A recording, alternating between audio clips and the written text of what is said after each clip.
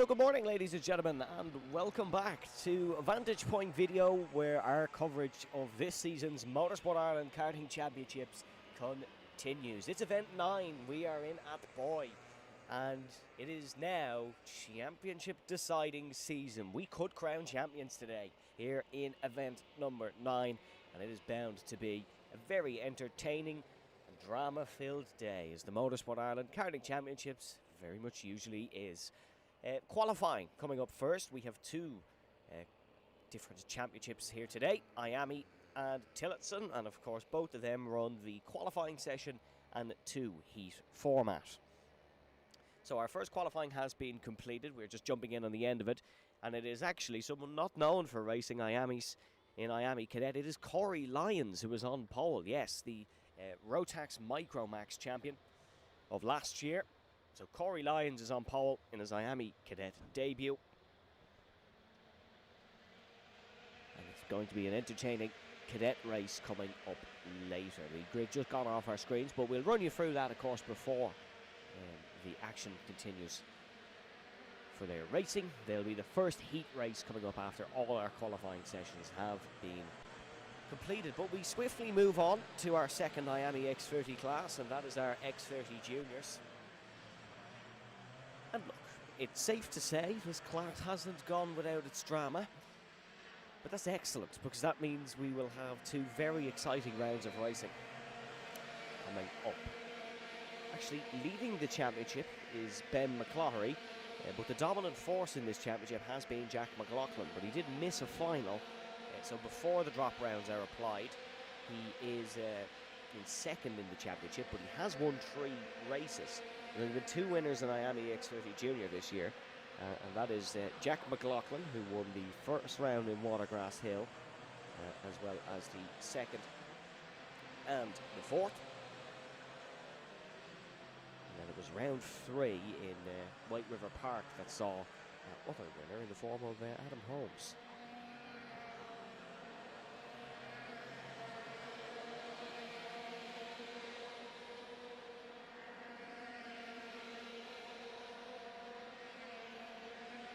Well, Ben McCloughery has been up near the front all season for T-Sport. It'll be interesting to see, could he finally get the win over McLaughlin here today. It will be a massive result if anyone could beat Jack McLaughlin, who is currently on provisional pole position.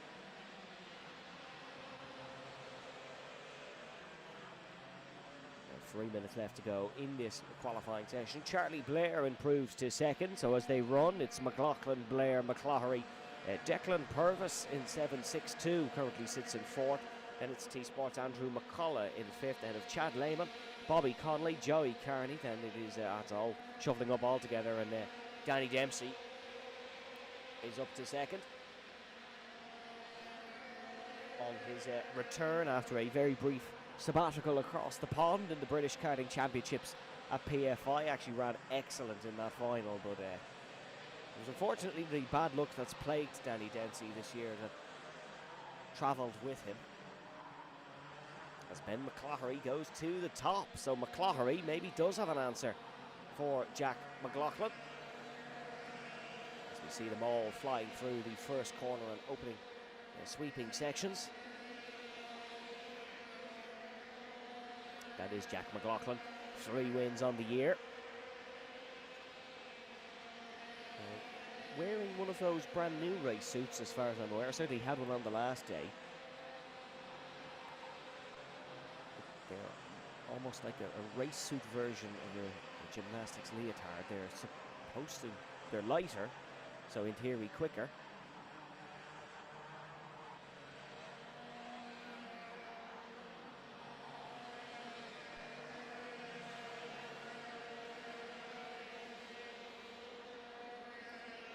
Jack McLaughlin not at the top for the moment, and it's Danny Dempsey who is quickest. Was on pole last round here in Athboy.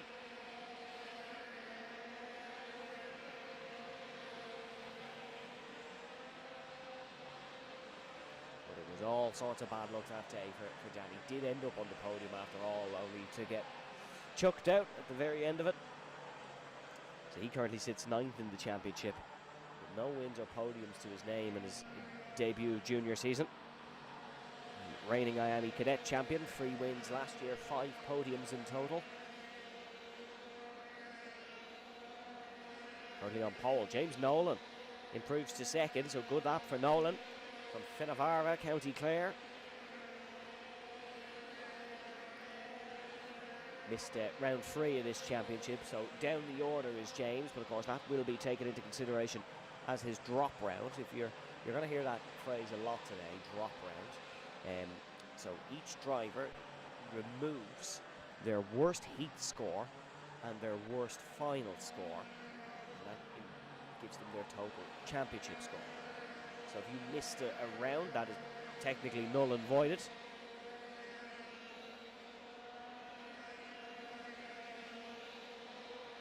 And yes, championships are very much decided based on your drop round.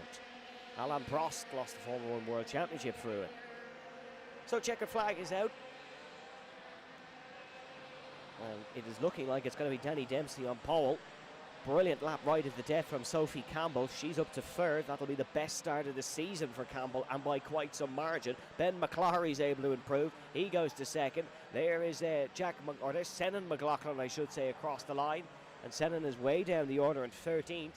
But it is going to be Danny Dempsey who will take pole position here in that boy for the 2nd time in a row.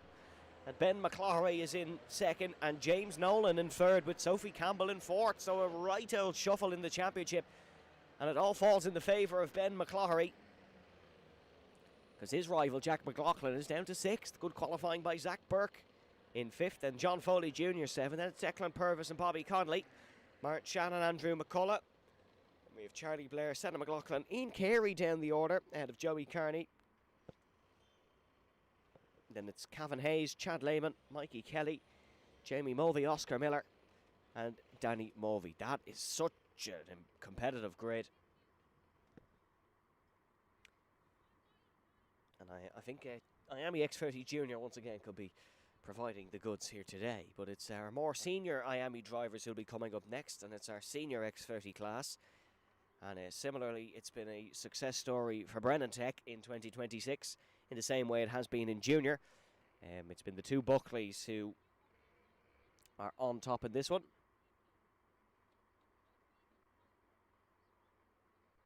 And Adam Holmes winning in senior, not junior, as was said earlier.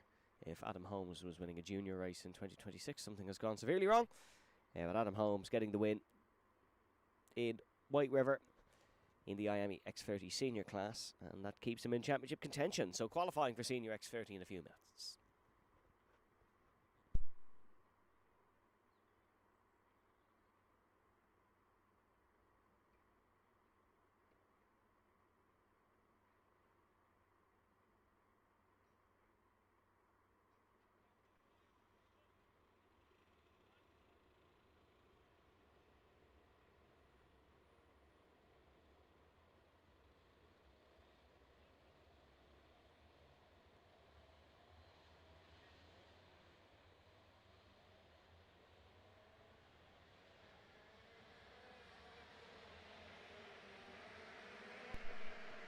So Rory O'Connor leads them around to start the 5-minute qualifying session.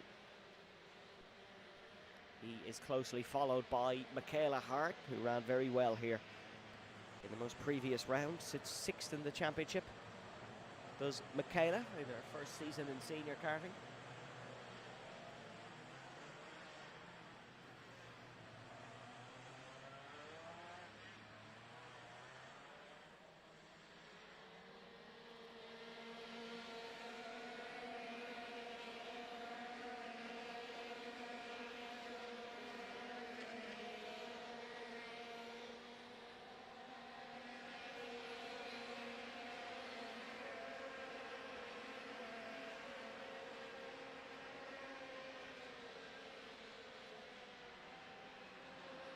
So first time is getting ready to go on the board now as they head through the hairpin and the final chicane before down towards the start-finish line. Let's see a look at the hairpin. Real prominent overtaking opportunity is there, and Jack Buckley is quickest of the bunch so far, with Adam Holmes in 2nd and Luke Agnew in 3rd. And it's Jamie English, Jack Crockwell, Daniel Kavanagh, and Scott Riley has just jumped up there into 5th. A local lad, Scott Riley from Navan, relatively local. Racing full-time across the pond in the British Kart Championships for XL Motorsport. Racing in the Motorsport Ireland Championships here today. Had a top 10 in Kart Masters. At Kart Masters, I should say, for Scott Riley. It's the first race of the year here on home soil in the National Championship. Jack Buckley able to pip his younger brother and go to the top, the two-time defending champion in IAME X30 Senior. And it's looking like he could be pipped by his younger brother this year. With the drop round applied, Tyke Buckley still leads by 17 points.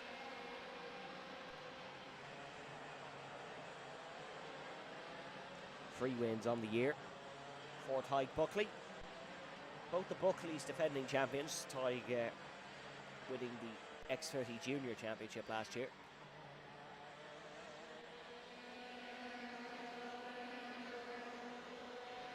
Good lap by Luke Agnew though to go to second and split the two teammates. Scott Riley could be a challenger here for the race win today, certainly, as we're getting a good look at Jamie English in through the hairpin. His best result on the season is 4th. Would love a podium here today. 2 podiums last year in the championship in just 2 appearances, so there's a 100% strike rate really for Jamie English. But it's not been the same success in a very competitive X30 Senior field here in 2026. And then returning for T-Sport today is Theo Lestrange. He currently runs in 11th position. Another driver who has raced across the pond as well as in Europe in the IAME Euro Series. Theo is back competing in the National Championship. Black and orange flag for Warren Russell. Wouldn't be like Warren. Warren way down the order here in 18th. So some problems somewhere for Warren.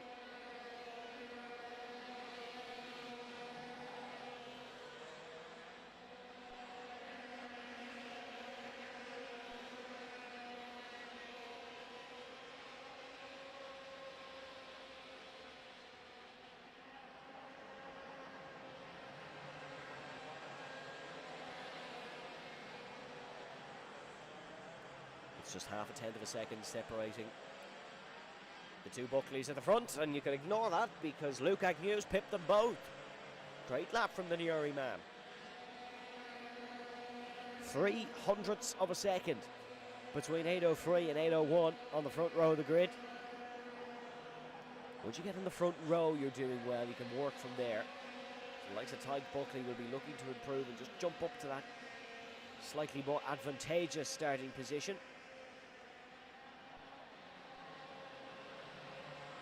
That's Josh Allen. You can see there for Norris Carey Motorsport from Cracklow, County Clare.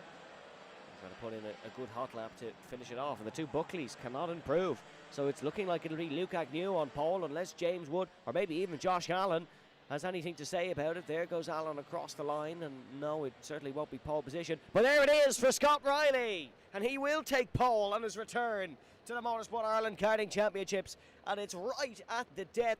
Last man across the line is quickest. And the Oran Henry Racing driver wearing a NCM suit. Oh no, sorry, an XL suit, similar colours, is on pole position. And that's a great lap from Scott. It was by 700ths in the end, 39.4. And Riley is on pole for X30 Senior. So we've got some good races coming up there. Both the Buckleys off the front row. Dare I say, for the first time this season, it's been quite rare to not have at least one of them right at the front. Scott Riley and Luke Agnew will be looking to put an end to Brennan Tech dominance in X30 Senior.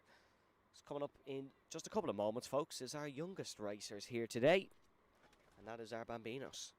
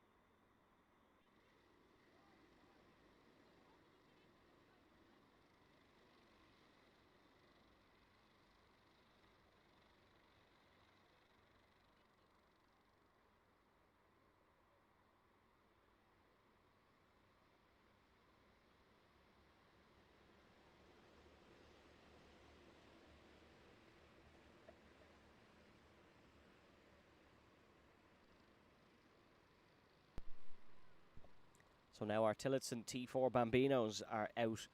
Oh, we have a spinner very early on. That's Hugo Battersby, who'll get going once again. It's their first outing here in Athboy this year. It's a very hotly contested championship, T4 Bambino. It bodes nicely for a really strong T4 mini grid next year, because a lot of these drivers will be promoting upwards, but nonetheless, your championship leader for this year is Darragh Fitzgibbon in the number 108. 2 wins and 2 podiums to his name. The other 2 wins being shared by Emerson Hannon and Georgie Greer, who got a first win last time out in Watergrass Hill. Really was an excellent result by Georgie Greer. Held off Darragh Fitzgibbon in the final.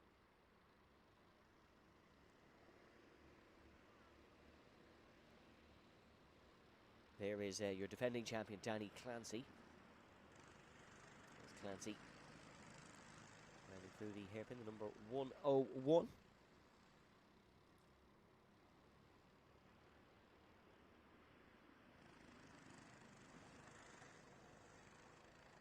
And the benchmark set by your championship leader, Darragh Fitzgibbon, 58.5.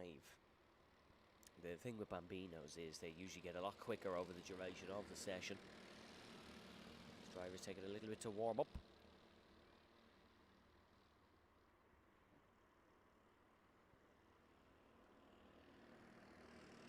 So we do have one stopped, and that is Georgie Greer. Could well have had 2 wins this season. Georgie Greer lost a win on the last lap to Darragh Fitzgibbon in Kiltorkin, but took the win in Cork a handful of weeks ago in very impressive fashion, as we said. So it is Fitzgibbon who leads the 8 of them. Keneally now up to second, then Clancy, Hannon, Greer, Battersby, Fingleton, and Elijah Hartzenberg is in 8th position.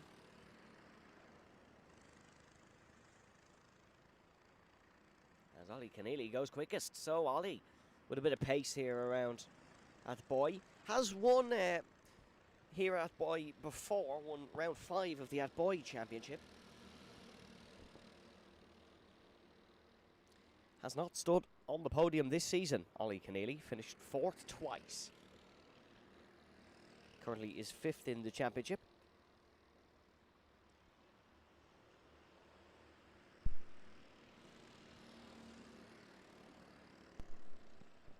Did take 1 win last year en route to 4th in the championship, Ollie Keneally, so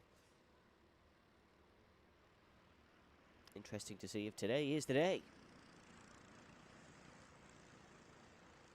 Actually wasn't in Athboy that win came last year. It was Kiltorgan, so Keneally not a one-track wonder, but certainly seems to like it around here. Hugo Battersby has improved to second, and now Darragh Fitzgibbon beats them both. So Fitzgibbon goes top, then it's Danny Clancy who improves to third. So Battersby is down to fourth here.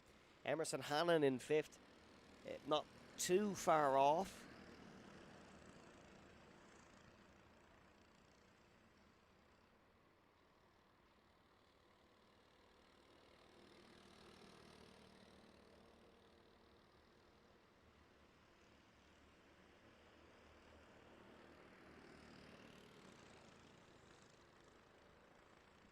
There is Hugo Battersby. Is currently on a 4-round podium streak. Has actually never been.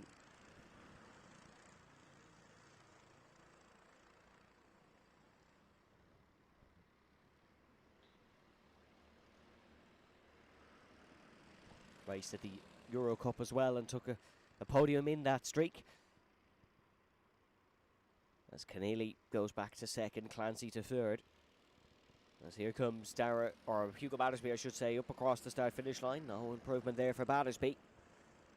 Remaining fourth as the checkered flag is now showing. So qualifying has reached a conclusion. These will be the final laps. You are allowed to complete your hot lap, but once you cross the line, that is it done. And Emerson Hannon is third, so that's onto the second row for Hannon. A late improvement will put Emerson in a nice position come race time. That is Elijah Hartzenberg, Emerson's teammate, for Tim Murray Racing, who will come up across the start-finish line now. And Hartzenberg will remain in sixth. Next up here in our quali shootout, you can see Georgie Greer there as well. As they come towards the start-finish line, and Fitzgibbon will remain quickest. No, Keneally won't improve.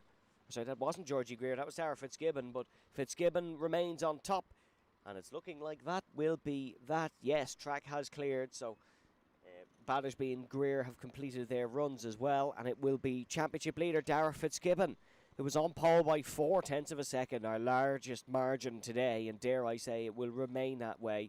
As I know, there's Georgie Greer. So that's what happened, Georgie, why she hasn't taken the checkered flag just yet. But Fitzgibbon on pole, then it's Ollie Keneally, Emerson Hannon, Danny Clancy, Hugo Battersby, Elijah Hartzenberg, Georgie Greer down in seventh, and of Robin Fingleton. To complete our T4 Bambino qualifying, we have T4 Mini coming up next.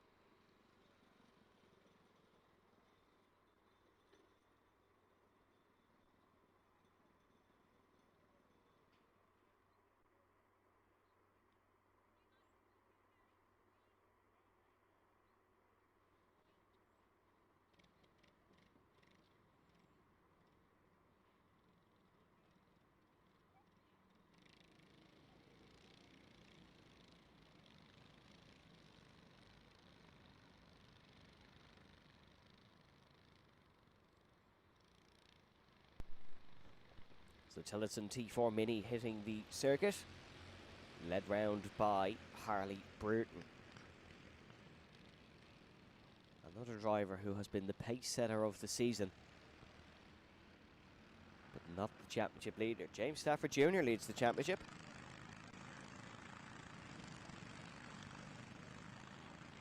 And Harley, at long last, ending the winless run in Cork.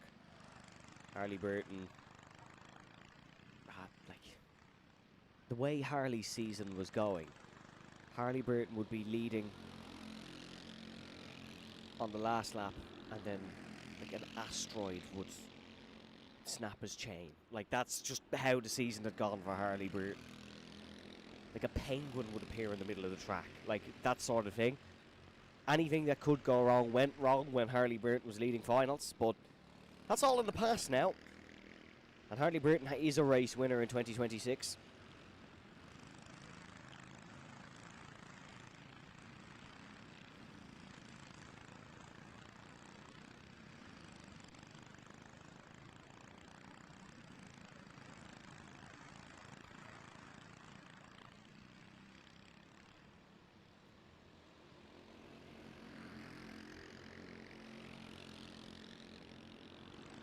But it's Billy Green on pole position so far. Harley Burton in second.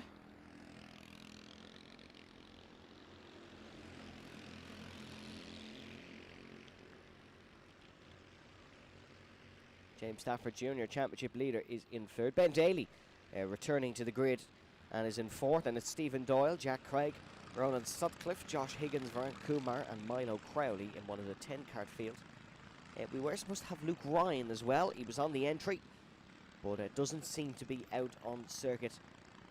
So disappointing to not have Luke.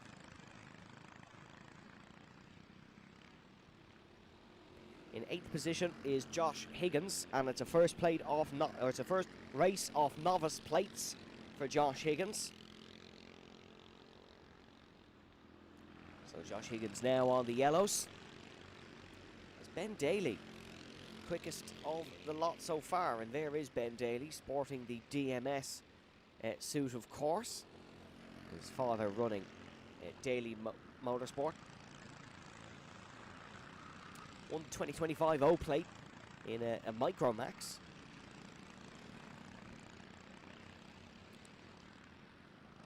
That was on his home circuit in Watergrass Hill. Harley Burton though going quickest, and then to be beaten by Ben Daly. So Ben Daly is back on the top. Daly, Burton might be the two horses at the front of this race. It's usually a two-horse race in T4 Mini, irregardless of who the two horses are.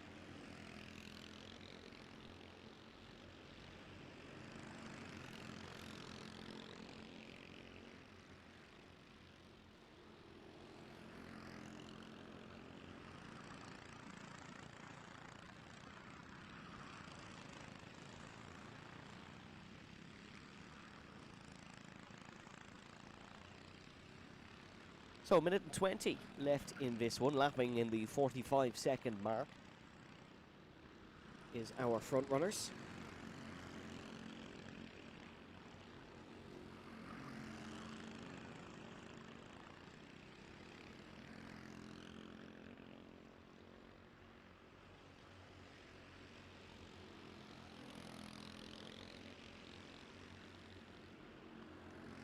As there is Kumar in the number 207 in the all red, very easy to spot, is Varun Kumar. Was 11th in the championship last season, sits 10th this season, so it is an improvement for Varun. There's a black and white flag being shown to your poles, provisional poles that are Ben Daly. 30 seconds left. In this one, not too many qualifying sessions left. We have junior and senior. No senior 168s out here this weekend. Taking a nice bit of respite. The paddock is pretty filled as it is. We have some of our 168s on the organisation team here today. A few on the dummy grid and amongst a plethora of other jobs. So the 168 grid still with a bit of representation here. As there is Ronan Sutcliffe, who we're getting a look at.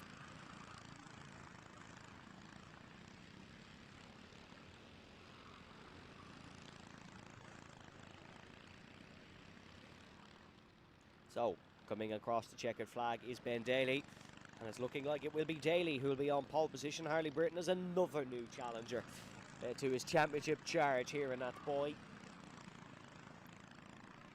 Billy Green in the O plate in third, and James Stafford Jr. in fourth.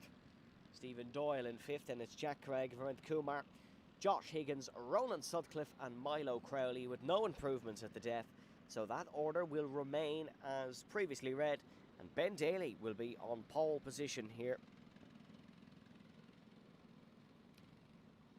Has completed one round this season and took a podium.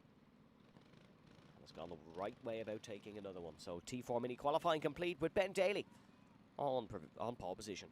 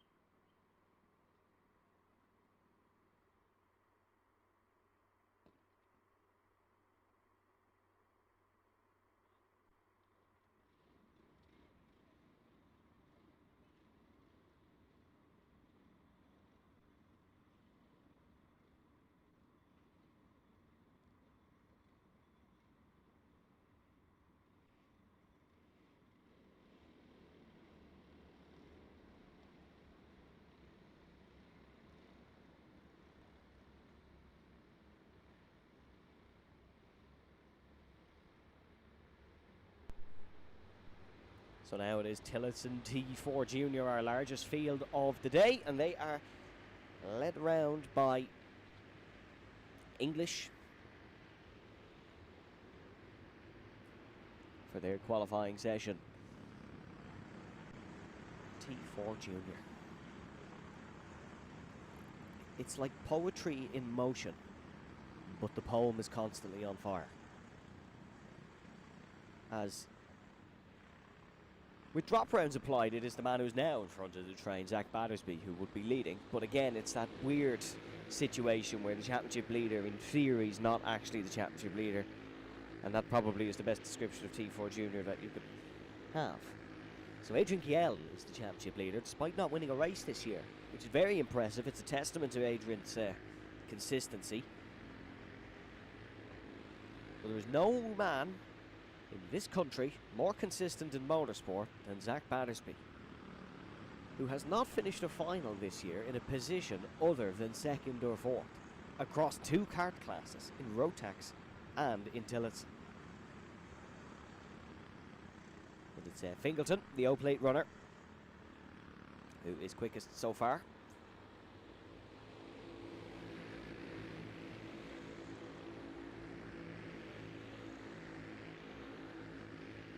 One win this season for Fingleton. Had two last year in the T4 Mini Championship.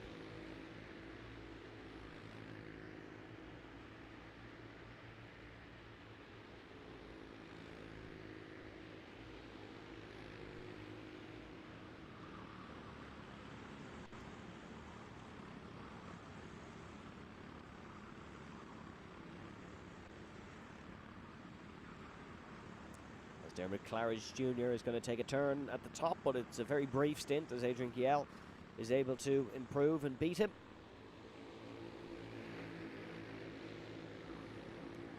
Now the championship leader is on provisional pole position with 2.5 minutes left in our second final qualifying session.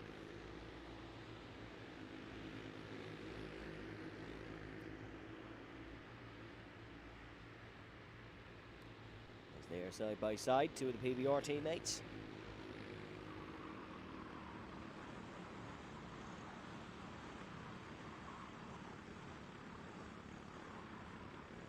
I know we've one stuck in the grass, and that is one of the PBR drivers. Can't quite see which one it is, but that's a disappointing end to qualifying for them. We're yet to see Ben O'Keefe near the top. O'Keefe usually up there. It was racing in the Euro Cup in the Netherlands last weekend. Now improving to 11th, so that's a bit better from Ben O'Keefe, an improvement of 9 places.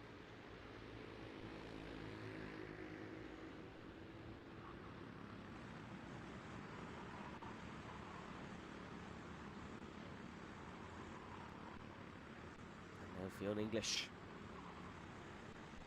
heads to the top of the pile.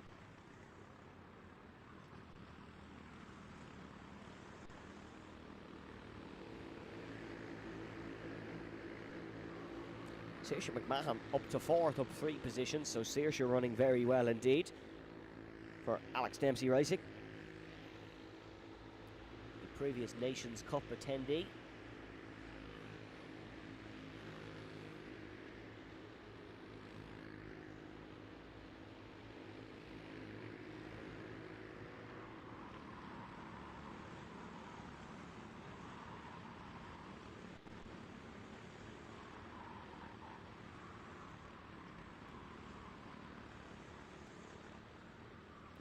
So 30 seconds to go, and it is still Fionn English in number 322, who is at the top of the order.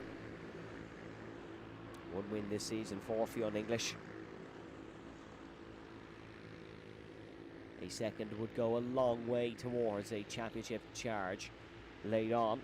Is third after the drop round has been applied in the championship. 5th in points now currently as they run. As checkered flag is shown. Will it be Fionn English who remains at the top of the order? As there we get a good look at Luke Kelly. As English still at the top of the pile, and it's looking like it would remain that way unless there's a surprise from somewhere down the grid, and no, there doesn't seem to be, so Pure English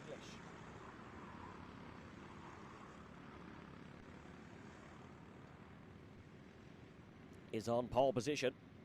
Then it's Jack Finkelton in second, Adrian Kiel, Saoirse McMahon with the best qualifying of the season. It was Max Cooling who we lost in number 329, so that's Max sat there in disappointment. After Saoirse McMahon is Tiernan O'Connor in fifth, Owen McNamara in sixth, and Jack Keneally in seventh, Zach Battersby in eighth, Dermot Clarence Jr. in ninth, and it was Matthew O'Callaghan, Will Daly in 11th, and Jake Collins, Ian Kedzarek, Ben O'Keefe, Nathan Mitchell, Luke Kelly, Finlay Crowley, Sean Bolton, Dominic Skriomski, James King, Max Cooling, Emily Stafford, Tiernan O'Connor, and Owen Murphy.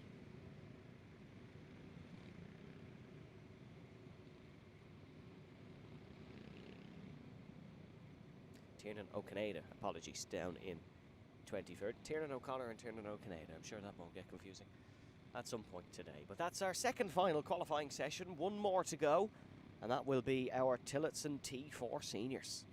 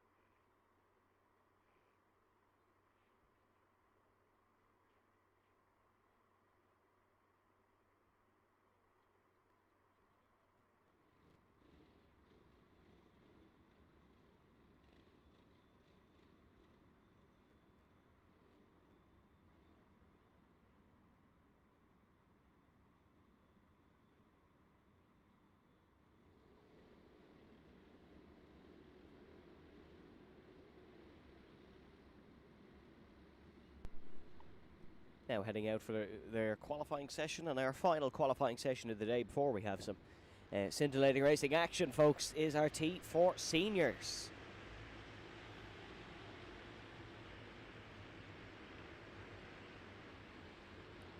And leading the field, sporting his brand new IGP plates, is Cahan McClelland. After an incredibly successful weekend in Nuts Corner last weekend, McClelland is leading the field round ahead of Robert Butler.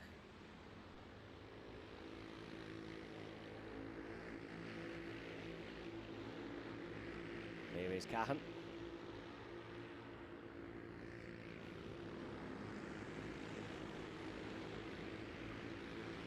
Never won a race, only won 2 in a row. That's how it goes, I suppose. So Cahan McClelland is looking for a 3rd win on the bounce here. He's 2nd in the championship as they stand.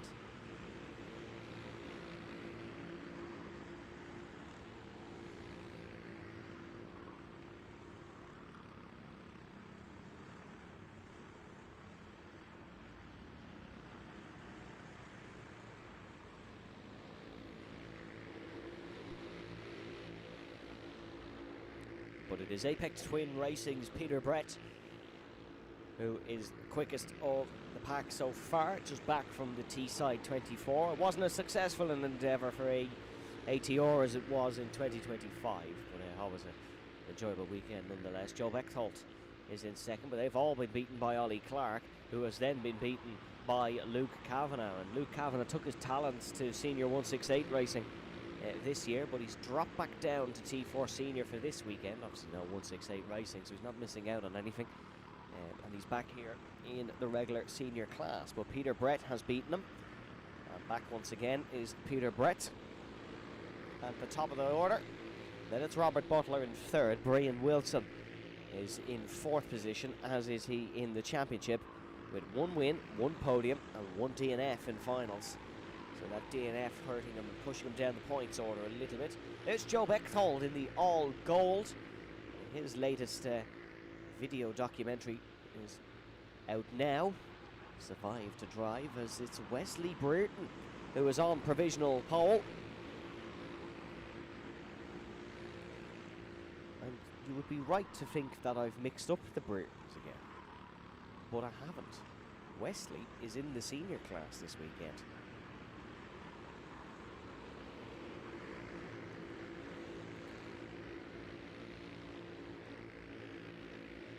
Racing in the junior championship regularly, and is now already up the front. So we have 2 Brereton brothers on the same field, sharing the same grid for the first time this year, as Jack Mackenzie Smith is able to go to the top. Probably feels a podium has escaped him this year, Jack Mackenzie Smith. He has driven very well, but just has not necessarily had the rub of the green. As J. King Brunel is now back up the top, your current championship leader.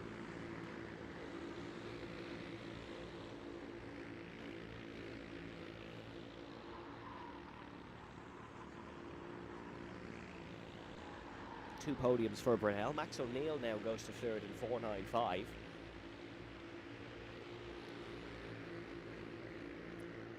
Jack and Jake are swapping times at the top. And with 50 seconds left, 2 more laps for these T4 seniors to decide their grid for this afternoon's racing action. And we have our first heat races coming up in a few moments, starting with IAME Cadet, where it is Corey Lyons on pole in IAME Cadet, so that should be an interesting one. As Wesley Brereton improves to 3rd, so the younger of the 2 Breretons is the one putting in the times, and Wesley is right up the front of this senior grid very, very early on.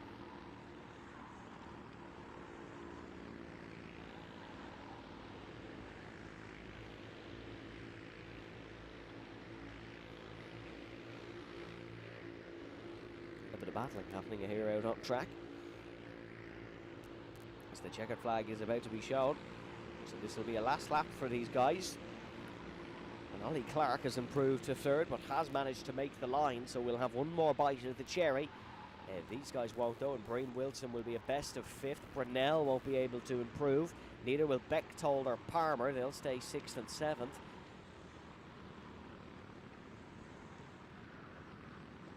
Still no more, or still some of the front runners to finish their laps, and Mackenzie Smith hasn't finished his. Neither has Brereton. Oh, what a story this would be if Wesley Brereton could take pole on his debut in senior.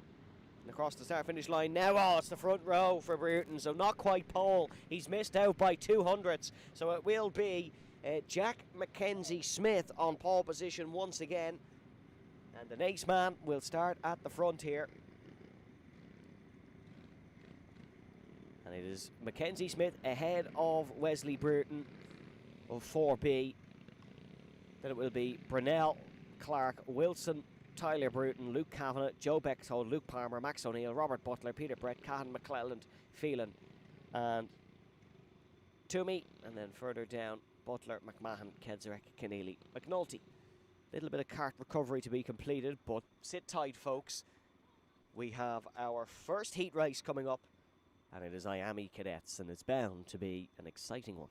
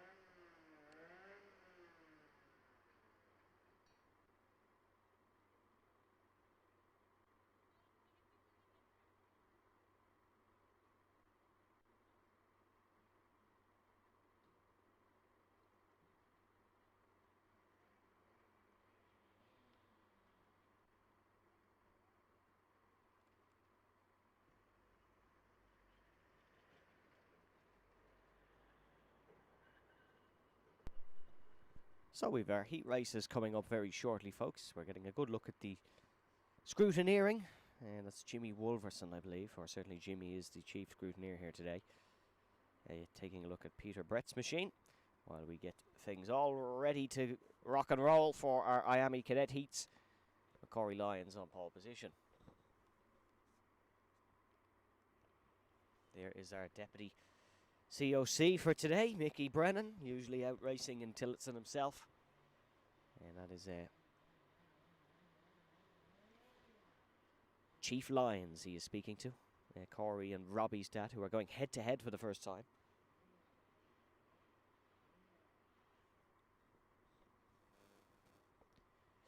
His name is Keith, though. He does go by a name and not Chief.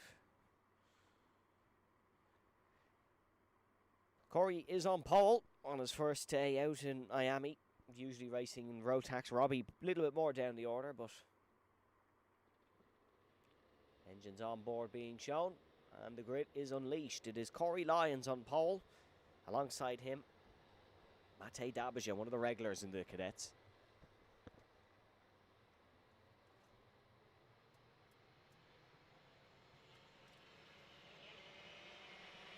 Tucker Frayne and Ada O'Brien on row 2. And it is Harney and Robinson on row 3. Joey Waters and Sam McCullough start 7th and 8th. And then it's Nicholas Yodisius in 9th ahead of Daniel Crowe in 10th. Robbie Lyons, the other Lyons, in 11th. And then it is Tiernan O'Brien in 12th ahead of Teddy Houlihan, who starts this race from 13th.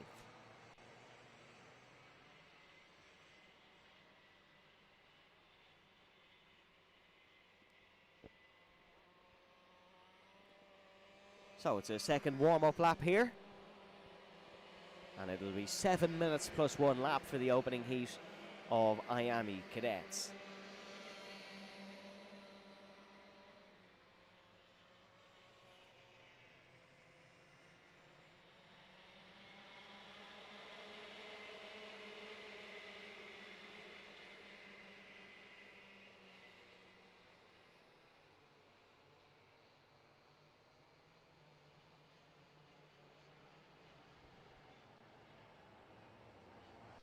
So, through the hairpin, heading down for the final chicane towards the tram lines. Lyons on the inside, Dabija on the outside.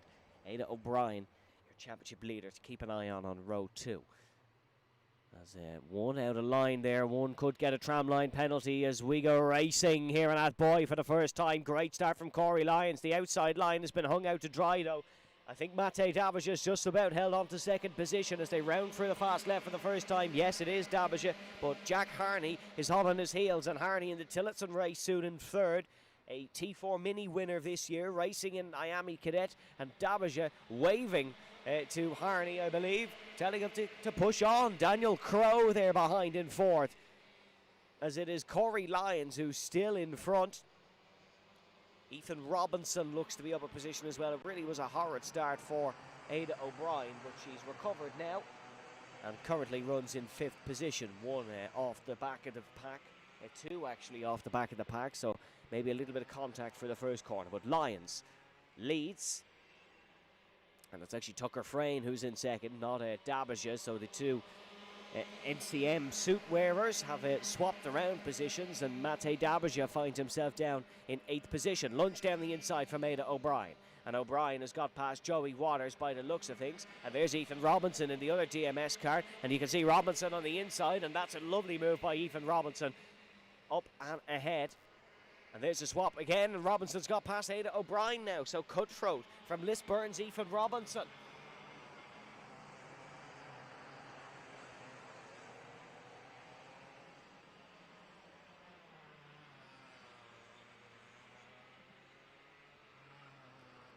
Corey Lyons leading by 6.5 tenths of a second ahead of Tucker Frayne in second.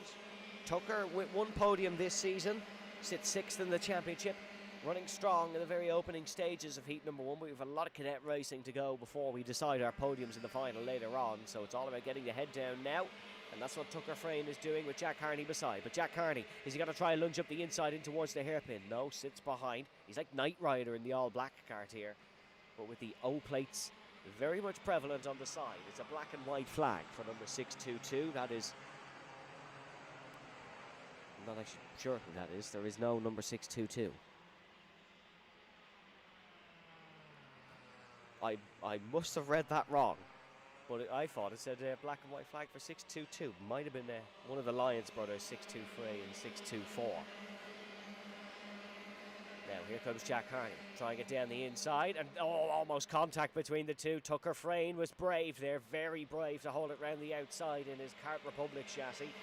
And another vigorous wave from Frayne. I don't think Harney is going to obey orders that easily, though.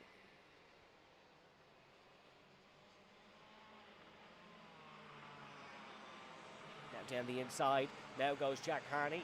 Finally pops it, but still not able to get past, and Tucker Frayne is performing very well here in his defensive efforts. And now Ethan Robinson is right behind, and Robinson almost nudging Harney into the move, and Jack Harney down the inside. Job is done, and now Ethan Robinson's able to follow through. Frayne being hung out on the outside, has Ada O'Brien for company now, and O'Brien almost running into the grass to try and get past, in towards the hairpin. Down the inside goes Ada O'Brien, and it is a bombardment of Tucker Frayne, who's hung out to dry on the grass, and he drifts it across the slippy surface and hangs on to it very impressively, but he is way down the order now behind Mate Dabage and fighting with Odysseus as well.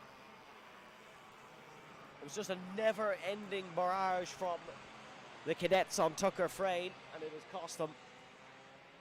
Now it is Ethan Robinson in second.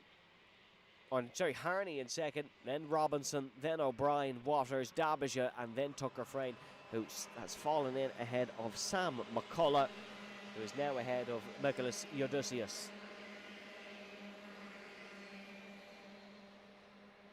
And now Jack Harney is the one under a lot of pressure from Ethan Robinson. And here comes Robinson. Robinson trying a big lunge down the inside, and as they get to the apex, yes, lovely move from Ethan Robinson. And Robinson is ahead of Knight Rider now. And Ada O'Brien is going to look for a move here as well to elevate her onto the podium.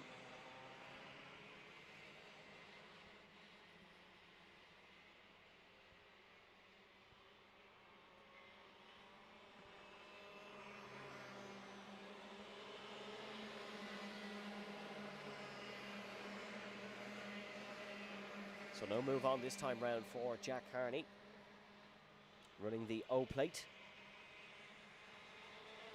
Miami Warrior finalist in 2025, as well as a Nations Cup finalist in Tillotson, and stood on the podium in the T4 Nations Cup last season. Recently won the T4 Euro Cup as well in the mini category, but now has Ada O'Brien to deal with, and Ada O'Brien has made that look very, very simple. And has got past Jack Harney with ease, and now is looking to try and get past Ethan Robinson. Robinson has bobbled over a curb there or something, but Ada O'Brien is very easily through and up to second position. That's 2 places and 3 corners for Ada O'Brien. And the championship leader coming into her own here in heat number 1. Robinson's going to try it back down the inside once again, as is Jack Harney, who's looking to follow him through. And this is clinical kart racing from these 3. And Ethan Robinson now finds himself back in front of Ada O'Brien as they get towards the hairpin. Robinson goes defensive. No overtake on there, and Ada O'Brien tucked in behind still.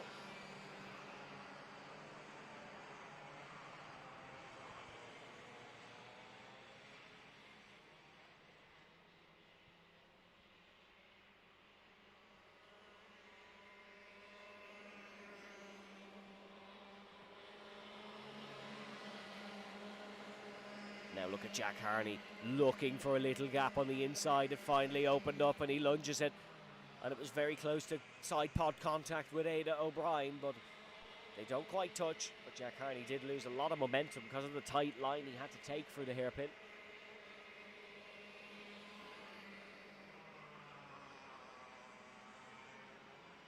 Now down the inside goes Ada O'Brien from defence to attack. And O'Brien is back in front of Ethan Robinson. And there'll be 2 more laps to go. Corey Lyons is gone with the wind at the front of this one. This is the fight for second.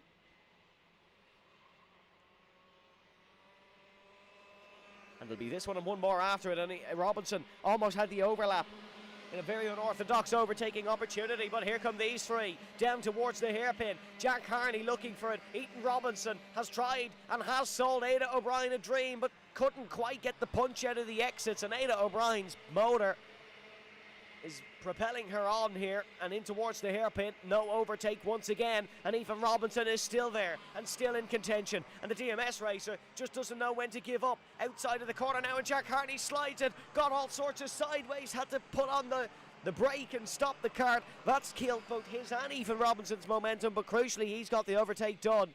And in towards the first corner, it's the last lap of the race. Corey Lyons leads by 4.3 seconds, but the fight for second continues on between Ada O'Brien, Jack Harney and Ethan Robinson. And if something went wrong, Joey Waters is well there. And that is a penalty for Mate Dabija, so a 5 seconds there for Dabija. Robinson not able to get past Harney for the first hairpin.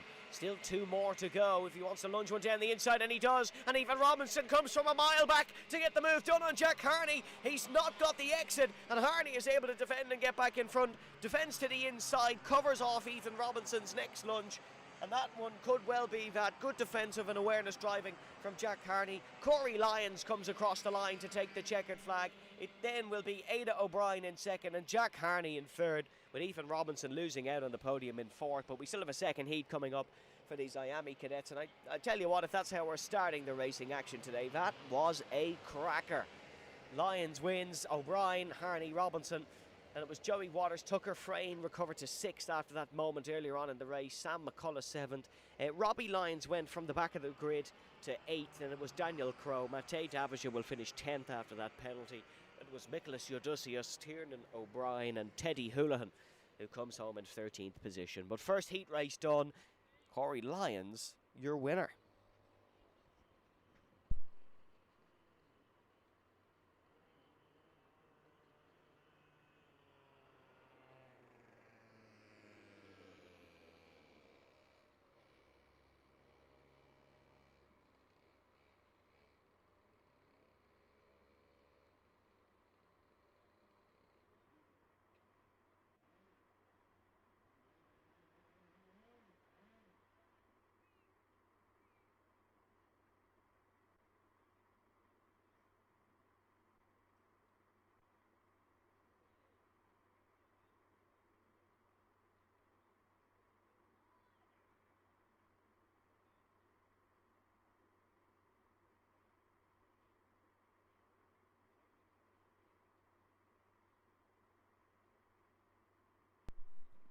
So, Corey Lyons, confirmation of your winner. Ada O'Brien, Jack Harney, Ethan Robinson, Joey Waters, Tucker Frayne, Sam McCullough, Robbie Lyons, Daniel Crowe, and Mate Dabija in 10th position. And it was Nicholas Eudusius, Tiernan O'Brien, and Teddy Houlihan.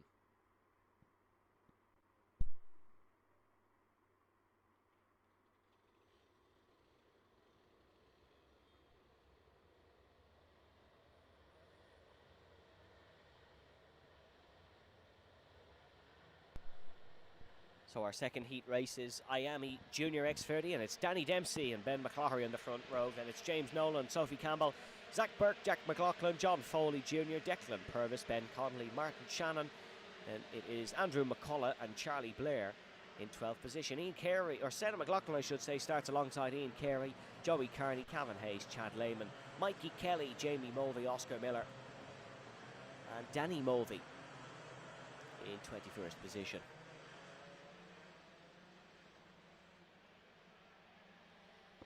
So Danny Dempsey on pole again in X30 Junior.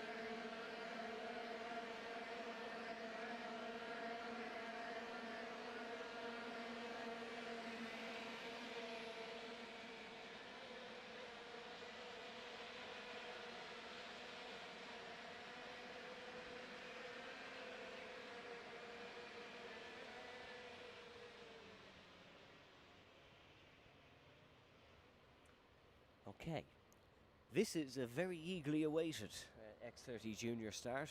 Hopefully it's a little bit more straightforward than previous Heat 1s.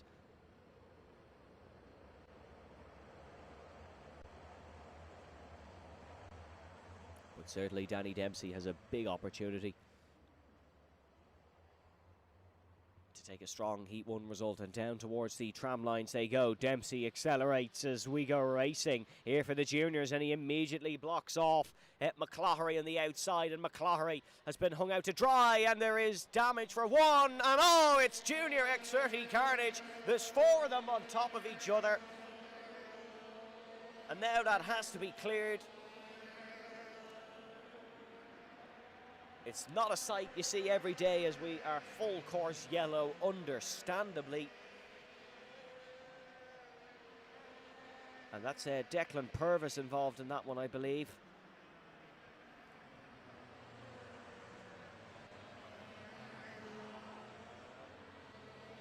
As it was a decent getaway from the front row, but the rest just couldn't manage to get through.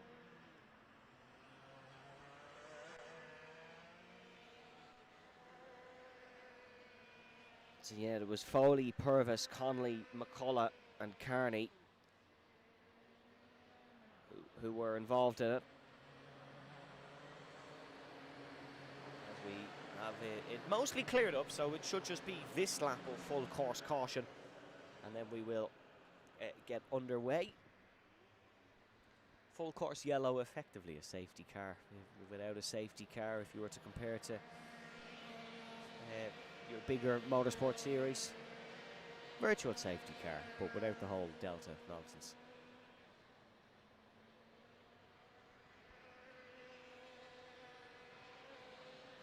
So Danny Mulvey was involved in it as well, but has got going, as has Chad Lehman.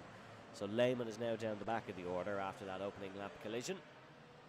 As we head towards the tram lines and start-finish line now, is it going to be green flag waving? No, we remain under full course yellow. So I would say it'll be at the end of this lap where we will get to go racing.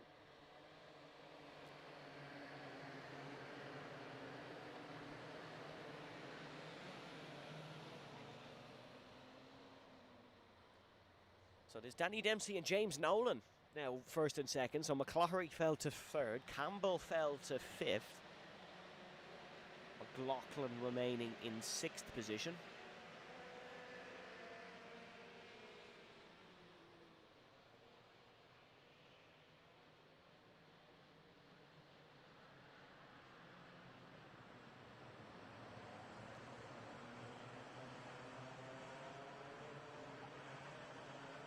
See they come through, and yes, we are green flag, so we go racing once again here at X30 Junior, and they all make it for the first corner a little bit better this time round. Danny Dempsey still in the race lead, James Nolan is in second, then it is Ben McCloughery as they accelerate down towards the hairpin. McLaughlin immediately looking for a move on Sophie Campbell, and the DMS driver under a lot of pressure here, but McLaughlin not able to find out, and McLaughlin has actually made a move in the meantime, and Zach Burke has been dumped down a spot in the pecking order.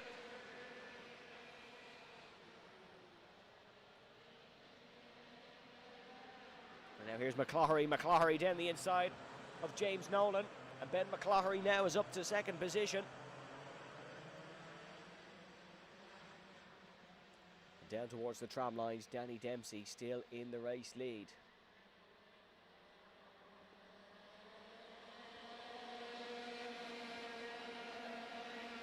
Ian Carey's going to have to pull in. Black and orange flag being shown to him.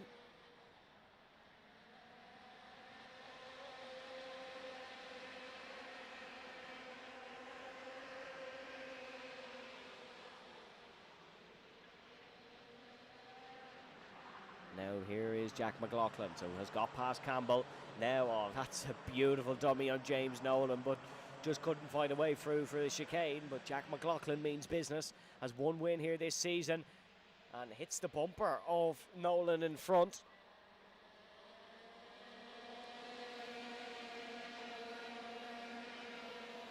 James Nolan running in third. 17th in the championship, but running excellent here at the front. And now McLaughlin is going to try a lunge down the inside. Is Nolan able for the switchback?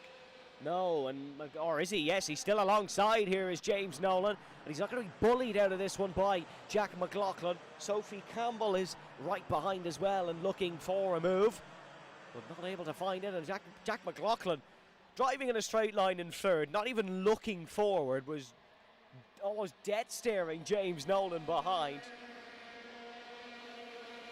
Crazy, crazy stuff here in X30 Junior. And now Sophie Campbell is looking for the move on James Nolan, and Campbell has Charlie Blair now right behind her teammate. Then it is Zach Burke and Senan McLaughlin.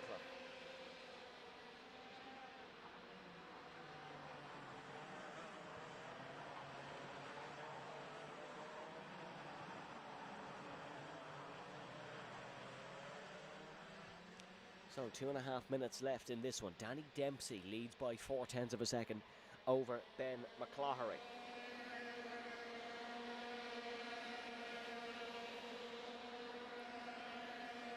Here is Campbell. That's Campbell and Blair. It made that look so easy in getting past James Nolan, who's just fell off a cliff pace-wise here in this race.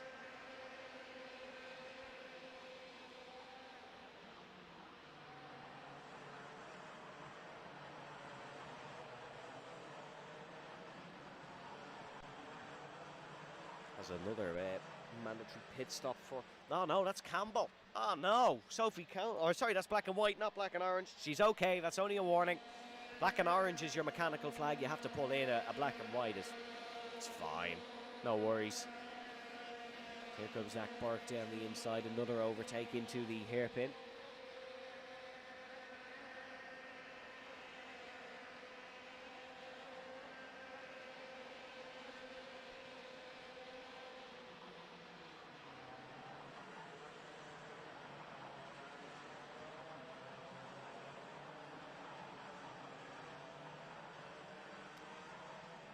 So 1 minute left, 3 laps as Sophie Campbell, fastest lap of the race.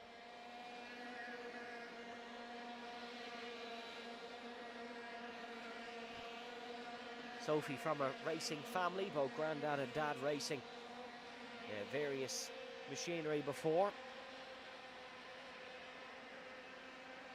And now looking for the move on Jack McLaughlin once again. Isn't going to let the championship leader bully her around. Or sorry, second in the championship, but certainly the class pace setter.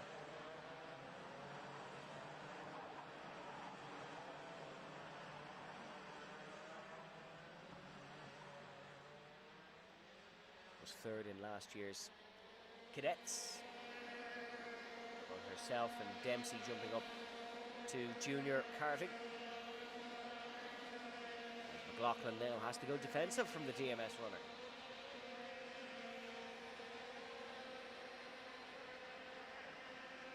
Lifts off, just allows McLaughlin to lead into the braking zone. Has to be careful because Charlie Blair, her teammate, is right behind her. And there is Charlie Blair in the identical Karting suit, ever so slightly different coloured helmet. As the last lap, and Blair tried the lunge on Campbell.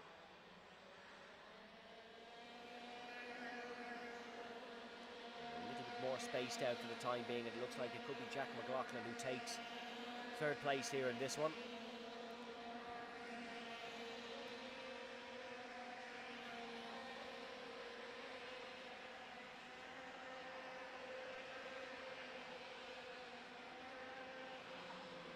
It'll be Danny Dempsey, your winner.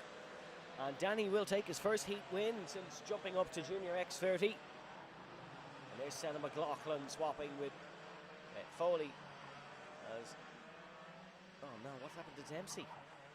Danny Dempsey's fell down to fourth on the last lap. Did he pick up a penalty somewhere? He must have, because he's classified as fourth. Crossed the line in the lead. Then it's McCloughery who takes the win. And it's McLaughlin, Campbell, Dempsey, Blair. Your top five.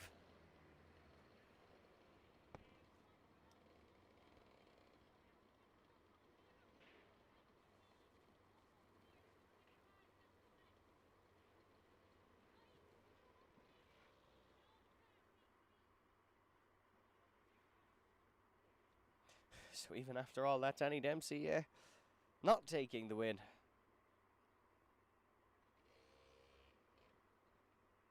I think he's another one of those drivers where God made it rain soup, he'd give him a fork. It's just not been a lucky season for Danny Dempsey by any stretch of the imagination, as they're all getting brought into the scrutiny bay.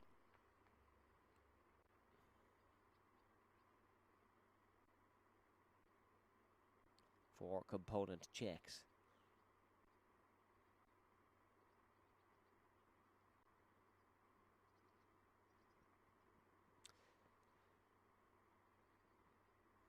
So Ben McCloughery classified as your race winner then. And it is Jack McLaughlin in second, Sophie Campbell in third, then Danny Dempsey, Charlie Blair, James Nolan, Zach Burke, Stella McLaughlin, John Foley Jr., Cavan Hayes in 10th position.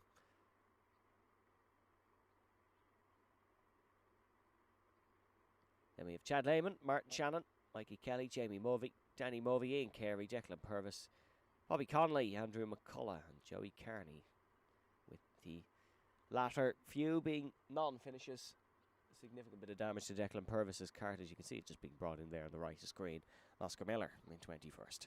Senior, Junior, Senior, Junior, Senior X30 coming up next.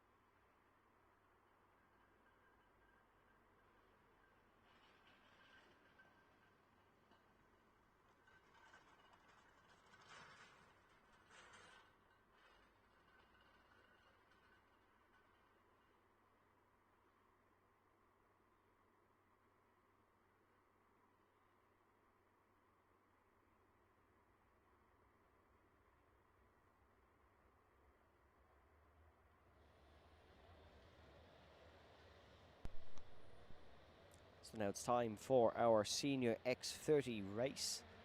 Our first heat of the oldest and boldest in IAME karting here today. And it was Scott Riley who took pole earlier on this morning.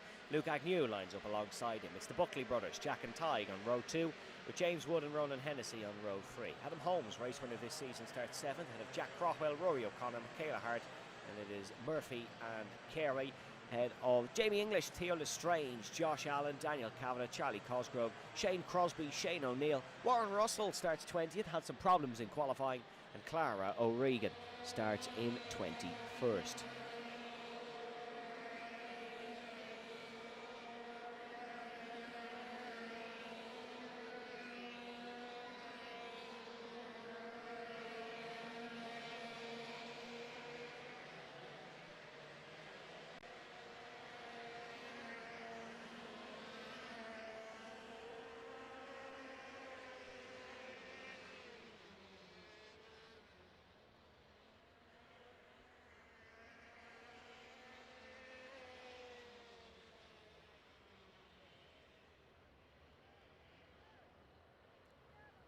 So, drivers being told to slow down as we get ready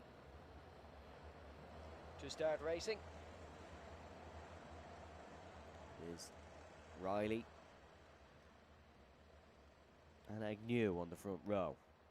Scott Riley back racing in Ireland with OHR as he's down towards the tram lines, and we go racing for X30 Senior, and already to some bold moves towards the right hand side. One of the DMS carts, Ronan Hennessy, all elbows out as down through the first and second corners they go towards the hairpin. Scott Riley still in the race lead. Luke Agnew is in second, and then third belonging to the Buckley brothers. And which one will it be, however, as they exit out towards in through the right hander? It actually won't be either of them, and it'll be James Wood who's up to third position for OHR. Buckley, Tyke Buckley, down to fourth, and Jack Buckley is way down behind Michaela Hart. So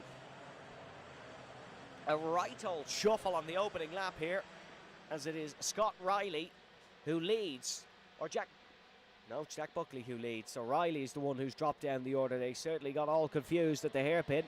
And Luke Agnew still remaining in second.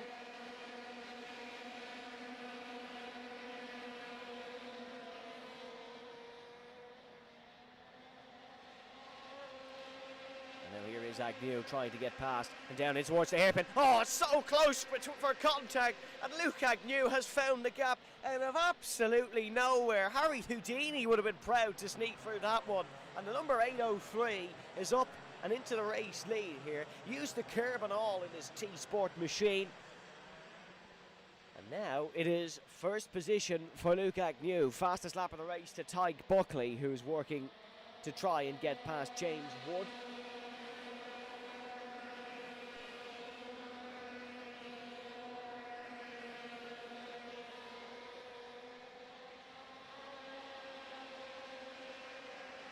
So down in towards the hairpin. Here is a little swap and change for third. James Wood losing the spot to Tyke Buckley. Just able to dismantle as one of the OHR carts has ground to a halt and is coming into the pit lane.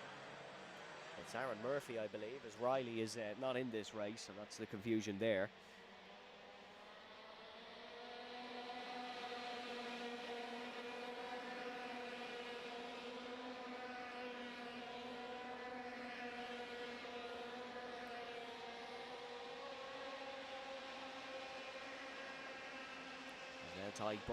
Tyke Buckley uses the curve to his advantage.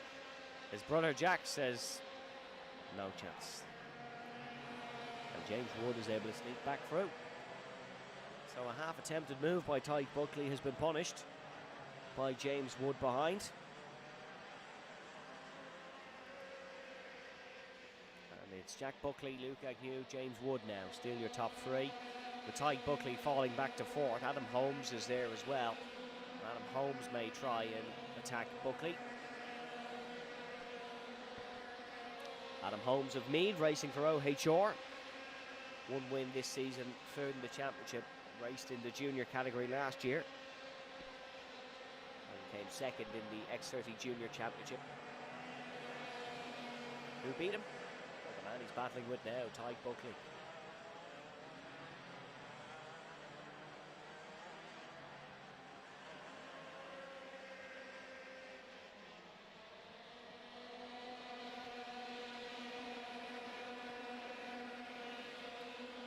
Defensive from James Wood. Tyke Buckley tried to find a way through, cannot, and now he's under pressure from Holmes behind, and Adam Holmes doesn't need a second invitation to try and move on Buckley. But he wasn't able to get it done.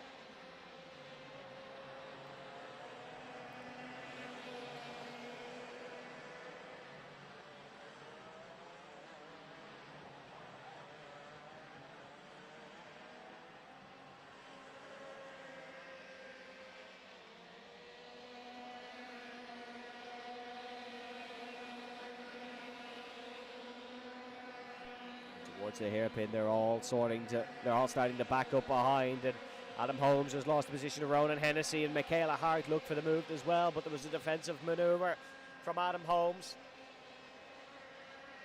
And James Wood is firmly the cork in the bottle here, and they're all backing up now. Michaela Hart tried to sneak through, but couldn't quite. Rory O'Connor involved in that fight as well.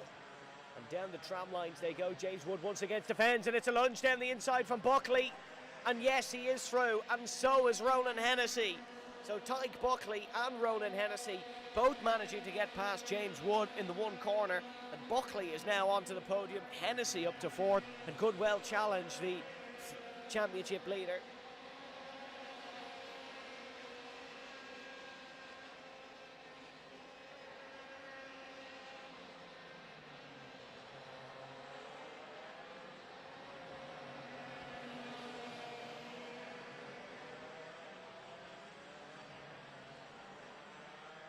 So 2.5 minutes to go. Jack Buckley leads ahead of Luke Agnew at the front. They are right close indeed. Then it's Tyke Buckley, Ronan Hennessy, James Wood, Adam Holmes, Michaela Hart, Jack Crochwell, Rory O'Connor and Jamie English.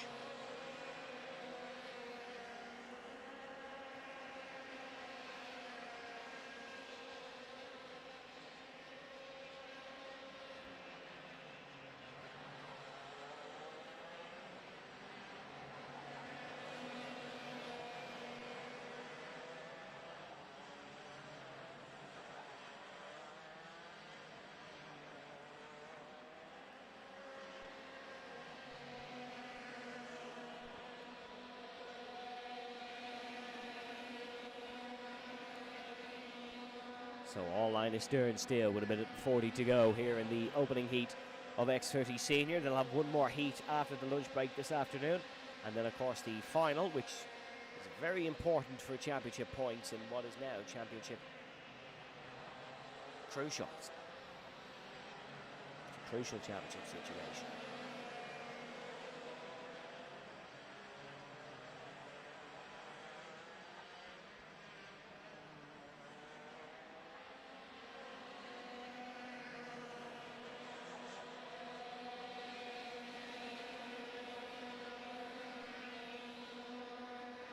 There's your race leaders. Jack Buckley leading Luke Agnew. Back-to-back senior X30 champion Jack Buckley. And three-time IAME Warrior finalist in the form of Luke Agnew. Big darts fan as well.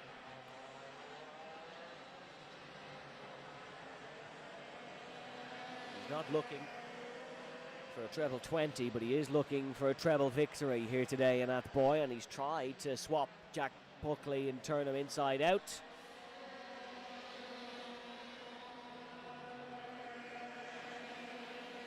Now pivots to the outside is Luke Agnew. That would take some amount of bravery to run it all the way around the outside of a double senior karting champion through the opening hairpin at Boy.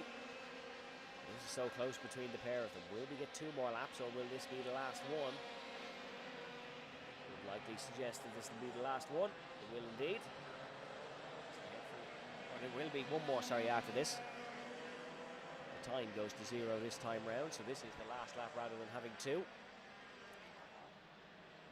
And now Jack Buckley is under pressure. Can Luke Agnew lunge one down the inside here on the last lap? The Newry man, the T-Sport racer is hunting. He's hunting, but Buckley goes defensive, and Agnew is trying to run it around the outside and get the exit now, and they're almost side by side, the two green machines, but Jack Buckley is still defending it perfectly, and now goes nice and slow in through the apex, and Luke Agnew doesn't want to risk too much in going for the race win. Is he going to lunge one down the inside? Buckley goes defensive, but Agnew doesn't think too much about the risk, knows this is a great finish in terms of getting a good starting position for the final, so sits behind, and Jack Buckley will take the win. Tyke Buckley will come home in third, and he will stay ahead of Ronan Hennessy in fourth. James Wood, after all his defensive efforts, is rewarded with fifth.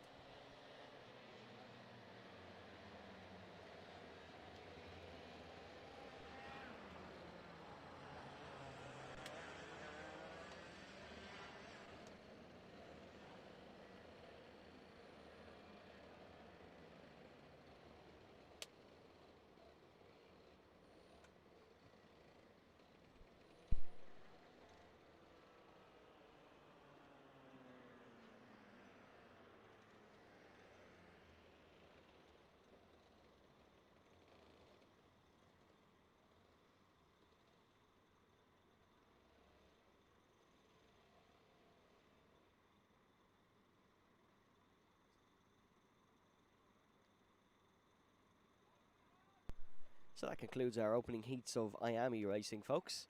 And that was a very good senior X30 race. We'll move to Tillotson now. But it is Jack Buckley, your winner.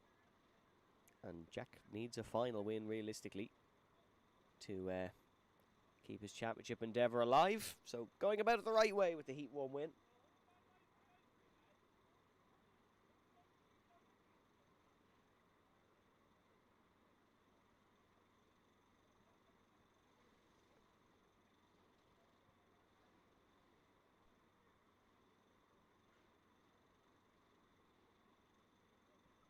And now confirmation of your results. Jack Buckley wins from Luke Agnew.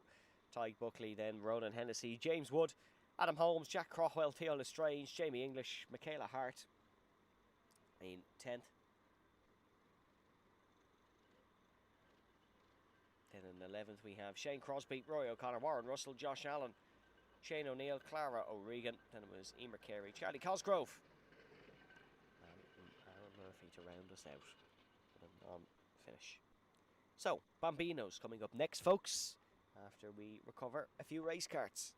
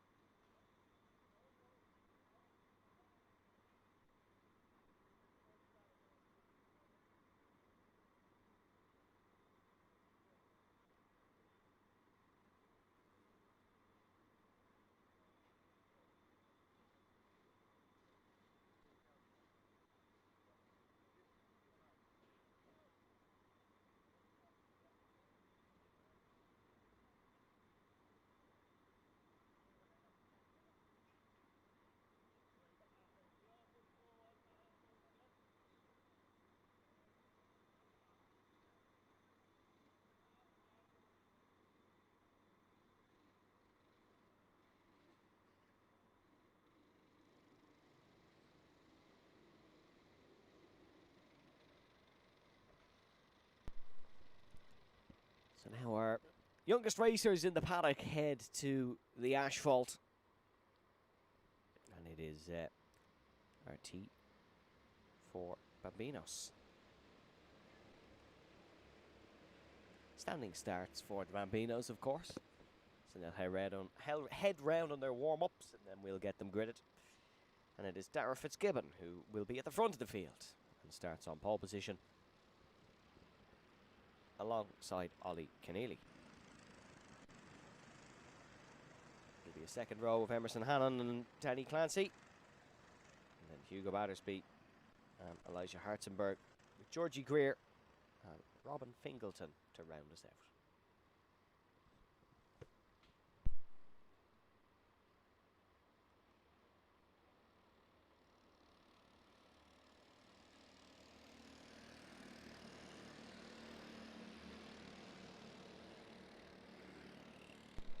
So the Bambinos getting 2 warm-ups as well.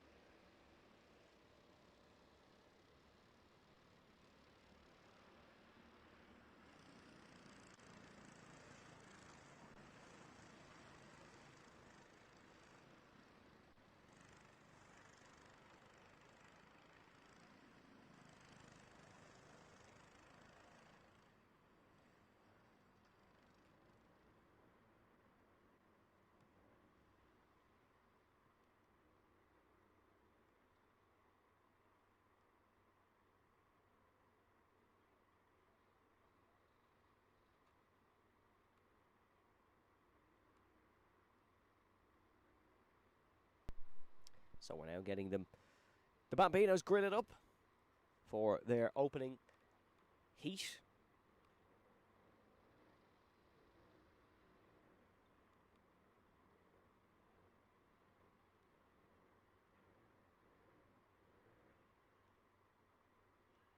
And seems like Hartzenberg has had a bit of an issue there. He's gone sideways. Look, nothing we can't get fixed in time for a great opening heat.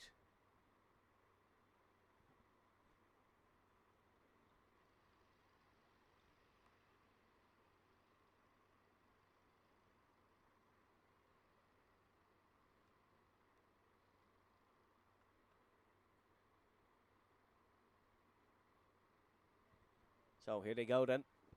And we're getting ready for a standing start of our T4 Bambinos.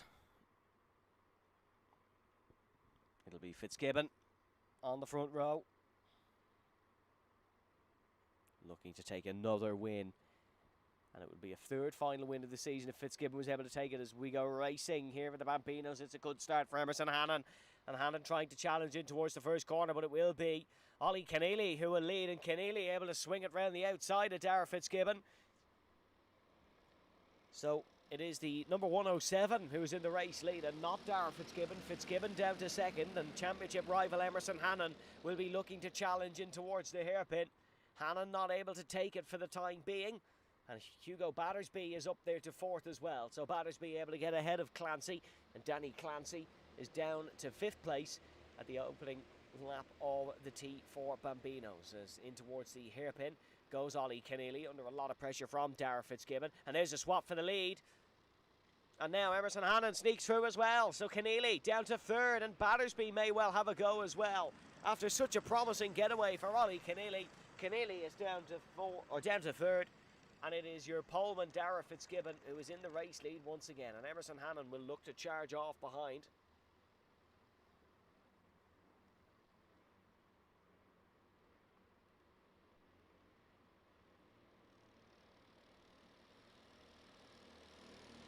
Hannon for the championship could really do with beating Fitzgibbon in all 3 races here today, but that's no easy feat. Darragh Fitzgibbon has been exceptional in Bambino racing this year, but not unbeatable. Georgie Greer did it in Cork. Hannon did it in Kiltorkin. There's Hugo Battersby and Ollie Keneally fighting.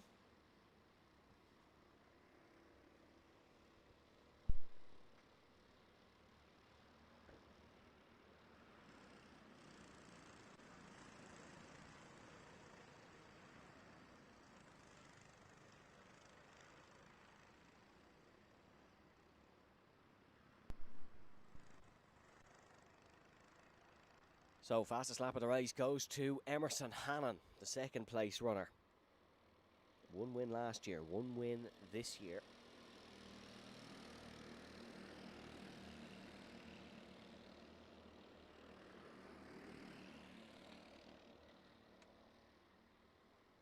Raced in the Nations Cup last year, but the unfortunate result of a fractured wrist. That didn't deter young Emerson, who's going for the race lead here. 3.5 minutes on the clock.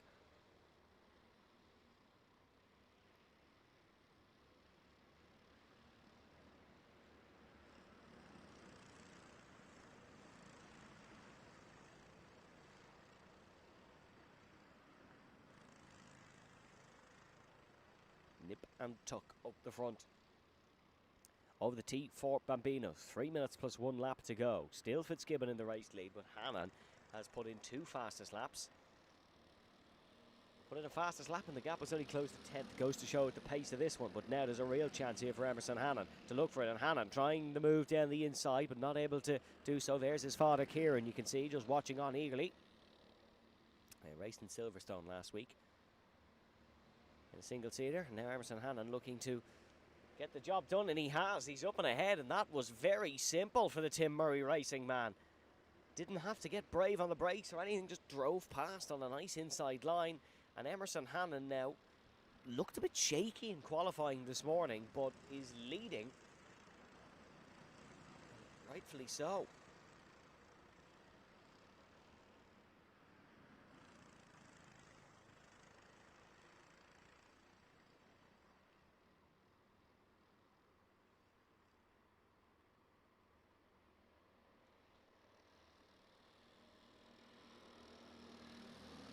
Now can Fitzgibbon fight back? Move on here down the inside, is there? No. Fitzgibbon waits. This is where Hannon got past on the last lap. Not long to go in this. We're well over halfway through it.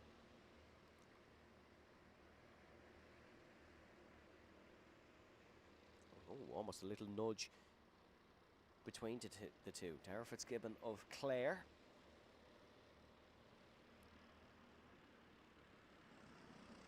Trying to get past Emerson Hannon, the youngster who was born in Canada.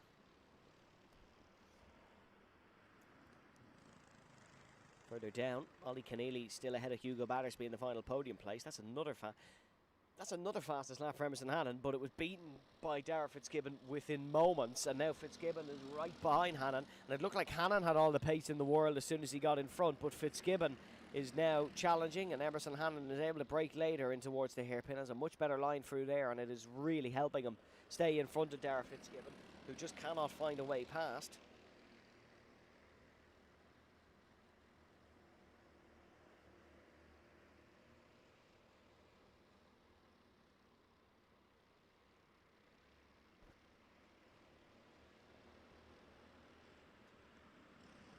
So 2 more laps for Emerson Hannon to defend in what could be a big points haul, or big points haul day for him.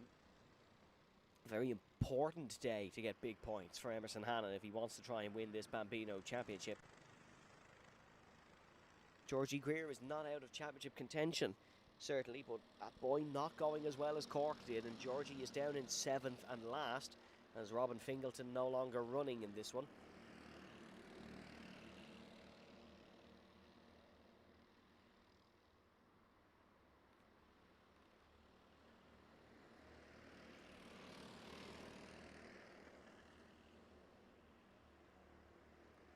Hannon a little bit wide, side by side now between the front two here in the T4 Bambinos. 1 lap to go after these next few corners in the opening heat between Emerson Hannon and Dara Fitzgibbon through the chicane and exiting down towards the first corner. Here comes Fitzgibbon. Not able to get past Hannon, still in front.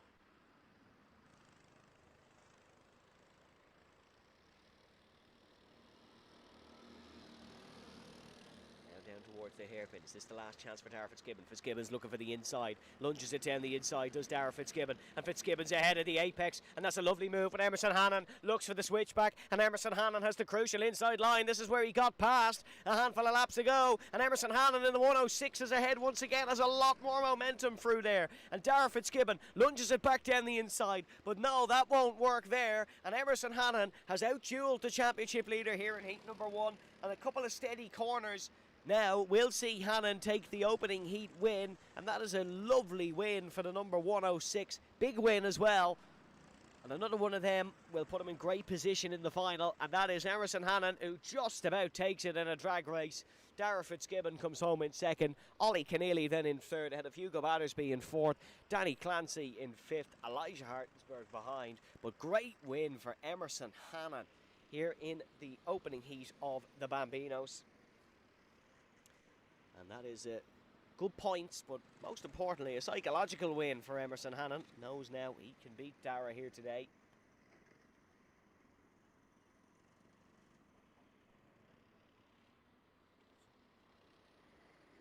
As our final few coming across the line now to take the checkered flag.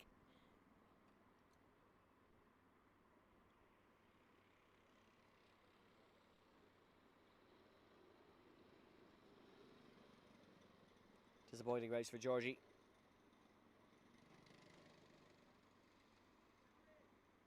But she'll be back.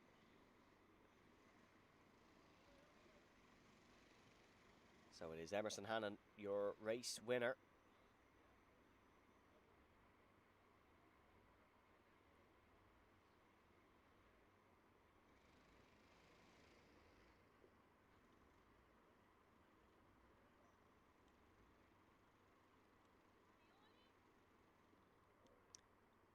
We have our T4 Minis coming up very shortly, and it was Daly who was quickest in qualifying, but won't start on pole. He had his quickest lap removed for contact during the session, so more on that in a few moments. But Emerson Hannon, your winner in Bambino, ahead of Darragh Fitzgibbon, Ollie Keneally, Hugo Battersby, Danny Clancy, Elijah Hartensberg, Georgie Greer and Robin Fingleton.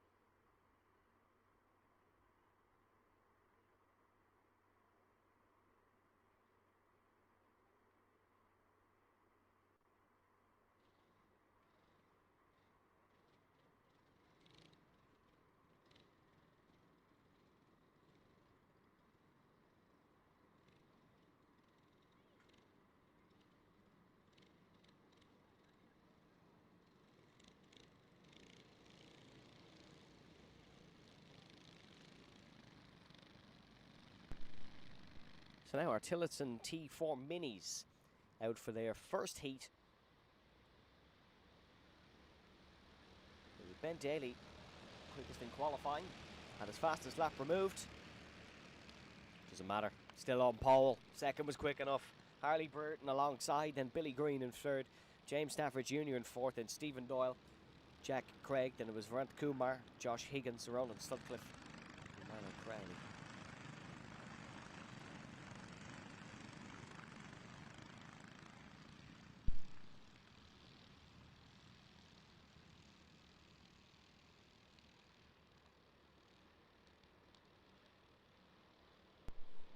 So Ben Daly of Cork and DMS, 7th in last year's Rotax Micromax Championship, one podium in T4 Mini this year in his only round this season, and he is an O-Plate winner as well, won that in Rotax last year at his home circuit.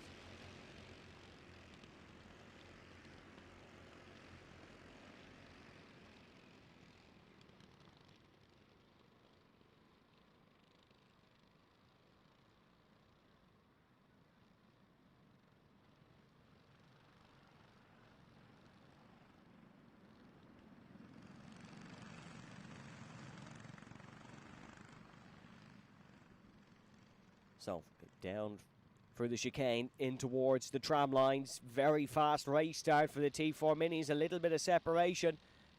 And we go racing here, and it's Ben Daly who leads Harley Burton and gives him a right old shove on the outside of the first corner. And that allows Billy Green through. Billy Green up to second, getting past Burton as they fly down towards the chicane. James Stafford Jr. involved in this one as well, but it is Daly comfortably out in front. Then it is Billy Green who's now up to second position. Ran Harley Burton all the way in Cork in what was a race of the ages, and Burton now diving down the inside of Billy Green. Big lunge to try and get past the Clare man, but Green will remain in front for the time being.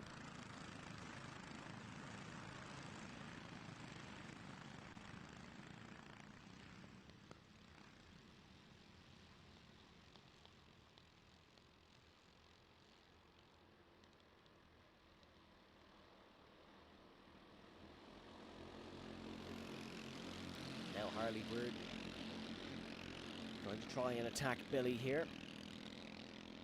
Billy Green 5th in the championship, but has a win to his name this season, and 2 additional podiums as well as the O-Plate. 7th in the championship last season, so already an improvement upon that. Now here comes Harley Burton down the inside. Oh, so close between these two once again. It was a sensational fight that they had in the last round. And a repeat is well and truly on the cards here. But Ben Daly is out in front. Fastest lap of the race, though, does go to the 4th place man, and that is James Stafford Jr., your championship leader, with also a win and 2 podiums coming into this one. Son of a rally racer, as we have a yellow flag, and that is a cart pulled off. And that, unfortunately, is Milo Crowley, who is out of this one.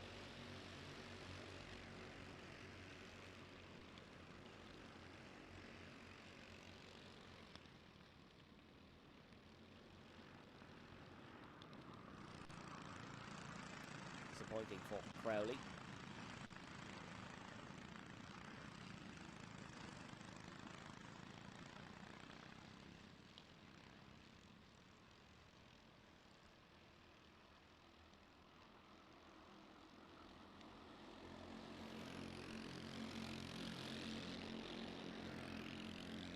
Yellow flags still in this area, so no overtaking into the hairpin.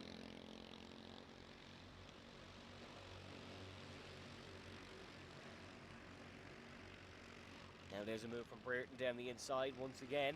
Carbon copy of what he tried before, and it's the exact same result, and that is Billy Green remaining in front, but Burton still going to commit to it and lunge down the inside. And now they're going to be side by side for the chicane, and Billy Green comes out on top once again. Now James Stafford Jr. is involved in the fight, and he could try well a move in towards the first corner, but knows the continuation of it is yellow flagged, so he wouldn't be able to continue the run down towards the hairpin.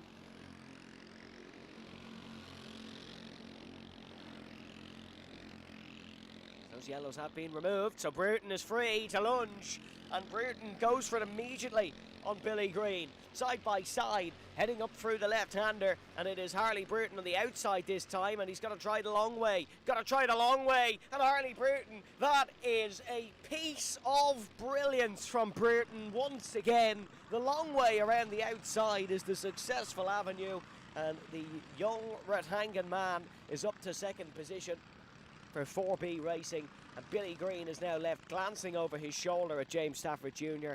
and looking at who well could be next to follow Harley through. 3 minutes and 1 lap to go here in this one. Harley Bruton up to second position and will now try chase down Ben Daly, but Daly has ran very well at the front tonight. Daly will be caught. Just set the fastest lap of the race, did Ben Daly.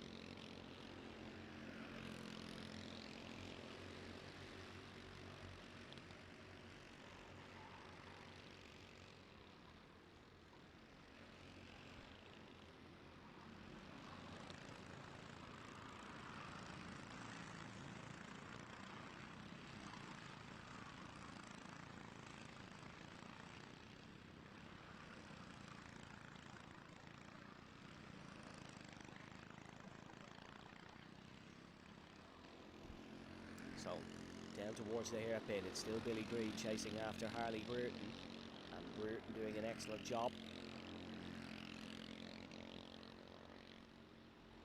of just holding back Billy. James Stafford Jr., championship leader, keeping with these front three, but they're no match for Ben Daly. And Daly's put in another fastest lap of the race at the front of this field. Further down the order, Stephen Doyle leads Jack Craig, and it's Ronan Sutcliffe and Josh Higgins in 7th and 8th.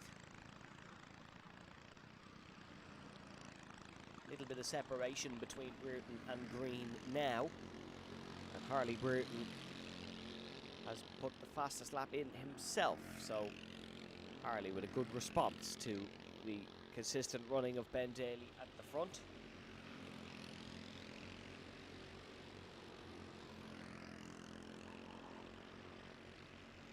2 seconds separates them.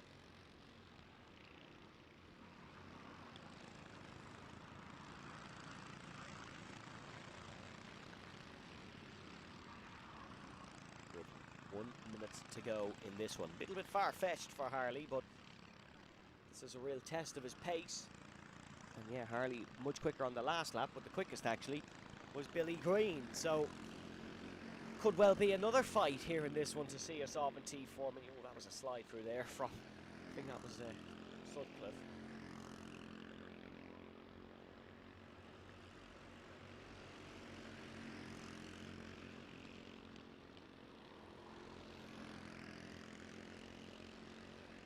Billy Green pushing like mad to try and catch and pass Harley Bruton.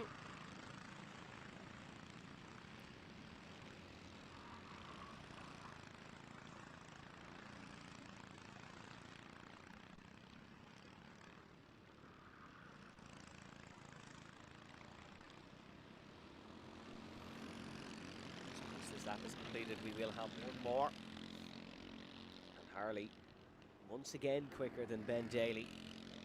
If we had 2 or 3 more laps, this one could have well gone the way of Harley Bruton. But for Ben Daly, thankfully, it's just the right amount for Harley to not really be able to catch or pass. It's not just about catching, he would need a few corners to try overtake as well. It's not said and done thing when you catch up to the kart in front, as we all well know in race karting. But here is the last lap. It's another fastest lap for Harley Bruton. Gap is down to 0.8 of a second between the front two. Billy Green and James Stafford Jr. have been absolutely dropped.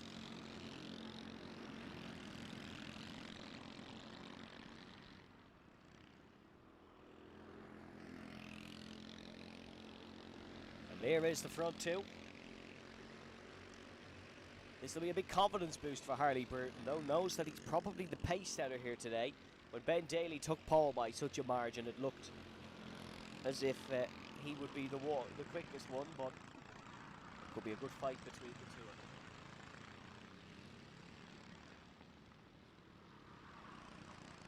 Checkered flag is out, and it is Ben Daly who will take the Heat 1 win ahead of Harley Burton in second. Billy Green comes home in third, then it is James Stafford Jr. in fourth and Stephen Doyle in fifth. It was a good fight for second, and then Harley set another fastest lap right at the end, so the screw certainly turned, and 0.6 of a second was the end result.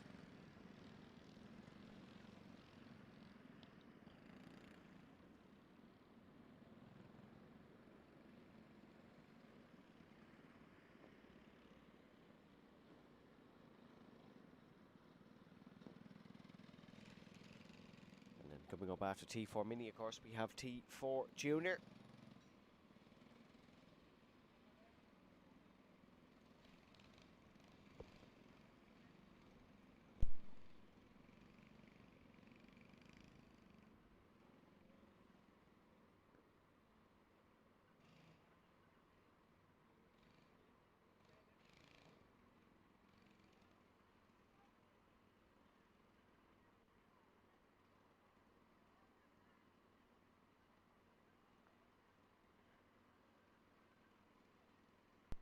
So your full results: Ben Daly taking the win ahead of Harley Burton in second. Then it's Billy Green, James Stafford Jr., Stephen Doyle, Jack Craig, Ronan Sutcliffe, Josh Higgins and Milo Crowley to round out the order. T4 Junior coming up in a couple of moments.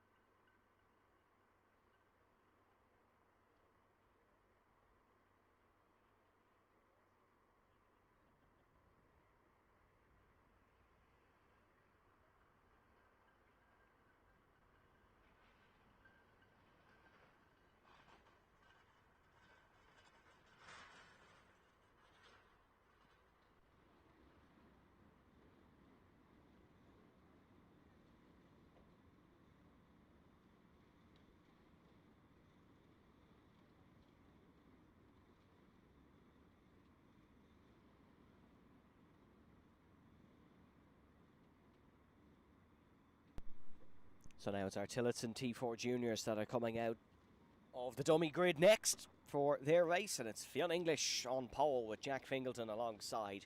It's Adrian Giel, Saoirse McMahon. What a qualifying from Saoirse. It would be great to see her run at the front. And Tiernan O'Connor is in 5th, ahead of McNamara, Keneally, Battersby, Claridge, O'Callaghan and Daly. Then behind them is Kedzarek, O'Keefe, Mitchell, Kelly, Crowley, Bolta, Skriomski, King, Cooling, Stafford, O'Canada and Murphy. And then Nathan Strang, lone man and black. So Fionn English and Jack Fingleton. Two drivers still well within championship contention. The top 5 in T4 Junior as it stands with the drop round, and I know drop rounds are all hypothetical for the time being, it's not the actual standings, etc, etc, but if the championship ended today as the rounds that have already ran, with the drop round applied, and your drop round is your lowest heat score and your lowest final score removed, the top 5, Battersby, O'Keefe, English, Fingleton, Claridge, would be separated by 7 points. So this T4 Junior Championship is ridiculously close. Today is a very important day for Tillotson T4 Junior in 2026, and it starts now with heat number 1.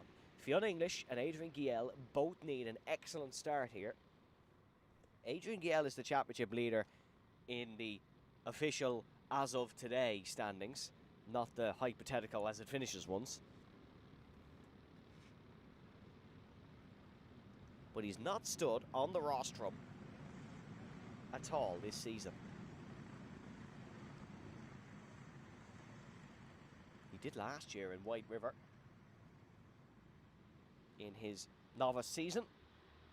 Now they head down towards the tram lines and we go racing here in Athboy, and it is Fionn English who leads, and it's a good start for Fingleton and Giel, and the two PBR drivers are filing their way through.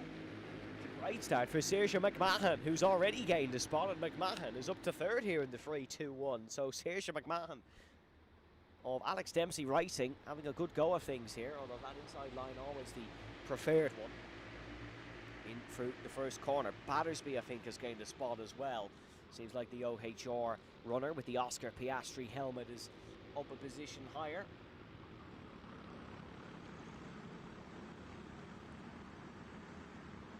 Now they complete the opening lap, and it is still Fionn English, your race leader across the start-finish line. Then it's Adrian Giel ahead of Saoirse McMahon. So Fingleton from the front row has fallen down to 4th. Then it's Tiernan O'Connor in 5th. McNamara, Keneally, Battersby, Claridge, O'Callaghan. Battersby didn't gain a position. So still running in 8th place. That's a little bit wide for Fionn English. This could allow Adrian Giel a move, and Adrian Giel almost had the overlap on English, and Saoirse McMahon is pushing them both into the corner. So Adrian Giel has to go defensive from Saoirse.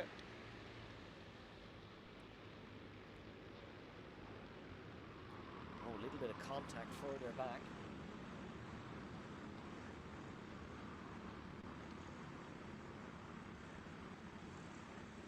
Now Saoirse McMahon under a lot of pressure from behind, and Fingleton lunges one down the inside, and Jack Fingleton almost made the move stick, but couldn't quite. So Saoirse McMahon will remain in front for the time being, and Adrian Giel is on the tail of Fionn English.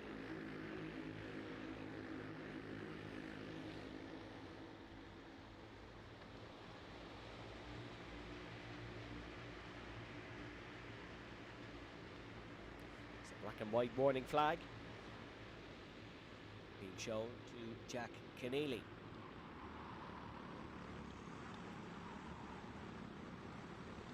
Fionn English, though, still putting up a strong defensive effort for now. It's himself and Adrian Giel who have ran away at the front. And Saoirse McMahon has a little bit of breathing room with Fingleton. No, he's still definitely there. Behind Fingleton is O'Connor. Battersby has worked his way up to 6th place.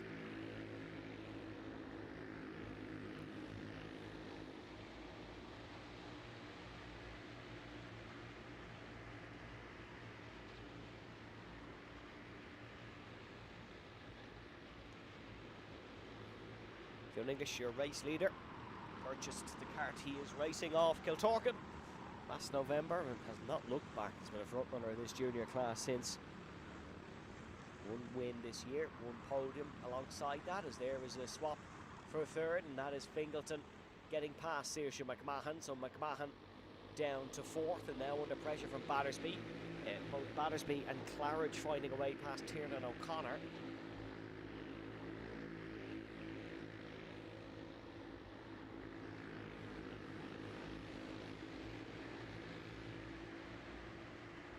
Move for the lead, and Adrian Giel goes down the inside of Fionn English, and it is Adrian who is in the race lead for the first time, and it's a first new leader, but Fionn English will be looking to end that very quickly, and he has, and it's a lovely move by Fionn English, and Jack Fingleton now is able to get past as well. So Fingleton is now up to second, and look where Zach Battersby's come from. He's got past McMahon, he's already challenging for the podium, and Zach Battersby, he might not be the greatest qualifier in the world, but when it comes to cutting through a field, he can certainly do it. Did it in the Euro Cup heats after various incidents put him down the back. Here's a swap for the lead, and that's Fingleton now ahead of English. So Fionn English has a new PBR challenger and a new man in a PBR race suit to look at in front of him.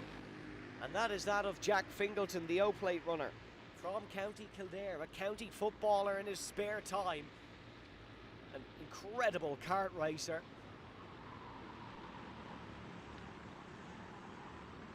McMahon under pressure from Claridge.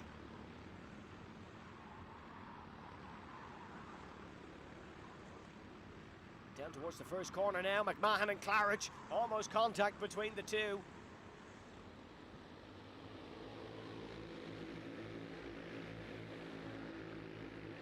It's down towards the hairpin they go. 3 minutes plus 1 lap left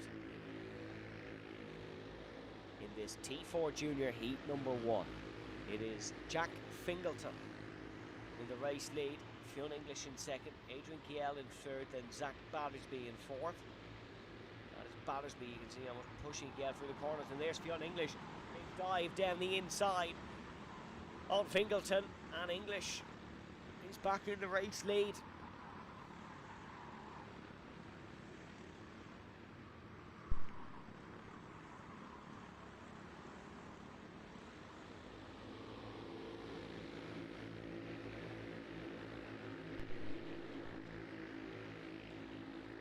Can Fionn English defend this time? He was in front earlier on, led the opening stanza of this race. Can he defend from the front now? Has Battersby involved as well, and Battersby now is on the podium.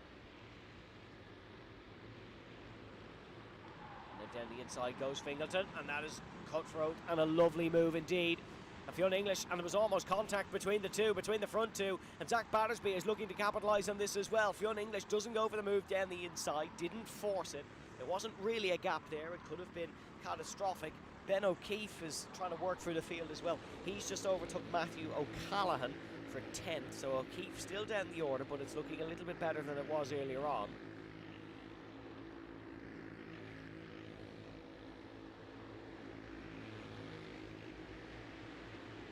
Now here they are into the hairpins. Saoirse McMahon has recovered. It's on a bit of a downward slope, but has got back going again and is back challenging the front runners.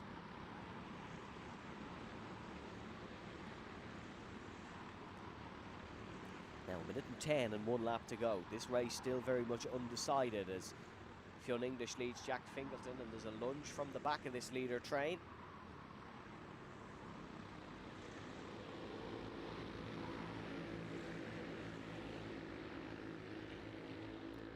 Down the inside, and oh, Giel almost got that very wrong. Was very sideways for the hairpin, but still got it stopped ahead of Zach Battersby. Here's McMahon and Claridge is looking for it around the outside of Saoirse.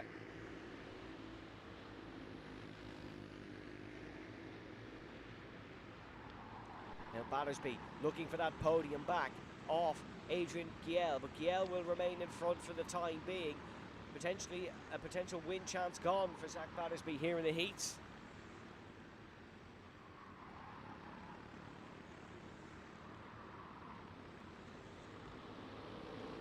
Fionn English versus Fingleton now. I hope up the front with a little bit of breathing space. This is the second final lap, and Jack Fingleton has taken the race lead once again off Fionn English here in the opening heat of juniors, and that is another good move from the Kildare man.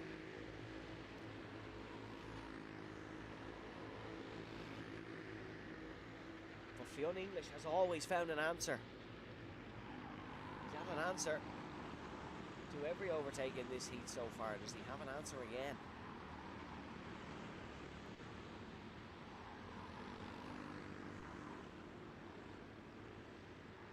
Last lap board shown.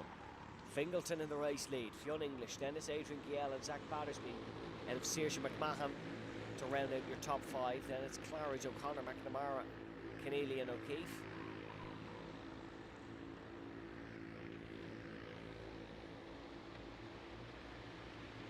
Does anyone here think about their championship? Do they go for a lunge? Do they stay conservative? It's looking more conservative.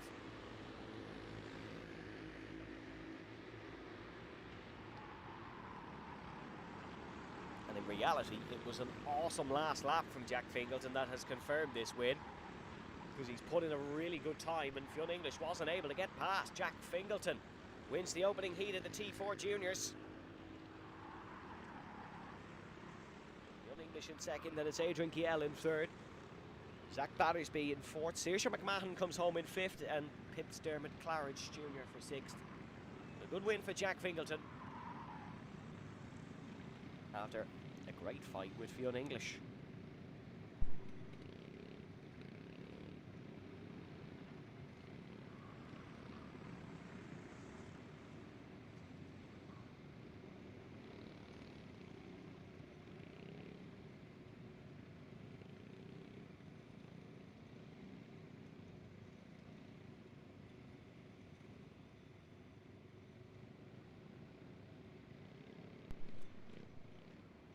So it's the O-Plate runner, the Kildare man, that takes the win.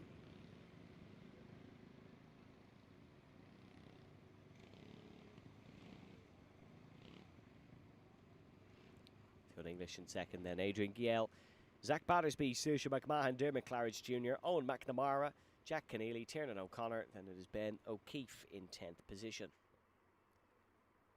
And behind O'Keefe it's Matthew O'Callaghan, Nathan Mitchell, Jay Collins, Ian Kedzarek, James King, Max Cooling, Luke Kelly, Sean Bolta, Dominic Skjolski and Emily Stafford in 20th.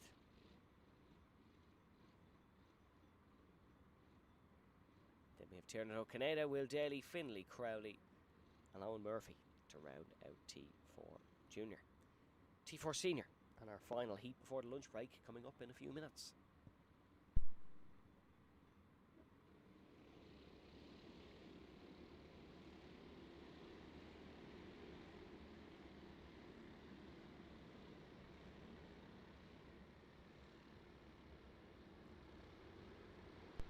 By a few minutes, of course, we mean now. Jack Mackenzie Smith and Wesley Brereton on the front row. Then it's Brunel, Clark, Wilson, Brereton, Kavanagh, Bechtold, Palmer, O'Neill, Butler and Brett.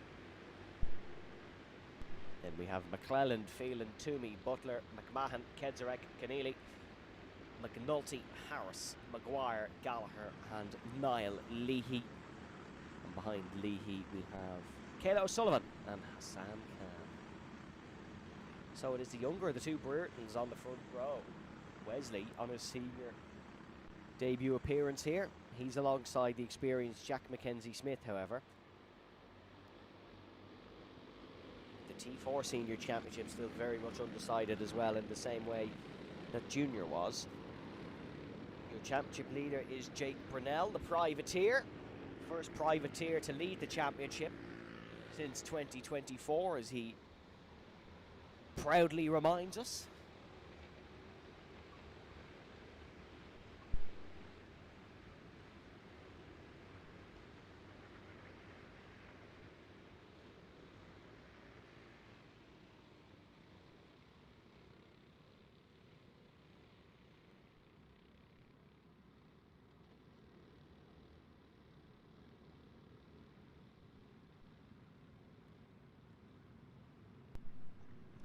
Very controlled pace for our T4 seniors. 8 minutes and 1 lap this race, as they're heading down towards the timing beam. It's Mackenzie Smith and Brereton on the front row as now we go racing, and it's Brunel who's got a good start, and Jake King Brunel is up to second place, and Ollie Clark looking to follow through as well. Graham Wilson already up to fourth position, but Mackenzie Smith still leads, and there's a little bit of shuffling in towards the hairpin, but we're mostly safely through.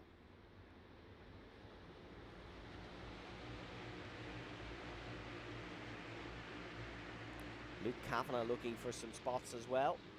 The man returning to the senior class after a brief sabbatical in 168.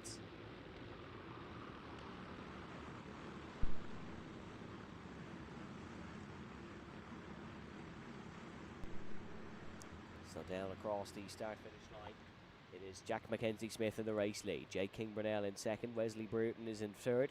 And it is Brian Wilson, Ollie Clark, Luke Kavanagh, Luke Palmer, Tyler Brereton, Joe Bechtold and Max O'Neill. And Brunel is putting Mackenzie Smith under an awful lot of pressure here, but no, wasn't able to find a way past.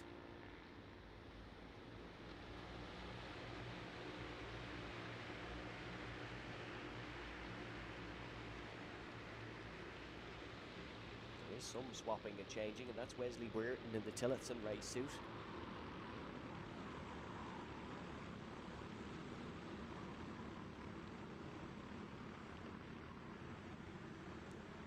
There's there problems. Does Mackenzie Smith have a problem? He does! Oh, Jack Mackenzie Smith from the lead is gone. He's out. Oh, that's a terrible occurrence for Jack Mackenzie Smith. And the Tim Murray Racing man is gone from this one.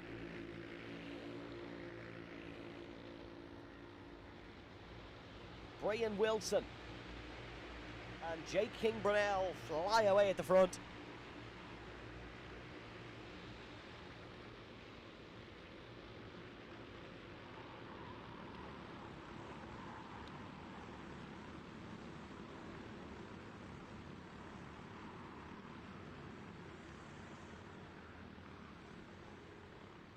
How disappointing is that for Jack Mackenzie Smith?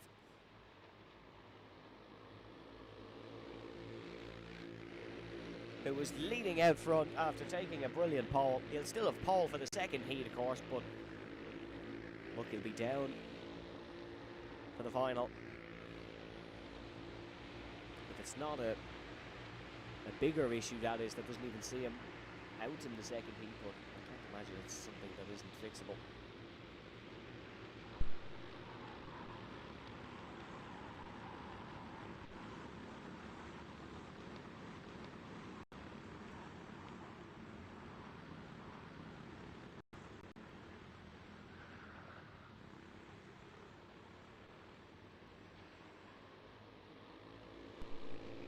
But the race rages on, and it is Jake Brunel in the lead ahead of Graham Wilson by 2.5 tenths of a second. There is Brian Wilson chasing after him down in towards the hairpin. Goes for the inside. Does the Kilkenny man, and he's trying to get past Brunel here, and it is still Jake who is in front.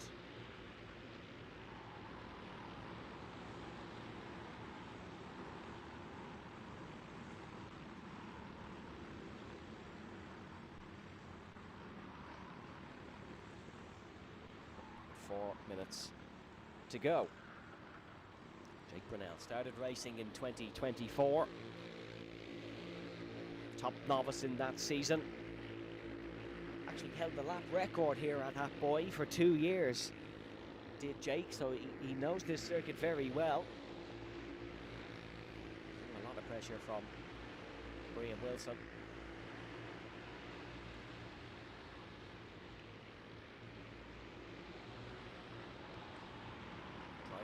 Quick at any circuit he races at. Another one who was over in the Netherlands racing in the Euro Cup. We do have yellows in the second sector, so somebody has gone off. Luke Palmer dropped down 5 positions on the last lap, and Luke Palmer now sits in 10th. Luke Palmer's gone. It seems he's dropped another 4. He's down to 14th. And dare I say he'll drop even more as they come across the line. Toby Maguire has pulled off as well.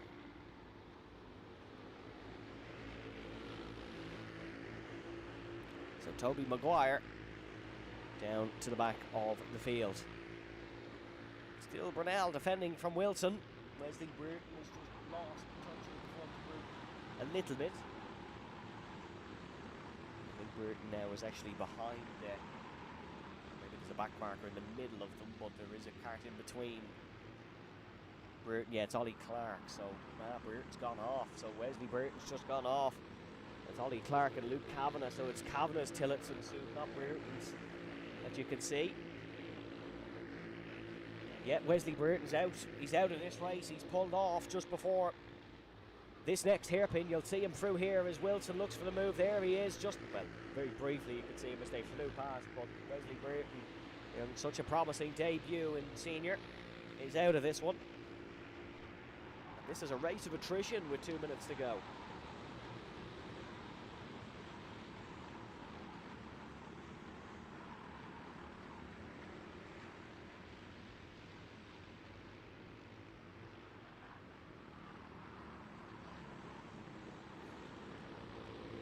Brunel doing an excellent job at the front of this one.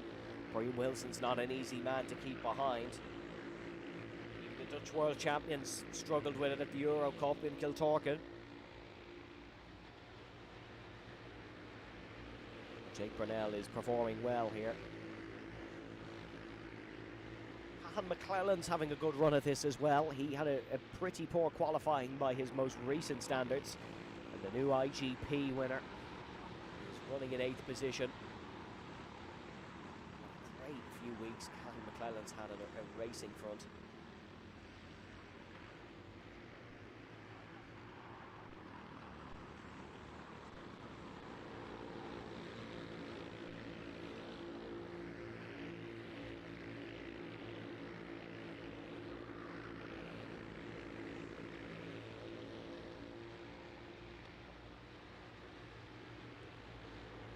Wilson, still no move on Jake Brunel.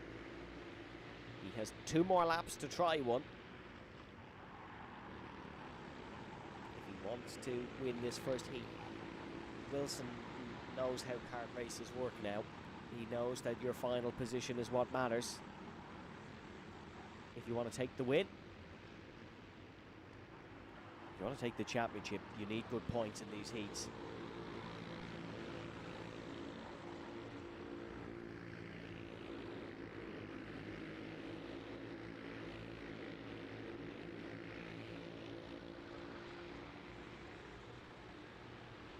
Wilson last time out didn't have it. Neither did Jake Brunel actually on that point. Didn't have a great point score in the heats. Which would cost him a little bit in the standings. He missed the final in round number 2. Oh, sorry, he non-finished in the final in round number 2, so that really is dropped for the final. So he needs a big heat score. I thought Clark has really caught these 2 behind, or caught these 2 in front from behind, and Ollie Clark's doing a great job. Alex Dempsey racing driver.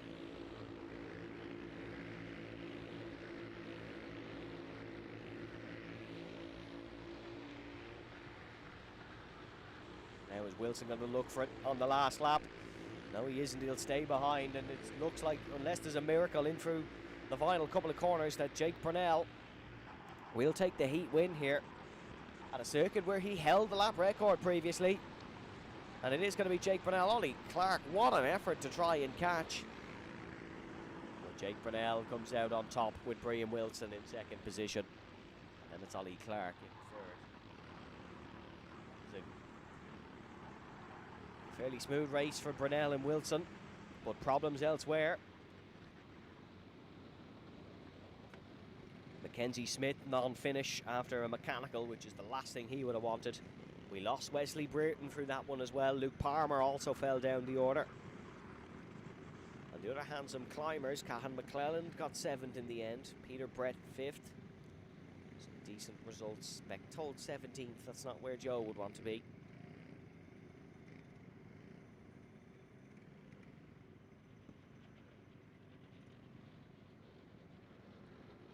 That will be our last race before the lunch break, folks. So we'll take a brief lunch. We're running not too far off schedule here in Athboy, about 10 minutes, but I'm sure you'll allow us that. The restart time for our first heat after lunch, which will be our IAME Cadets, is 14 minutes past 1, so that'll give you a nice guide there on how long you have to put the kettle on, make a nice sandwich, and come back to us here on Vantage Point Video for event 9 of the Motorsport Ireland Karting Championships. But here's your confirmed results for that one, and it's Jake Brunel, your race winner, with Brian Wilson second, then Ollie Clark in third, Luke Kavanagh in fourth, Peter Brett, Max O'Neill, Cahan McClellan, then Josh Phelan, Tyler Brereton, and Robert Butler in 10th. It's very rare you go a full race without mentioning Robert, but 10th in that one. Then Tymon Kedzarek, Dermot Toomey, Adam Butler, Samuel Harris, Ben McNulty. Then it was Ava McMahon, Joe Bechtold, Niall Leahy, Michael Gallagher, and Kayla O'Sullivan in 20th position. And then behind that, Toby Maguire 21st, Tara Keneally 22nd, Hassan Khan 23rd, and three non-finishers, Wesley Burton, Luke Palmer, and Jack Mackenzie Smith. Three big names non-finishing in the first heat of T4 Senior. But stick around with us, folks. We will be back in the guts of 40 to 50 minutes after the lunch break here in Athboy for the heats and the finals on what is a crucial day for the championships in event 9 of the Motorsport Ireland National Karting Championships.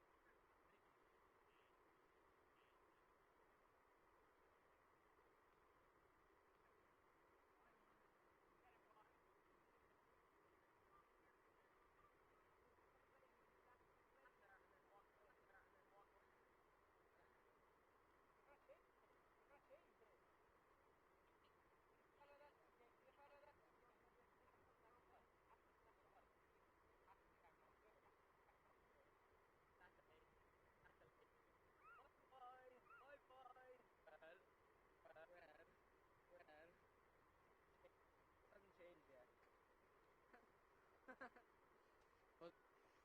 is that? Curtis, what is it? Free word.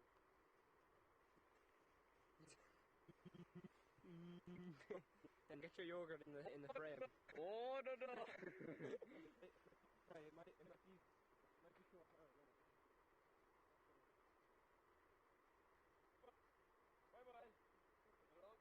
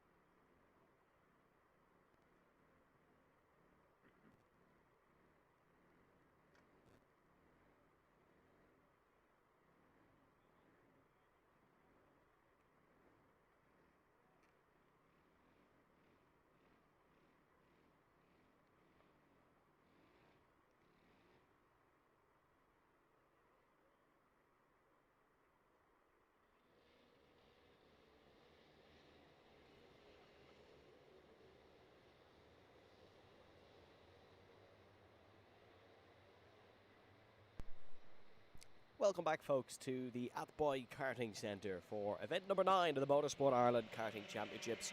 We've all had a nice bite to eat and a hot drink, although not a cool day here, and we're ready for the second heat of the IAME Cadets. Corey Lyons on pole, won the race earlier. Mate Dabija alongside him. Then it's Frayne, O'Brien, Harney, Robinson, Waters, McCullough, Giovicius, Crow, Lyons and O'Brien.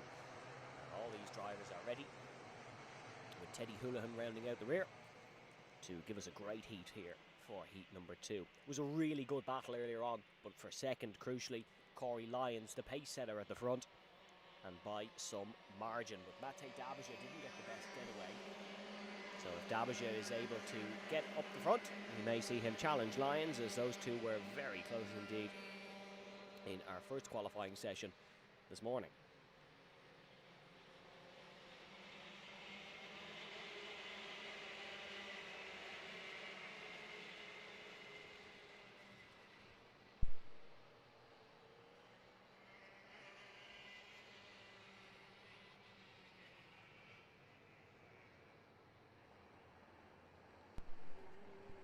So it's Limerick's Corey Lyons on pole. Heading through the chicane down towards the tram lines now to put pedal to the metal and get racing. And it's a good start from Mate Dabija on the outside as we go racing. But has he left the tram lines a little bit early as in towards the first corner? It's a great start from Tucker Frayne once again. Down through turn number 2 they go. Frayne got up to second and was in second for quite some time in the opening heat before he was shoved out to the left-hand side, and Tucker Frayne is going for the race lead, and Tucker Frayne is going for the round the outside on Corey Lyons, but he wasn't able to pull it off, and through goes Jack Harney, and Ada O'Brien has got to follow through as well, and O'Brien is now up to third position. Great start by the championship leader, and Tucker Frayne and Mate Dabija both falling down the order, ever so slightly recovering. We've two actually fallen off to the rear, but Corey Lyons under a lot of pressure from Jack Harney, who kindly reminded me in the paddock not in a Tillotson race suit, in his own nice custom one, as they head through the S's. Jack Harney putting Corey Lyons under a huge amount of pressure here in the opening lap of the IAME Cadets.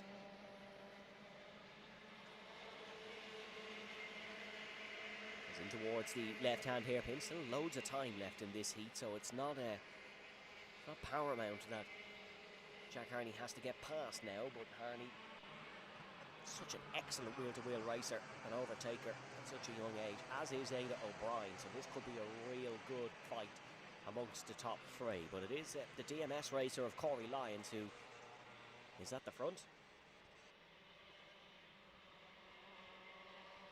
Jack Harney in second position, fastest lap for Corey Lyons last time round. Ethan Robinson able to get past Mate Dabija. And there's a time penalty. Yeah, that's for Dabija. So he was a bit early out of the tram lines, I think. And that is what that penalty is for.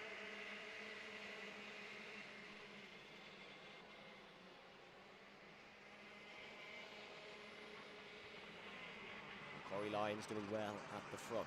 Raced in such a hotly contested Micromax Championship last season between himself, Jaden McElhenney and Harry Ty Lee, and every single race had pressure on it such as this, so he won that championship. He's used to situations such like this. How can he deal with Jack Harney, the O-plate runner behind, and Harney not able to make the move stick just yet. The all black chassis.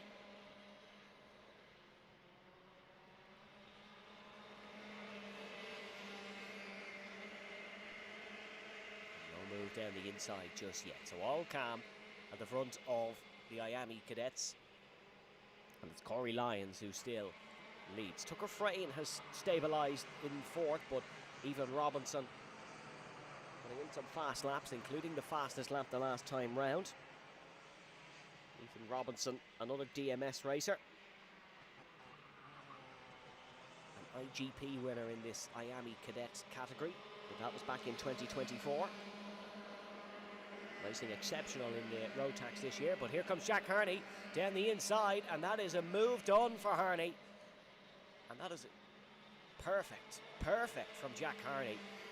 parked it on the apex on exit and just got some great acceleration to keep Corey Lyons behind. But one thing about Jack Harney is he doesn't usually pull away, and now you can see Corey Lyons dives it down the inside once again and retakes the race lead. All this fighting has invited championship leader Ada O'Brien into the contest. 3 wins this season for Ada.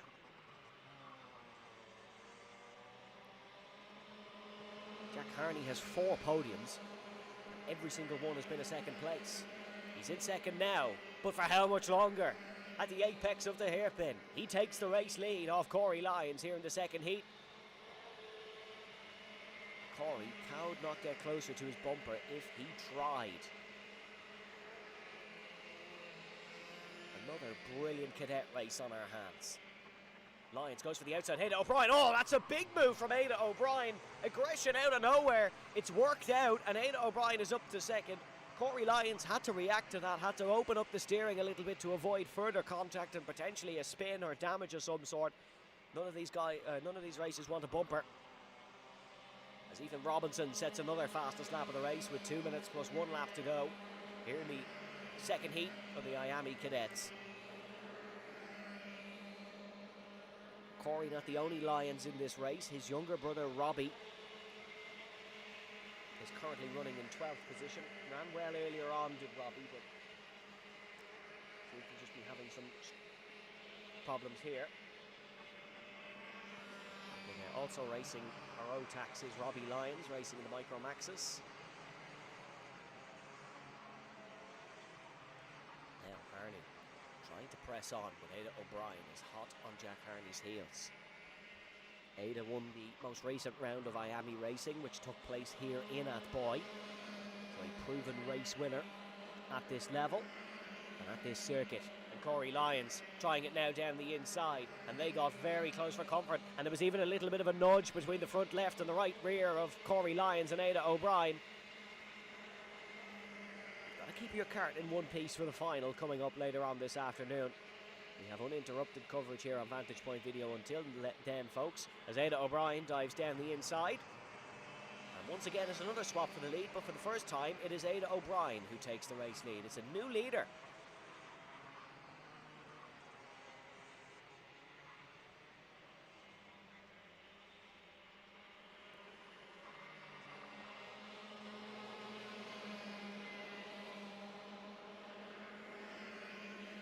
Corey Lyons, and Corey is able to hack it up the inside. Jack Harney, who was leading just a handful of sectors of circuit ago, is now down in 3rd position. He will not like that one bit.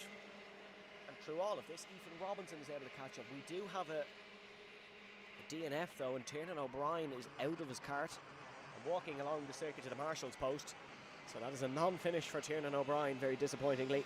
It will promote Robbie Lyons and Teddy Houlihan up a place, but O'Brien is out of this. Second final lap here of the second heat of IAME Cadets, and Ada O'Brien is trying to defend from 3 racers behind her, and Corey Lyons is the first. And Corey Lyons is looking for the move down the inside, just like he did on Jack Harney a lap ago. And Corey Lyons, the winner of the opening heat, is back in front here in Athboy, and Ada O'Brien in the 6:10 championship leader wants to still win all the heats. A big move down the inside that allows Jack Harney to sneak through, and it's double trouble for Harney. He's not able to make it work though, and look at that, Ethan Robinson's gone from 4th to 2nd in one singular corner. Ada O'Brien leads us on to the final lap here in the second heat, and it is Jack Harney in 2nd, followed by Ethan Robinson, and Corey Lyons, who took the race lead at the hairpin on that very lap, finds himself in 4th position.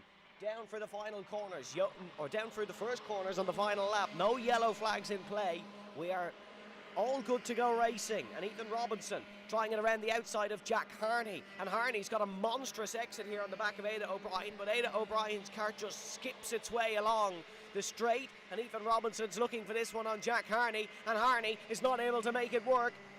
Or is he? Yes, he is. Harney is ahead of Robinson. Robinson will try to move in towards the final overtaking zone, but Corey Lyons is there as well. And the two teammates are side by side into the chicane for the final podium place. Ada O'Brien times it perfectly to take the win in the second heat. Jack Harney comes home in second. Then it's Ethan Robinson. And poleman Corey Lyons, after all the hard work to get to the front, only ends up in fourth. Tucker Frayne in fifth. Then Sam McCullough in sixth position. Mate Davija comes home in seventh. Nicholas Yodusius in eighth. Then Daniel Crowe in ninth. Joey Waters in 10th position. Robbie Lyons, and it'll be Teddy Houlihan in 12th.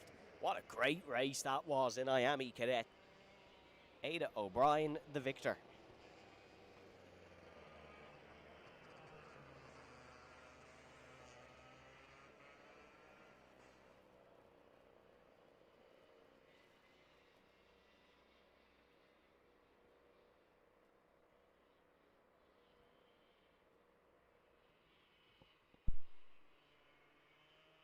So Ada O'Brien, your confirmed winner. Then it's Jack Harney, Ethan Robinson, Corey Lyons, Tucker Frayne, Sam McCullough, Mate Davija, Nicholas Yodusius, Daniel Crowe, and Joey Waters, your top 10. And then behind Joey Waters we have Robbie Lyons, Teddy Houlihan, and Tiernan O'Brien. It is Junior X30s coming up next.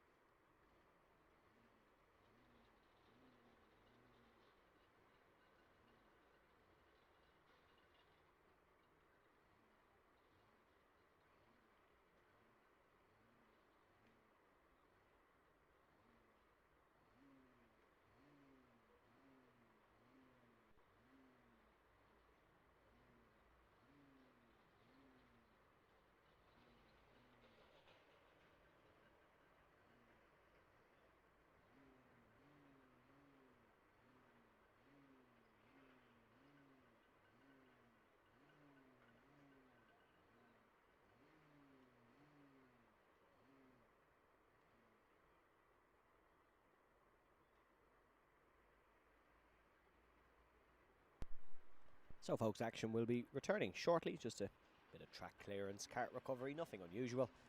And then we'll get our Junior X30 second heat coming up in a few minutes.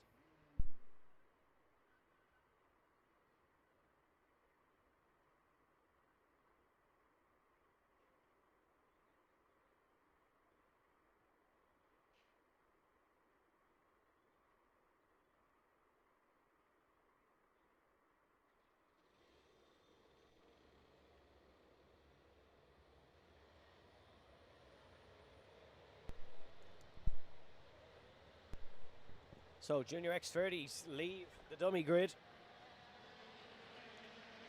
Danny Dempsey on pole position after setting a new lap record in qualifying this morning. Ben McCloughery alongside, then it's Nolan, Campbell, Burke, McLaughlin, Foley, Purvis, Conley, Shannon, McCullough and Blair. Then it is McLaughlin, Carey, Joey Carney, Cavan Hayes, Chad Lehman, Mikey Kelly, Jamie Mulvey, Oscar Miller and Danny Mulvey.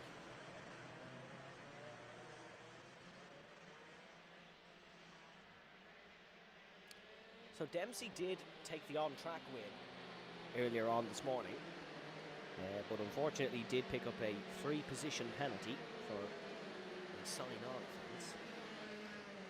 So he ended up finishing in 4th. There was a lot of bumper penalties in the last one, so the win went to Ben McCloughery, but annoyingly for him, 2nd went to Jack McLaughlin, his championship rival. Danny Dempsey feels he's owed a win in this class, so he'll be hungry for one.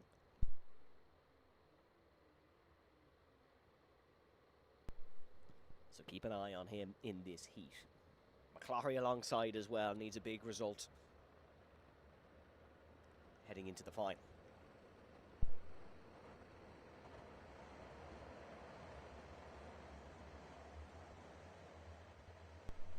Now through the chicane, down towards the tram lines, comes your pole man Danny Dempsey and McCloughery, and it's Dempsey who gets the best acceleration as we go racing. There was a car park at the first corner in the opening heat, but it's a lot better this time round as they all make it through with very minimal contact for Junior X30 standards, and Danny Dempsey leads in towards the first corner, or the first real braking and overtaking opportunity.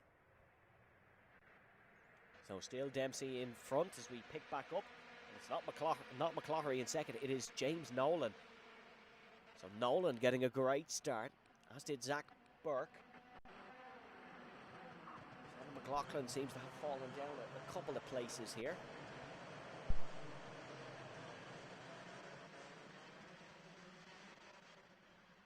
As now in towards the first corner, it is James Nolan who leads, and Danny Dempsey loses it into 2nd place. So now it's going to be elbows out from both Dempsey and McCloughery. And you have Zach Burke behind as well. There goes Ben McCloughery down the inside of Danny Dempsey. And Dempsey is now down to 3rd place, but still hooked up on the rear bumper of Ben McCloughery. Lets McCloughery get a little bit of an advantage as he dives down the inside of James Nolan. And Nolan got a little bit sideways in through the left-hander. And now Danny Dempsey is trying to capitalise on that. A scare, I think, for McCloughery. I don't think he really expected to go for the move.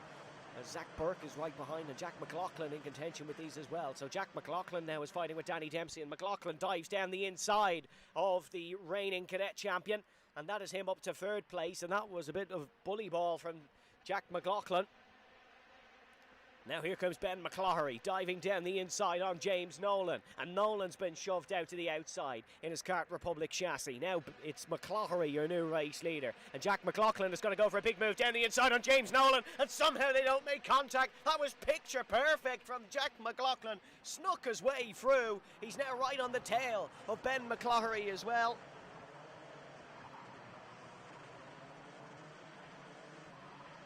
Here comes Nolan looking for this one.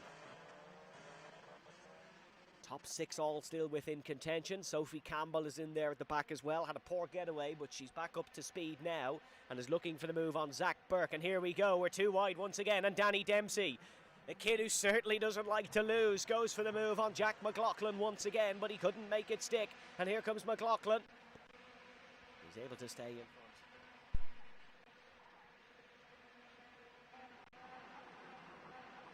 Now back down the inside. That's James Nolan who gets in front of Danny Dempsey. 5 minutes plus a lap to go in this one. We have lost someone. There is a kart pulled off. We have lost John Foley Jr. and Cavan Hayes, but it seems like we've also lost Mikey Kelly, who's gone dropping down the order, as there is a black and white warning flag shown to Martin Shannon.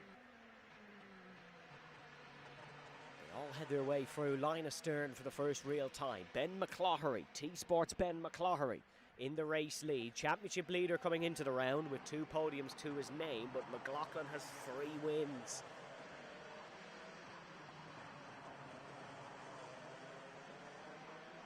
Yeah, someone pulling into the pit lane with problems, as Bobby Connolly is able to get past Zach Burke. And Martin Shannon loses 3 places as well. Declan Purvis, decent last lap. He's up 2, but still running down towards the back in 14th. It's not been the greatest race so far for Declan Purvis. Or greatest day so far, I should say. He was involved in the opening lap crash. There goes Danny Dempsey down the inside, and there goes Jack McLaughlin on Ben McCloughery. And they're side by side in pairs down towards the right-hander. McCloughery was able to get back past McLaughlin, but Dempsey got the move complete on James Nolan. And this is a high-caliber kart race. Down towards the first corner, Danny Dempsey has the run, and he's gone for revenge on Jack McLaughlin. Not able to get back past just yet though, and McLaughlin perseveres and stays in front. And down towards the hairpin now, Danny Dempsey goes for the switchback. He tried the dummy. He clipped the rear of the Brennan Tech racer, who went sideways, but it was a good catch by McLaughlin to remain pointing in the right direction. But that has allowed Danny Dempsey the move, and this is relentless from the front runners. They're side by side everywhere you look.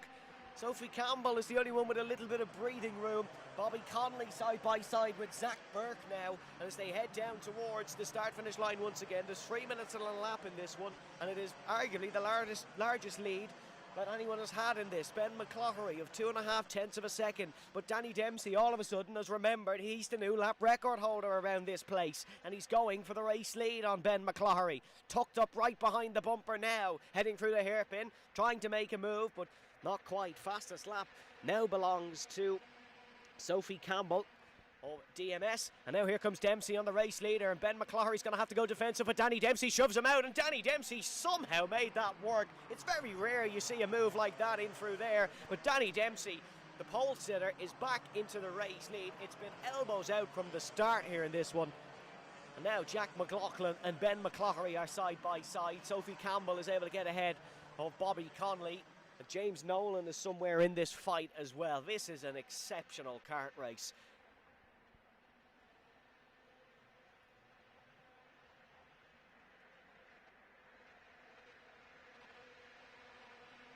As now making moves is Bobby Connolly in the number 723 from Scottstown Monaghan, another Brennan Tech kart.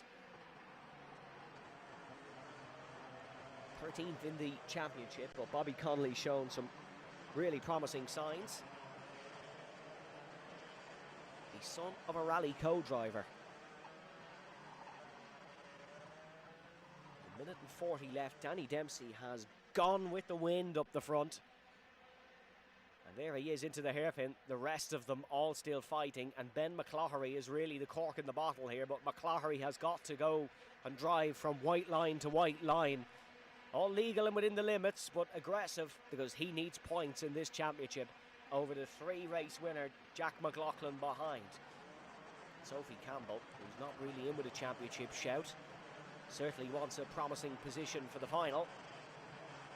She'll do what she has to, and James Nolan is still within this fight as well, and he has shown good pace today. 1 minute and a lap to go here in Athboy.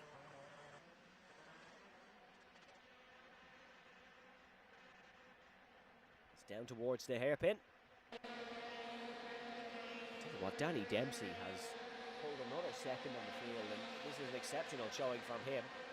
There's Sophie Campbell in the blue in the middle, and that's Jack McLaughlin in what looks like a white kart, but I can assure you there is a flecks of Brennan Tech green within it. Bobby Connolly now past James Nolan, is he? We'll get another look at it as they come across the start-finish line. No, Nolan's still in front. McCloughery's had a fairly decent last lap though. He's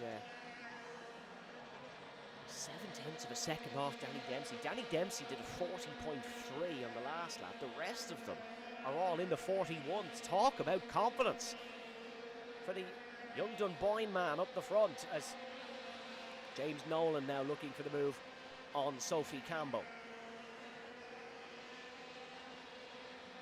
Isn't able to get past. Ballymena native defending well. So clock strikes 0. This will be the last lap and the win has been decided. Danny Dempsey, such exceptional pace here at his local circuit.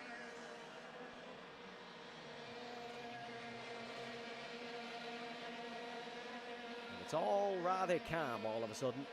And there is your race leader. I think if Danny goes on to win the final, celebrations in the Dempsey household, a true racing and motorsport family, probably wouldn't end for weeks because he's been put through the ringer a little bit this season. The performances like this shows that Danny Dempsey, the reigning cadet champion, still has his pace in his back pocket, and that is the win in the heat for Danny Dempsey, and he'll keep this one. Ben McCloughery comes home in second, Jack McLaughlin in third. Sophie Campbell was not able to get on the podium.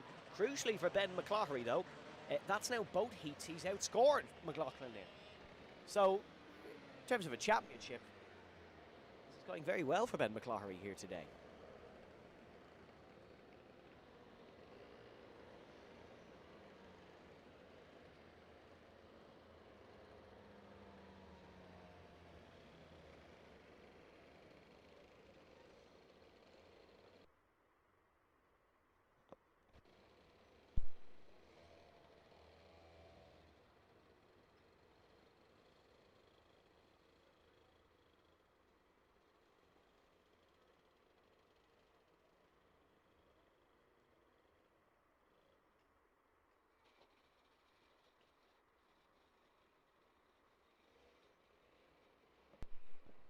So Danny Dempsey, your winner. Really great race. It ended up being 3.1 seconds. Ben McCloughery kind of crawled back some of the pace in the end. They were matching each other with a 40.5, but when you're lapping 0.7 of a second quicker than the people you were just fighting with, that's incredible. And it is Jack McLaughlin in third. Sophie Campbell actually with the fastest lap of them all in fourth. James Nolan in fifth. Zach Burke in sixth. And Chad Lehman, Ben Connolly, Ian Carey, and Charlie Blair in 10th position. 11th, Declan Purvis, Martin Shannon in 12th, Jamie Mulvey in 13th, and Joey Carney, Oscar Miller, Mikey Kelly, Senna McLaughlin, Danny Mulvey. Then it was Andrew McCullough and Calvin Hayes in 20th. We lost McCullough and Hayes very early on in that one. And that is Junior X30. So we will move to the senior karts now of the IAME category. And we have Scott Riley on pole for that coming up in a few moments.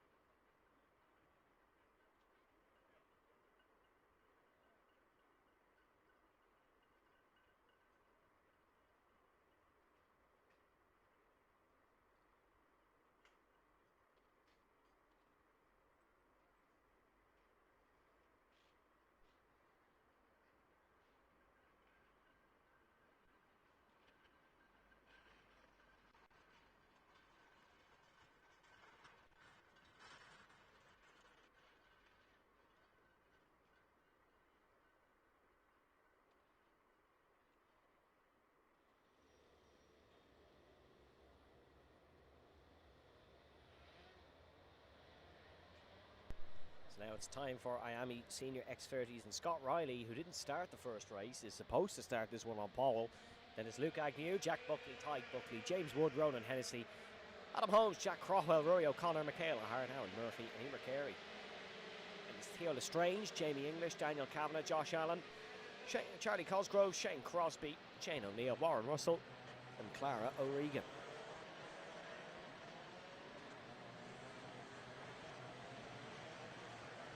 So Scott Riley was meant to start the opening race on pole, but had issues, so didn't get out. There's Jack Buckley, who of course took the opening win, but can confirm Scott Riley is out and is pumping in a warm-up lap here to get the tyres up to temperature.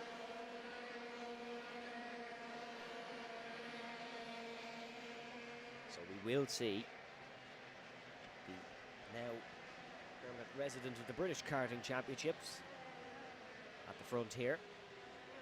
Alongside him will be Tyke Buckley. Luke Agnew ran a very close run affair with Jack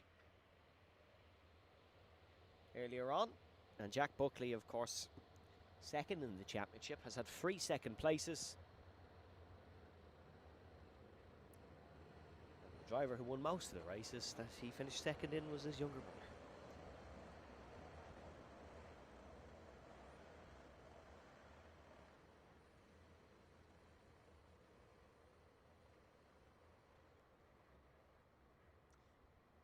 So they're heading down towards the tram lines now. As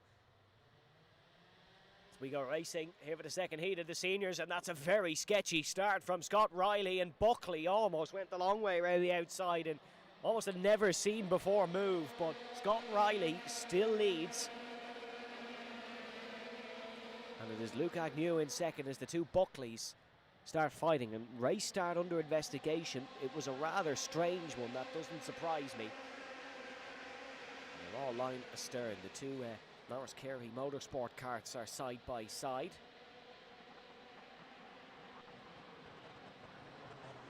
It seems like Emer Carey's losing a few positions at the start, but there's Luke Agnew, who takes the race lead off Scott Riley. So it is T-Sports Agnew, the Newry native, who is in the race lead here. Still well within championship contention of his own. 2 podiums this season has him 4th in the standings. Miami Warrior finalist 3 times. And he's vigorously telling Scott to push on with him. And nope, Scott says no, that's not what real racers do. Lunges him from a mile back. And he's now in front. To be fair, Luke Agnew could tactically use Scott Riley to his advantage here. He needs to beat the 2 drivers behind him. He doesn't really need to beat Scott Riley. Scott Riley is a guest racer here this weekend. As we said, permanently racing for XL Motorsports in the British Karting Championships. Had a top 10 in Kart Masters at PFI a few weeks ago. And Luke Agnew now goes defensive on the Brennan Tech racer of Jack Buckley. The list as long as your arm of achievements for Scott Riley, the race leader. 2024 TKC Junior X30 champion. T4 Junior World Champion in 2024. His younger brother Alex has won the Rotax Mini Max Championship last year. And there we go, side by side. That is Luke Agnew, who is giving the Buckleys the cold shoulder. But it doesn't matter because Jack Buckley is through. And Luke Agnew is really struggling for pace here. I think he's over-defending a little bit too much. And Tyke Buckley might find his way to sneak through very quickly. Adam Holmes is looking for this as well. And there goes Tyke Buckley down the inside. Oh, that's about as big a Euro lean as you'll get. Almost hanging out of the cart to get through the corner was Tyke Buckley. Crucially, he is ahead of Luke Agnew. Agnew now down to 4th. So, Jack Buckley chasing after Scott Riley. 2 of the finest karting talents that the nation has had to offer in recent years. Riley and, well, both the Buckleys, but Jack Buckley, who's a double X30 senior champion back-to-back in 24 and 25. If you want to know how good he is, the only man who seems to be able to take it off him is his younger brother.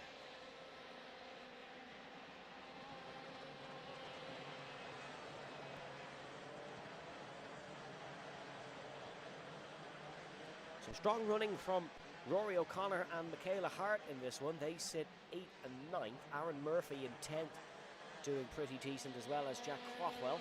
Fastest lap goes to Buckley in second position, the more senior of the two. Warren Russell, who had some problems in qualifying and in the race, is up to 16th position. Warren, though, was already planning for the next round and his testing for the next round during the lunch break. So seems to be writing this one off before the checkered flag drops. We're free wide for the hairpin a little bit further back.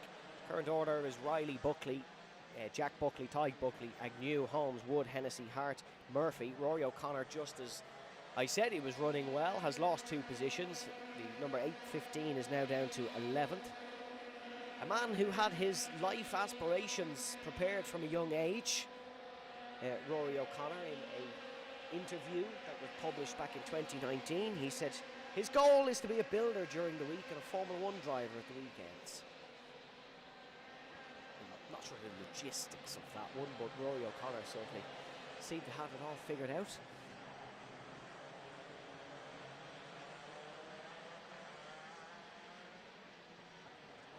So the gap up the front decreases once again, but it only decreased by a singular hundredth. Last lap for Scott Riley was a 39.643. Last lap for Jack Buckley was a 39.633.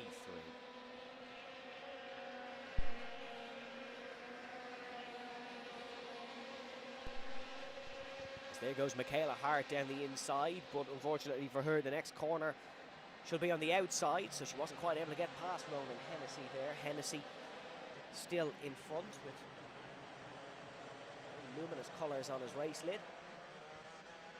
2.5 minutes plus 1 lap to go here in this one. And the gap has not decreased on the last lap. They are both identical lap times.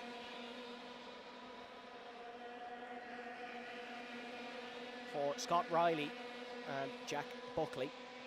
But again, Riley not in a championship. Not fighting for a championship. So Jack Buckley probably doesn't mind finishing second to Scott. If it was Tig or if Luke Agnew, he would have a bit of a different approach, I imagine. This is the second heat of IAME X30 Senior, if you're just joining us. We have the rest of our Tillotson heats to come, and then all of our finals, and the finals here at that boy are always very dramatic affairs, as there's a defensive manoeuvre from James Wood.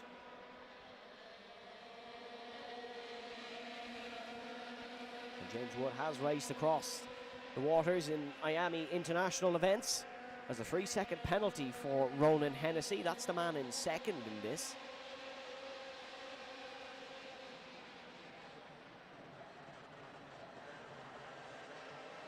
So Hennessy picking up a penalty, and there is 2 going slowly.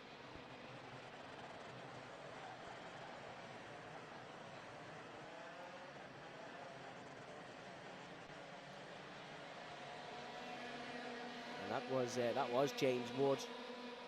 It was going slow. Josh Allen as well and Rory O'Connor have all lost places. Theo Lestrange and Warren Russell have gained 3 spots from that. So Theo on his return to Irish karting action up 3 spots, and Warren Russell, he's always in the Irish karting paddocks. He's up 3 places as well.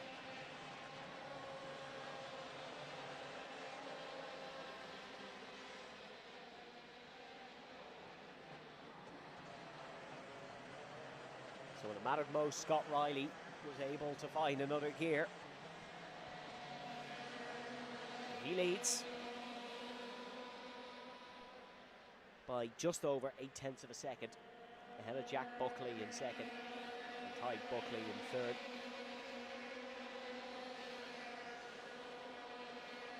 Michaela Hart's transponder seems to have some issues. She just jumped up 11 positions in the last lap. Can confirm she's always been in 8th. It wasn't a miracle lap of the gods from Michaela Hart. So if you see her name jumping around the timing tower on the left-hand side, it's just a transponder issue by the looks of things. Scott Riley starts the final lap of this one, heading to 2 bookies. We got a little glance at the camera by Scott Riley. It could well have been so.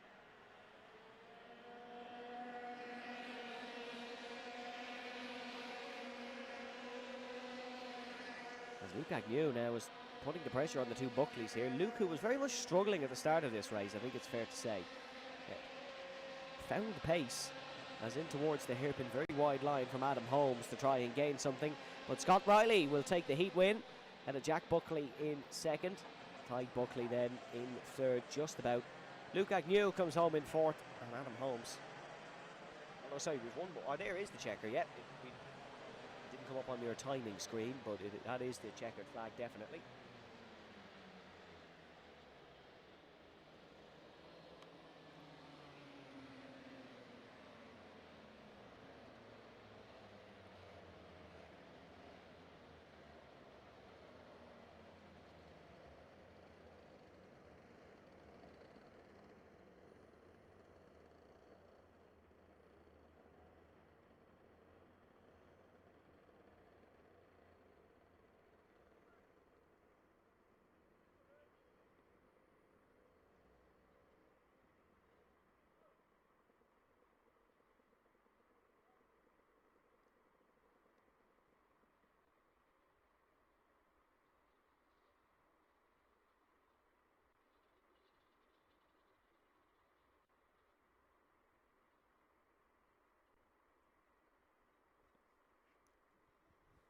So a great start to the heat in X30 Senior. It all filed out to be a bit more normal come the end, but it is Scott Riley who took the win. Another notable performance is both Emer Carey and Theo Lestrange, who cut through the field to finish in 9th and 10th. Warren Russell didn't have a bad day at the office either, with a 12th place finish. That'll put him up a little bit in the final.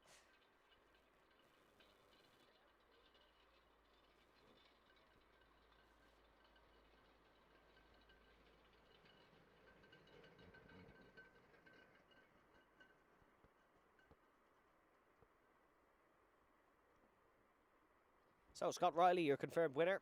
Jack Buckley in second, and it was Tyke Buckley, Luke Agnew, Adam Holmes, Aaron Murphy. Then it was Jack Craughwell, Michaela Hart, Emer Carey, and Theo Lestrange.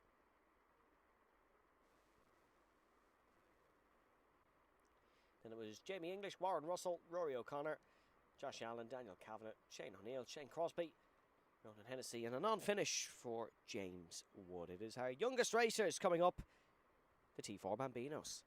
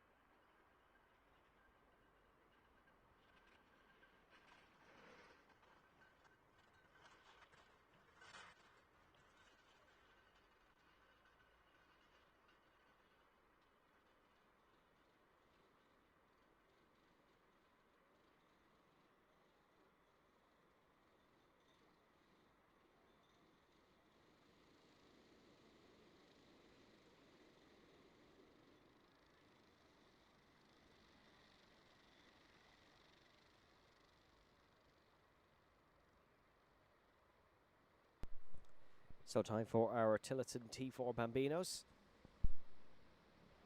There is our field. It's Darragh Fitzgibbon ahead of Ollie Keneally, Emerson Hannon, your Heat 1 winner, Danny Clancy, Hugo Battersby, Elijah Hartzenberg, Georgie Greer, and Robin Fingleton.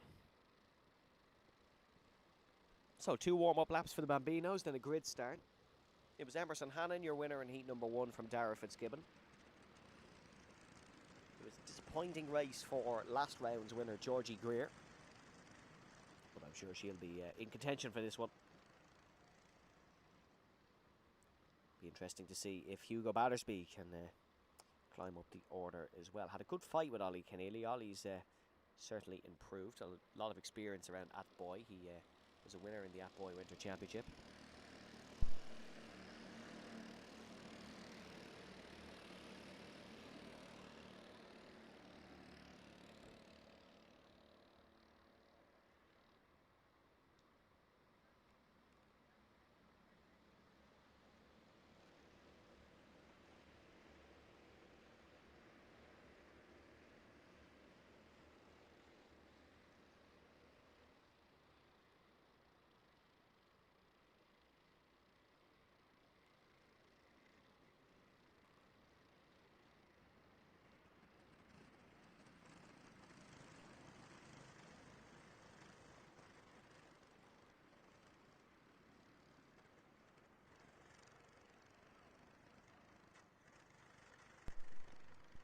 So, the Bambinos will be gridded up.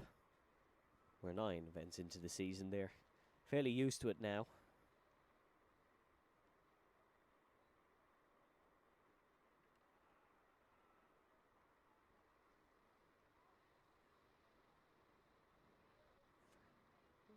Interesting topic of discussion is the fact that not every country's ASN actually allows standing starts for Bambinos, which is interesting, but it's always been the case here in the Irish T4 Championship, and the Bambinos were a great addition to the Euro Cup as well, and they will be for the Nations Cup. But here we go then. It is Fitzgibbon looking for this one at the front, on the front row. Ollie Keneally outside. Emerson Hannon inside row 2. Your three challengers, it seems, based on this morning's result. As green flag waves, and now we go racing here for the Bambinos. Brilliant start, Ollie Keneally, who's looking to try and challenge Fitzgibbon in towards the first corner. It'll be an almost flat first corner here. Emerson Hannon tries to file on through as well, and he has, I believe. Emerson Hannon is, no, not quite up to second, and it is Dara Fitzgibbon who leads ahead of Ollie Keneally in second. Good start from Clancy. Battersby is there as well in the luminous yellow Lando Norris-esque helmet. Here comes Emerson Hannon, trying to move down the inside. Breaks a lot later than Ollie Keneally, and no, Hannon couldn't get it stopped.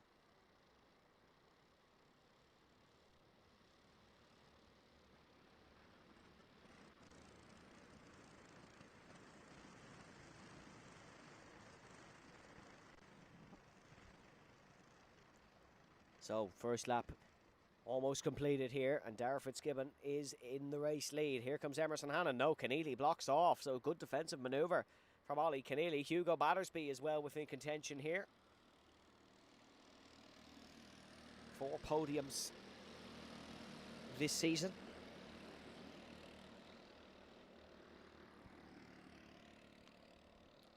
Three in the National Championship, 1 in the Euro Cup for Hugo Battersby.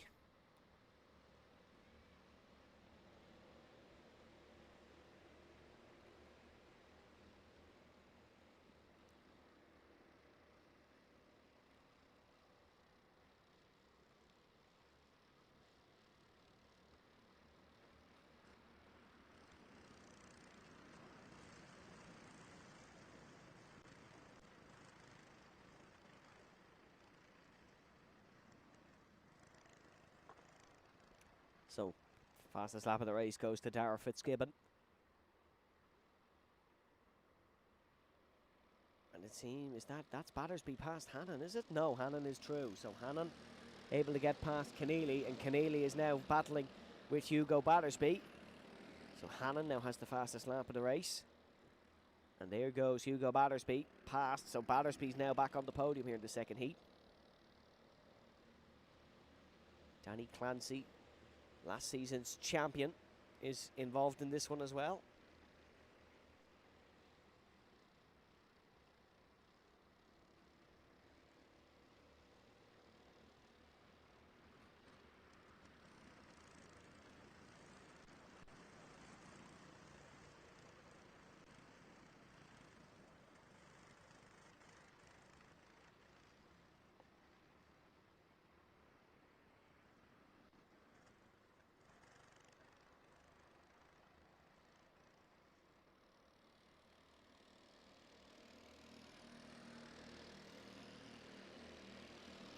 down towards the hairpin.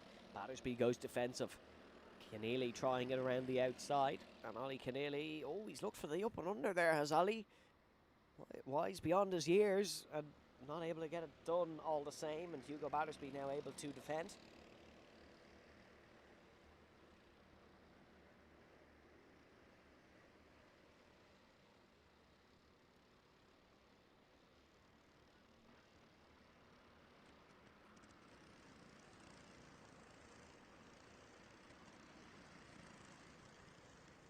So the three-way fight for third.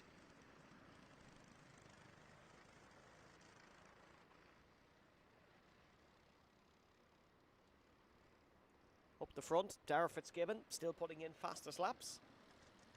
And there, Emerson Hannon responds. And Emerson Hannon is a tenth of a second quicker, nearly 2. So is catching the race leader. We could have a fight before the end of this one. It's a bit far-fetched, but you never know in Bambino racing. It's been more times than not this year where one of the Bambinos has just decided that they are the second coming of Michael Schumacher, and they just all of a sudden start putting in lap records in the middle of the race. As Hugo Battersby runs a little bit wide, and that allows Ollie Keneally through. So Keneally, who finished third earlier, is on course for a third now, and Battersby has to try work his way around.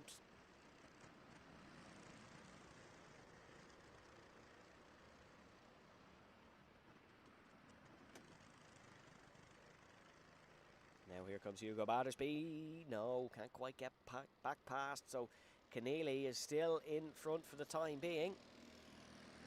Danny Clancy just sitting there and waiting.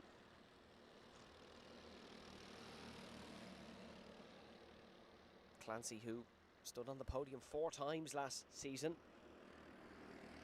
Only had the one win, but it was a monstrous 527 points that won him the championship.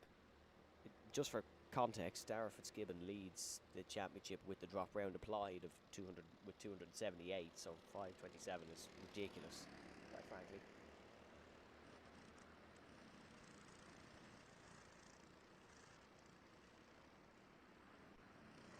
So interesting, this heat.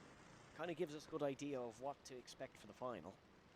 And that is, if Emerson Hannon can't get past Keneally very early, but the likelihood is Hannon's going to be on the front row anyway, so it'll be a straight shootout. He has the better pace than Fitzgibbon.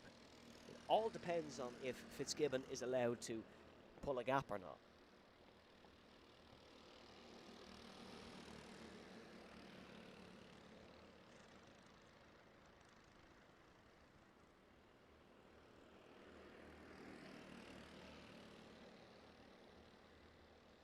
Now here comes Hugo Battersby trying to get past Keneally. It's a going on to the last lap dash.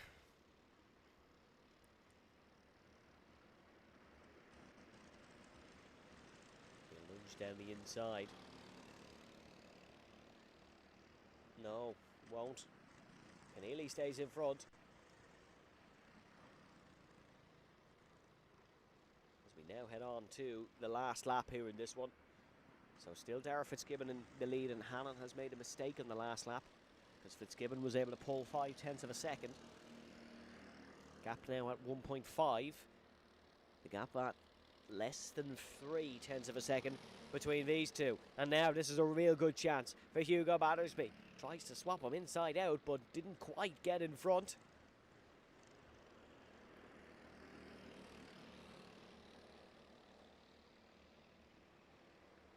Nudge between the two.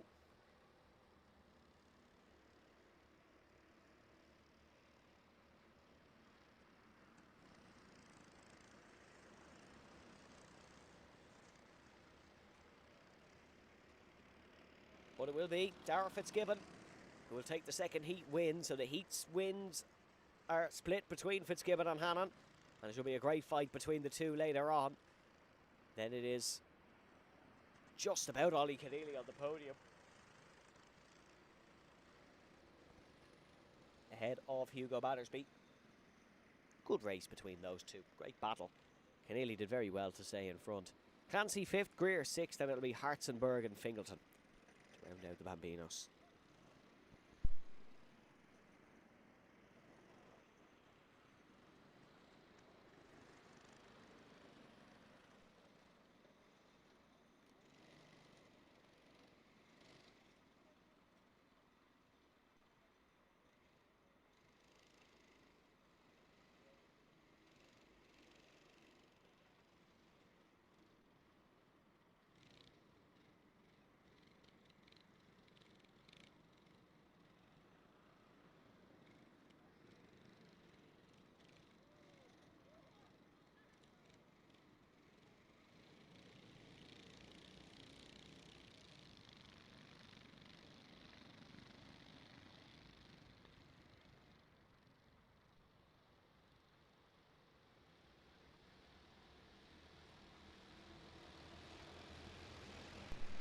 So we're going straight away for T4 Mini. And it's Ben Daly on pole, Harley Burton alongside, then Billy Green, James Stafford Jr., Stephen Doyle, Jack Craig, and it's Grant Kumar, Josh Higgins, Ronan Sutcliffe and Milo Crowley. Daly was the winner earlier on this morning, but Brereton did have the pace that caught him late in the race. Should be a good fight between these two.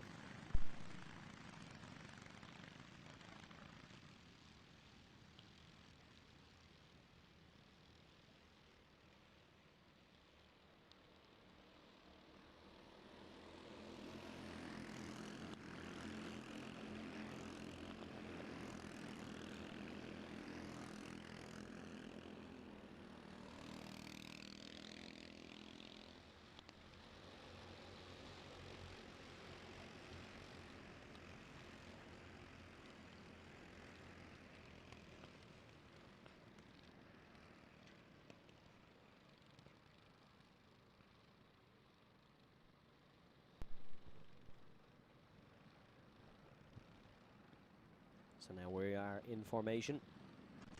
It is Ben Daly of Cork alongside Harley Burton of Kildare on the front row. As down towards the tram tracks they come. Acceleration, someone's popped out early, but we go racing for the T4 Minis, and Daly's ran very wide. He's ran a block, and Billy Green does exactly what he did in the earlier heat. He snuck through, but he's clipped Harley Burton in the meantime, and Burton ran a bit wide, and oh, Billy Green almost gone as well. And oh, we do have two gone, and that's Kumar, and I believe it's Stafford. Just got a little bit hairy.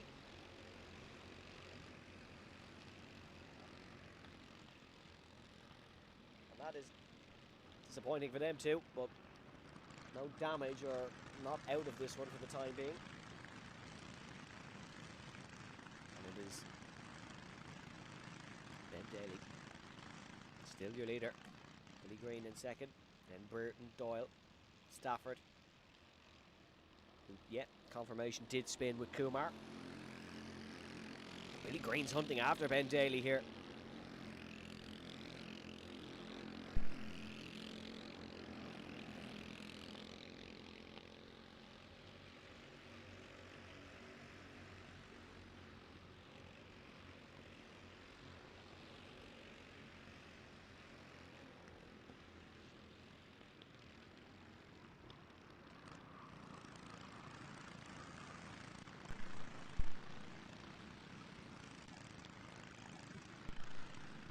There is your front runners, and Ben Daly sets the fastest lap of the race.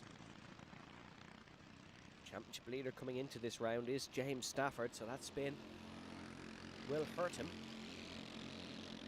To be honest, the way today has gone, I don't think any championships will be decided. Mathematically, I think a few could have been. I think this was one of them. Not in Stafford's favour.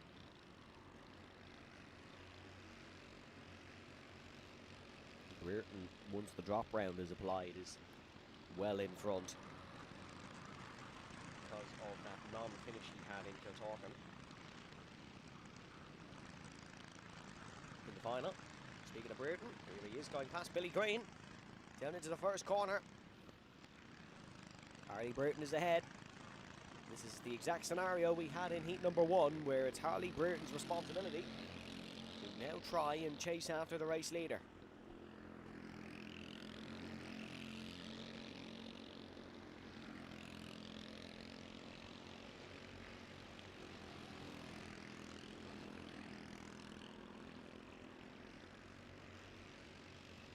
So the gap the last time between Green, which effectively is Brereton, if they were side by side, was 1.2 seconds. Very interesting to see if Harley Burton has managed to make any inroads.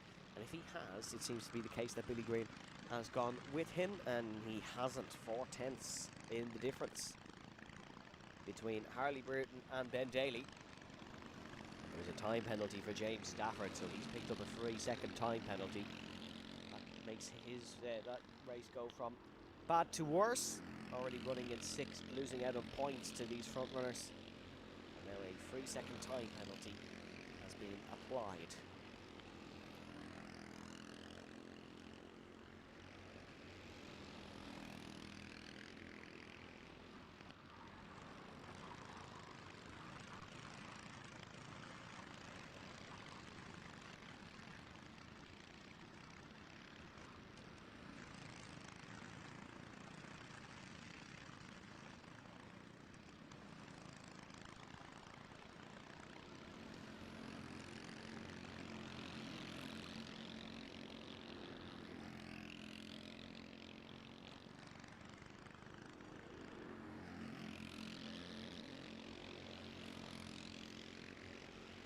All single file here in T4 Mini. It's Ben Daly, your race leader.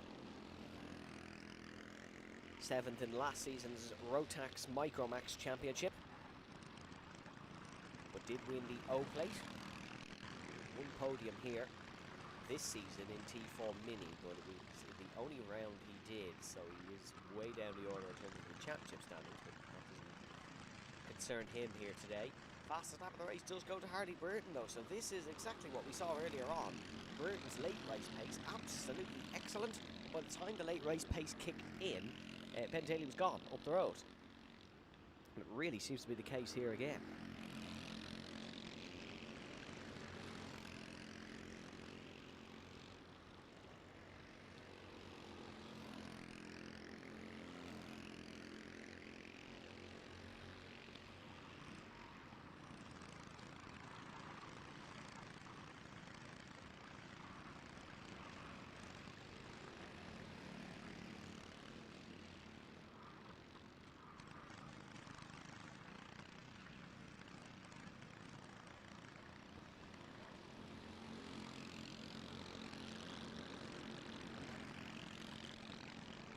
So the gap is coming down between Burton and Daly, but there is only 1:20 plus 1 lap left.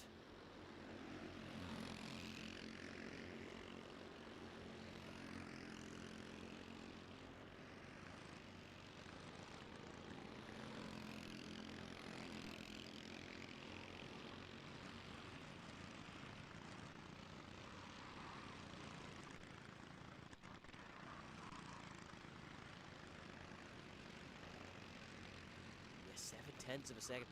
This is phenomenal from Burton, the way he can just turn it on, but it's too little too late, potentially. One little mistake from Ben Daly, and this is wide open for Harley Burton, who has not had an easy result at all this year. The final of the race he did win in Watergrass Hill was absolute slogfest between himself and Billy Green. It's one of the best kart races this country's ever seen, but that's an argument for another day. Any result he had in Rotax last year. Now this is on. This is on the last lap. Second last lap, so he has 2 more. This is on for Harley Burton. And the lap traffic is not helping Ben Daly here, and Daly a little bit wide. And this is on for Harley Burton now, down towards the hairpin. The 4B Racing man is looking for a heat win, a crucial heat win at that, because it would probably give him pole position for the final.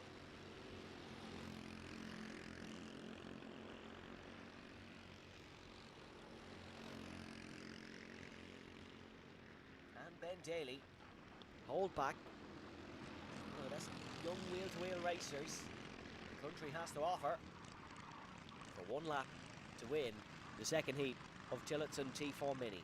Down towards the first corner, last lap board is shown. Ben Daly is under a whole world of pain from Harley Burton, who's just weaving in and out and making himself visible in Ben Daly's vision, and Daly goes defensive. That's a very slick defensive manoeuvre.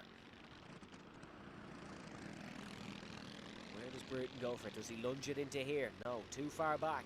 He'll have 1 more overtaking opportunity. Daly's gone defensive. That should realistically give Harley Burton the exit, and Harley Burton does have the exit, and surely Harley Burton goes for broke now down the inside in towards the right-hander. Harley Burton, it's a big lunge. It's a beautiful block pass. They're side by side into the chicane. Who dares wins? Oh, Ben Daly does contact on the exit. Who's got the run? Remarkable Ben Daly around the outside.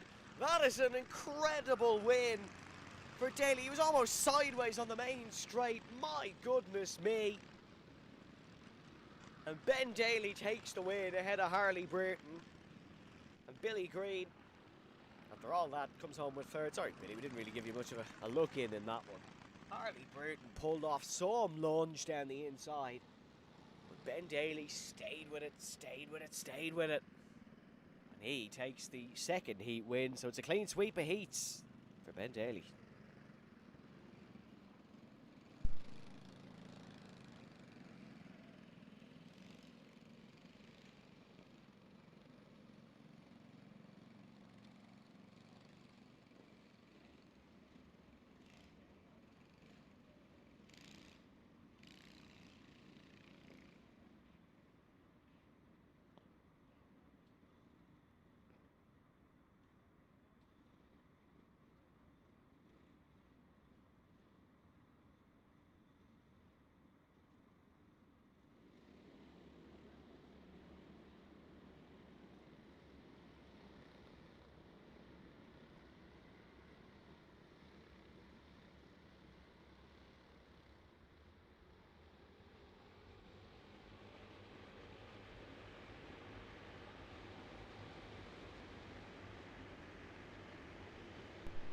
It's now time for T4 Junior, and Fionn English is on pole alongside Jack Fingleton. Then it's Adrian Giel, Saoirse McMahon, Tiernan O'Connor, Owen McNamara, Jack Keneally, Zach Battersby, then it's Dermot Claridge, and then further down the order it's Kedzarek, O'Keefe, Mitchell, Kelly, Crowley, Bolter, Skriomsky, King, Cooling, Stafford, O'Canada and Owen Murphy. It was a really good race earlier for T4 Junior, and it should be here again.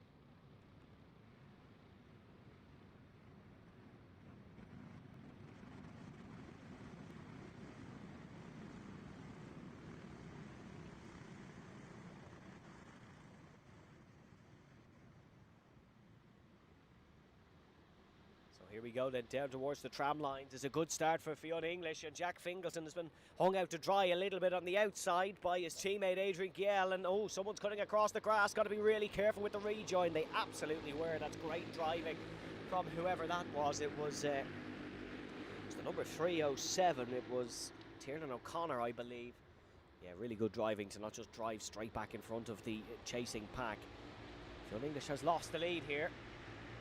They missed all that. Through the right-hander.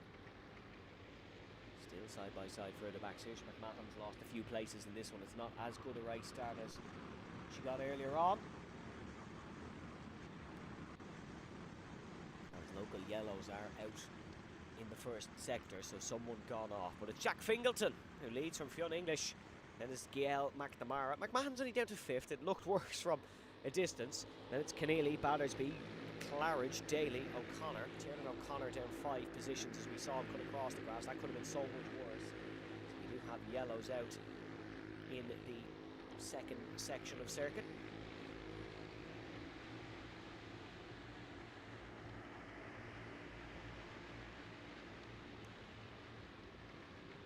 As it's Jake Collins, I believe, who's Jake Collins and Sean Bolt are both at the bottom of the order, so one of them has gone off. Rounding through the final corner, Jack Fingleton is gone at the front.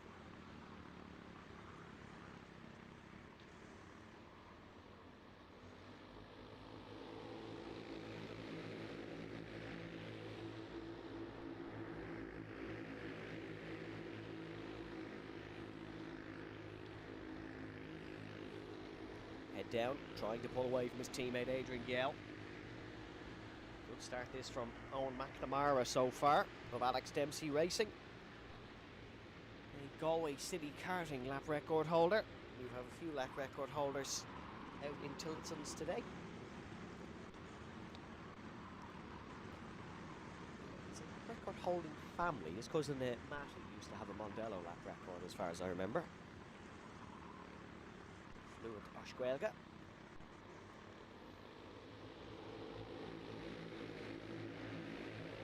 Battersby is pushing McMahon down towards the right-hander, as is English pushing Giel.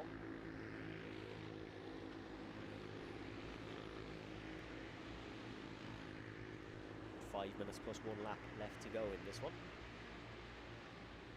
Still plenty of time for moves to be made. Fingleton looked like he was pulling away from the train, but not quite, and that's a massive lunge down the inside from Fionn English. And he's got that one done. That was precise from English.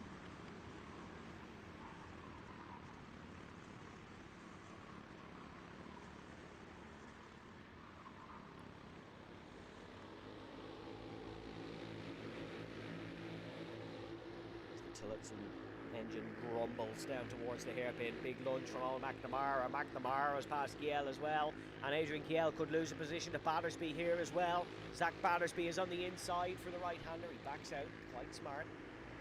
Giel back down the inside.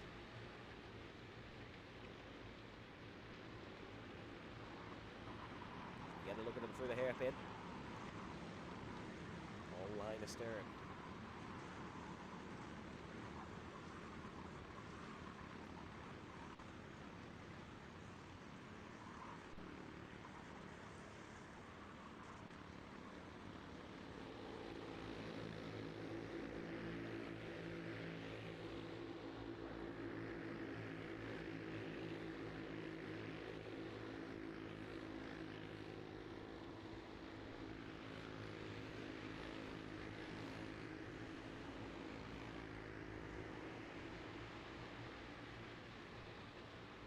So English pulling a little bit of a gap here on the train, as is Fingerton.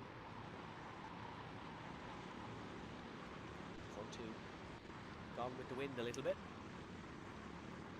Oh, someone's gone slow. Someone's pulled off and very slow, and that is Jack Fingleton. Oh, if you're from Kildare, it's not the day to be racing in that. Boy, we had Mackenzie Smith pull off in the exact same fashion earlier on today. And Jack Fingleton of PBR has pulled off and is out of this one. I imagine for the exact same reason of a chain slipping. But how unfortunate can you get? Fionn English now the sole race leader, with Adrian Giel chasing, and Zach Battersby now up to third. Very solid racing from Battersby. Put himself in a good position for the final, but a lot of work still to do, and that is past Adrian Giel.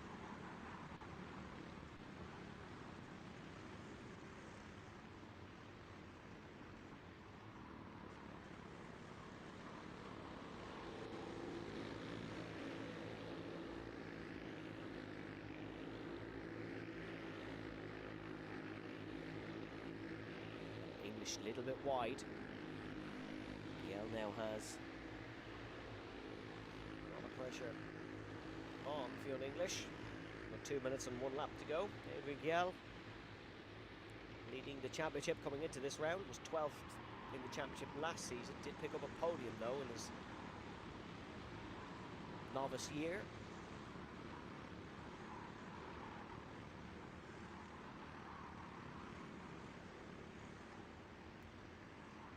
Who is just completing his first year of karting.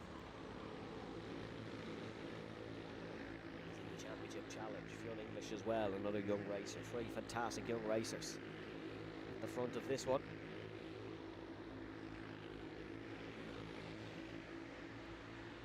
Two of OHR, one of PBR. One of PBR, Adrian Giel, is putting a lot of pressure on Fionn English. Late here in the second heat, but to be fair, I think the three of them all know that they're on for a good position in the final as it stands, so being too risky is probably not on the agenda. Same for Owen McNamara, who's going to be starting up near the front. Especially with the non-finish for Fingleton, because that'll dump him down in the middle somewhere.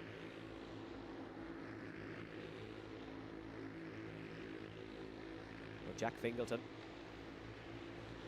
one from down the order in Cork in one of the greatest displays at T4 Junior Racing, and Adrian Giel goes down the inside of Fionn English, so the risks are definitely still being taken, and Adrian Giel is now in the race lead, and Zach Battersby is looking to follow through and get past his teammate. He is, and that is Zach Battersby, who is ahead and into second place,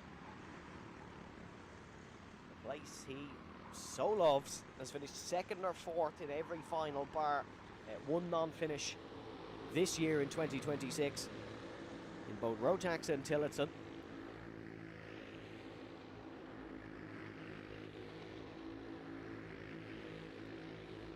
And we'll have one more lap after this one for Battersby, maybe to go for the heat win, because he's pushing Giel through the corners here. Nathan Mitchell's got past O'Connor. O'Keefe has got past Kedzarek, so Ben O'Keefe has recovered twice from a fairly poor qualifying. A pretty decent drive. 1 lap to go. Battersby's gaining on Giel. So the thing here is, if you're Zach Battersby, you'd probably like to back off and just take this position, but you've got 3 karts right on your rear bumper. So you cannot slow down. You've got to attack Adrian Giel. And Fionn English goes to the outside of Battersby now.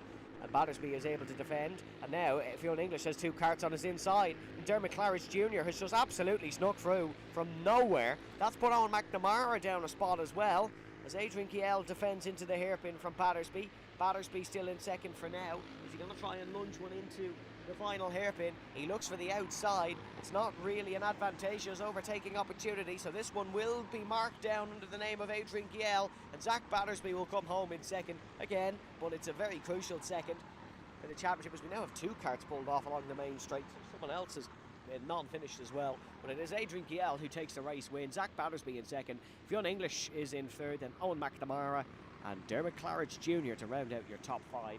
Saoirse McMahon a steady result in sixth, and it's Nathan Mitchell, Tiernan O'Connor, Ben O'Keefe and Ian Kedzarek to round out the order. Ian Kedzarek of KRT Racing coming home in 10th.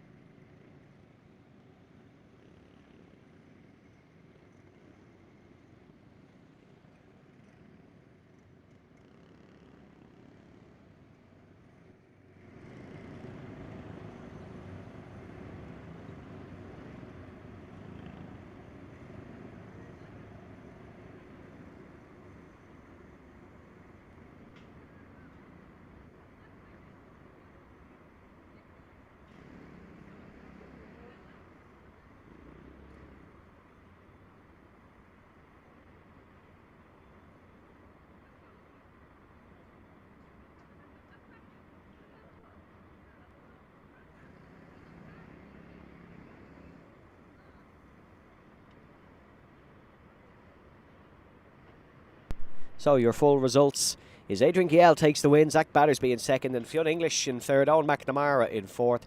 Dermot Claridge Jr. is in fifth, ahead of Saoirse McMahon in sixth, Nathan Mitchell, Tiernan O'Connor, Ben O'Keefe and Ian Kedzarek. Just a little bit of cart clear up over at the timing stand where the timing beam is, and then we will get going again for our T4 seniors, which are coming up in a few moments. It was a dramatic senior race earlier, won by Jake King-Brunel. So there's your confirmed results. It was a non-finish for Will Daly, Jack Fingleton and Max Cooling.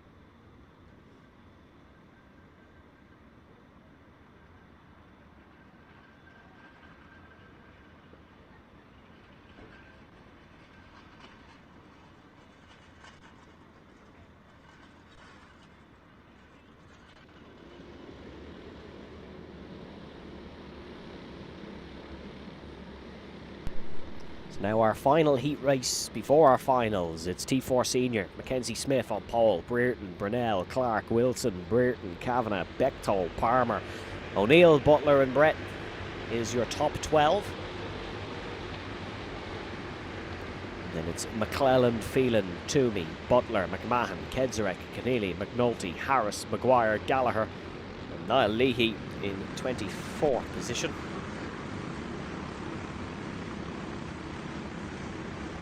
Then it is Kayla O'Sullivan and Hassan Khan to round out the order. So Mackenzie Smith was leading this race earlier on. And then his chain popped off for absolutely no reason whatsoever. So the win went to championship leader Jake King Brunel. But there was problems for Palmer. There was problems for Peter Brett, who I believe got a bumper or a penalty or something post-race. Robert Butler was down in 10th.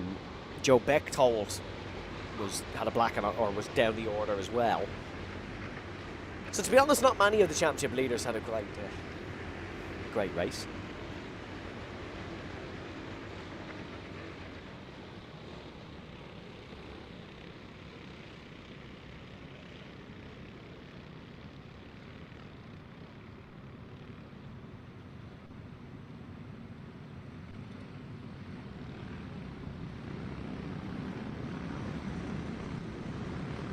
So heading through the final couple of corners now. Mackenzie Smith will be looking for revenge.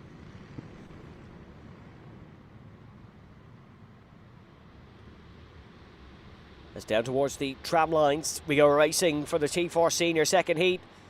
And it is a good start from Smith, who leads through the first corners, and they're all safely through, and the blue snakes its way round. It's a good start for Wesley Brereton as well in second, and diving down the inside is Jake Brunel, and Jake Brunel is up to second position now, and Brian Wilson and Luke Kavanagh are looking to sneak through, or is it Luke Kavanagh? No, it's Ollie Clark, apologies, Ollie Clark looking to sneak through, as is Brian Wilson, your leader with the drop round. Towards the right-hander. Mackenzie Smith, the Nace man, is leading.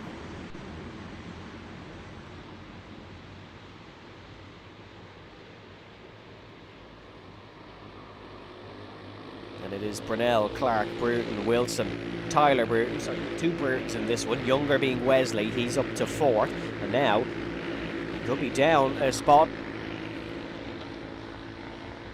as that is Ollie Clark, who has got past. No, sorry, that's Brereton retaking the spot off Ollie Clark. So Wesley Brereton is now back ahead of Ollie Clark. And Brian Wilson is on the outside of Ollie Clark now as well, in towards the right-hander.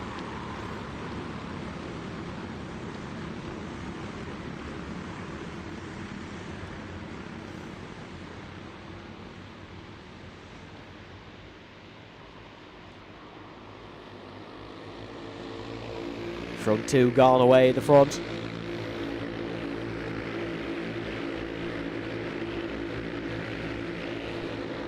Tenth of a second separating Mackenzie Smith and Brunel, but then it's a second back to Wesley Brereton, who was in third. It was a non-finish for Wesley in the heat this morning through no fault of his own. His debut here in senior karting.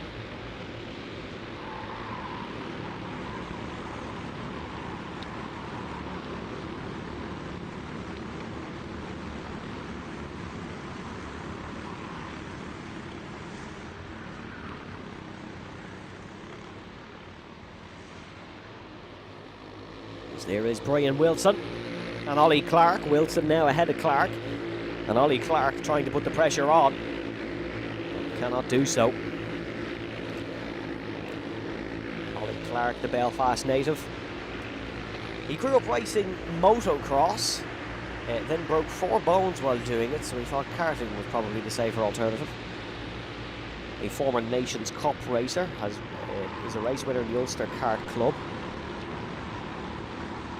His goal for the season is to stand on the MI podium.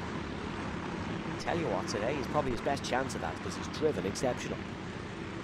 But he is behind Brian Wilson.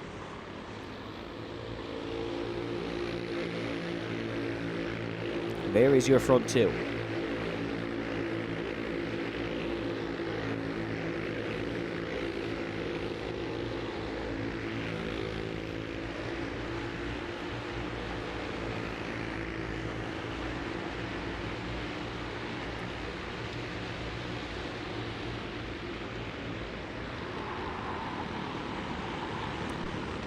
Brunel will very much be of, okay, steady result for the championship mindset, where Jack Mackenzie Smith, the total opposite, just wants to win. If you're waiting on a rash decision from Jake Brunel, you're probably not going to get one.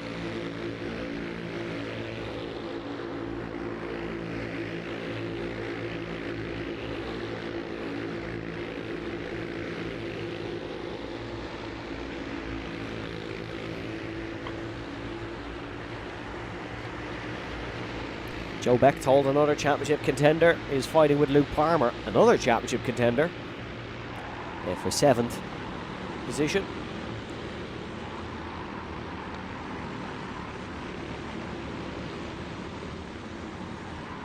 Joe Bechtold, the Dutchman, the adopted Irishman though, at the same time.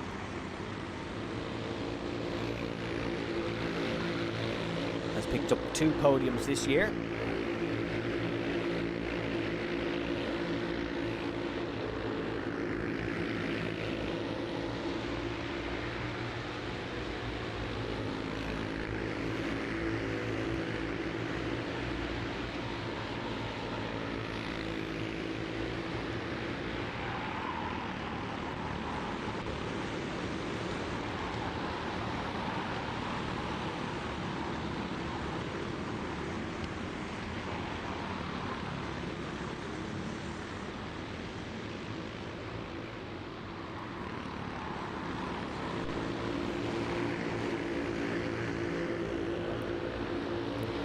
Here is Brereton. That's the second of the Breretons snaking through. Tyler Brereton defending from Joe Bechtold, who we were just speaking about. Robert Butler is in that train as well. Robert won the first round of the season. One of 3. Adam Butler, Robert Butler. There is the third. 3 triplets. Well, I suppose it's always 3 triplets, but they are triplets. As Tyler Brereton defending from Joe Bechtold. Robert had his brother Adam on the spanners for the IGP last weekend.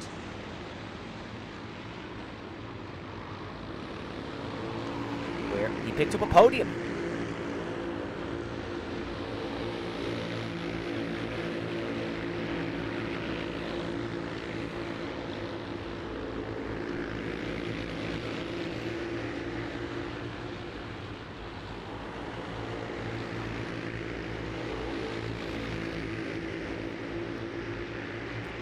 Jack Mackenzie Smith starting to stretch his legs a little bit at the front and pull away from Jake Brunel.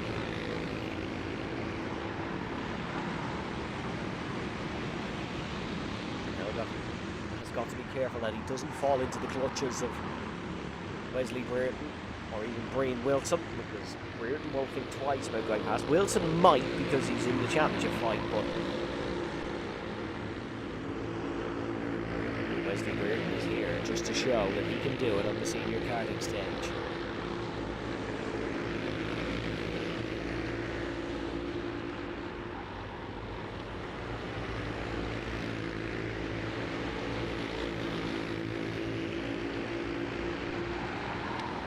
There we go, down the inside goes Wesley Brereton on Jake Brunel. Brunel has to defend.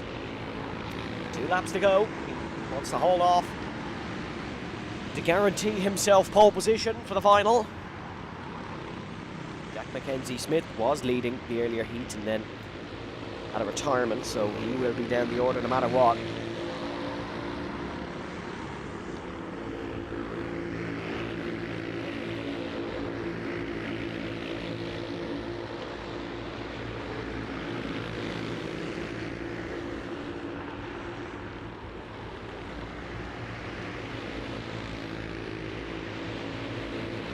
Now, is this where the move happens for Brereton? No. He did look, but Brunel was able to hang it around the outside, just enough momentum. And oh, that's a poor run for the chicane for Wesley Brereton. Brian Wilson and Ollie Clark are right in his tail. Wilson may go past.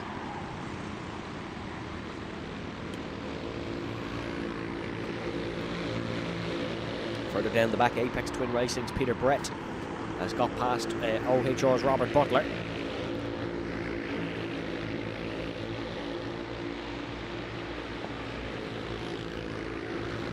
Is Wilson going to look for the move on Bruton? No, he doesn't. Sensible approach from Brian Wilson.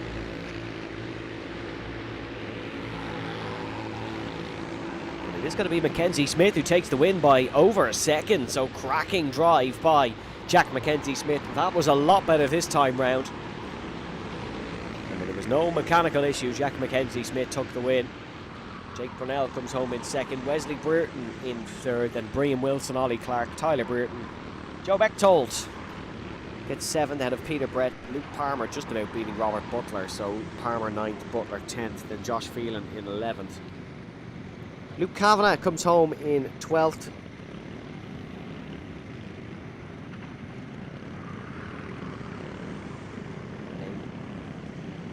Fairly straightforward T4 senior race, but it's finals time, and we will start with IAME Cadets in a few moments.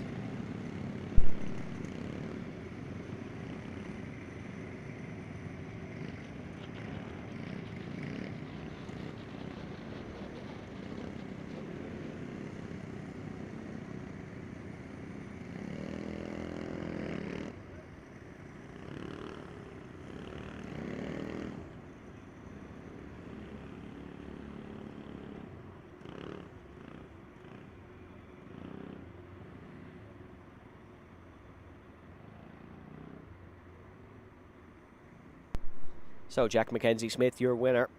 Then Jake Brunel, Wesley Burton, Brian Wilson, Ollie Clark, Tyler Burton, Joe Bechtold, Peter Brett, Luke Palmer and Robert Butler. Then it's Josh Phelan, Luke Kavanagh, O'Neill, Butler, McClelland, Toomey, Leahy, Maguire, Keneally and Harris.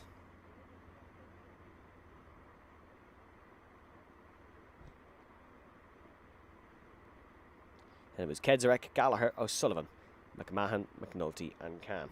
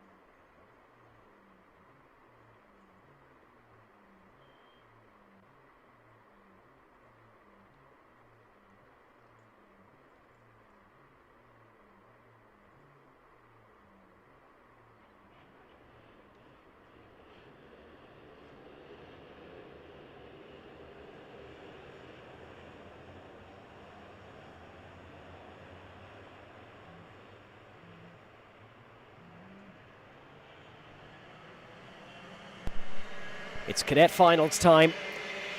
And Ada O'Brien, championship leader, is on pole position. Corey Lyons then in second, and it is Jack Harney, Ethan Robinson, Tucker Frayne, Sam McCullough. Then it is Joey Waters, Mate Dabaja, Daniel Crowe, Nicholas Eudysius, Robbie Lyons, and Tiernan O'Brien. But Teddy Houlihan rounding up the rear.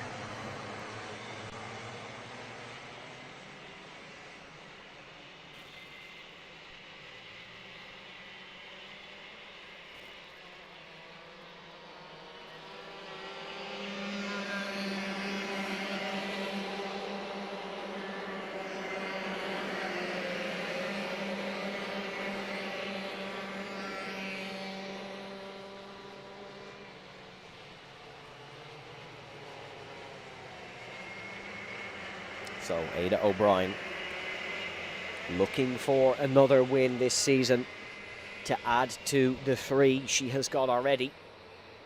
Corey Lyons looking to prove that he can win in an IAME as well as a Rotax.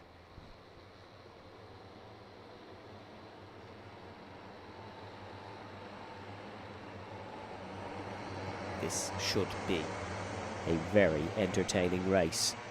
8 minutes plus 1 lap through the final chicane and down towards the tram lines as Ada O'Brien accelerates and we go racing, and it's a good start from Jack Harney as well as they all split in towards the first corner, and Corey Lyons has been given a nudge outside, but it is your pole sitter Ada O'Brien who leads. Jack Harney in second, then it's Lyons and Robinson, the 2 DMS carts almost conjoined down towards the hairpin. Harney goes for the outside. That allows Robinson and Lyons to sneak through, and they're both up and past, and that was a poor decision from Jack Harney.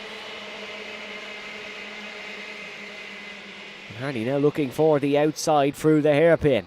Ada O'Brien still in the lead. Harney, this is very close racing, and these 3 cannot afford to trip up and let Ada O'Brien get clear and pull a gap, because that will be curtains for the final. As through the chicane they go. O'Brien with a nice comfortable lead. Second place is Corey Lyons by the looks of it, is it? Yes, it is. Then Jack Harney, Ethan Robinson. Then it's Mate Davija, who's got the best start he's had all day and is up 3 positions to 5th. So he's finally figured out the tram lines, thankfully, as Ada O'Brien leads. Lyons under pressure. Harney now diving down the inside. Jack Harney fancies himself as the only one who can take the fight to Ada O'Brien. Ada glances over her right shoulder, sees them all battling and knows a gap can be pulled here. Ethan Robinson is looking for second position now, bumping Jack Harney in through the hairpin, but to no success, and will remain in 3rd position for the time being. Nicholas Eudusius has got ahead of Daniel Crowe. That's in the fight for 9th, and Eudusius, who is sitting 10th in the championship, is up to 9th position. Look at Harney on the tail of Ada O'Brien, and it seems like no matter who's in front, they will not be pulling away. The top 3 filter their way through. Robinson and Lyons swapping places, so it's now Robinson who is in 3rd, and even Robinson is looking for the move on Ada O'Brien, and Harney and Robinson are through, and Corey Lyons could well join. Corey Lyons could well join, and Lyons is through. O'Brien down to 4th, 1st to 4th in a handful of corners. Not the greatest sector in the world for Ada O'Brien, but if anyone can go from 4th to 1st, it will be the Cadet Bremantech racer of O'Brien.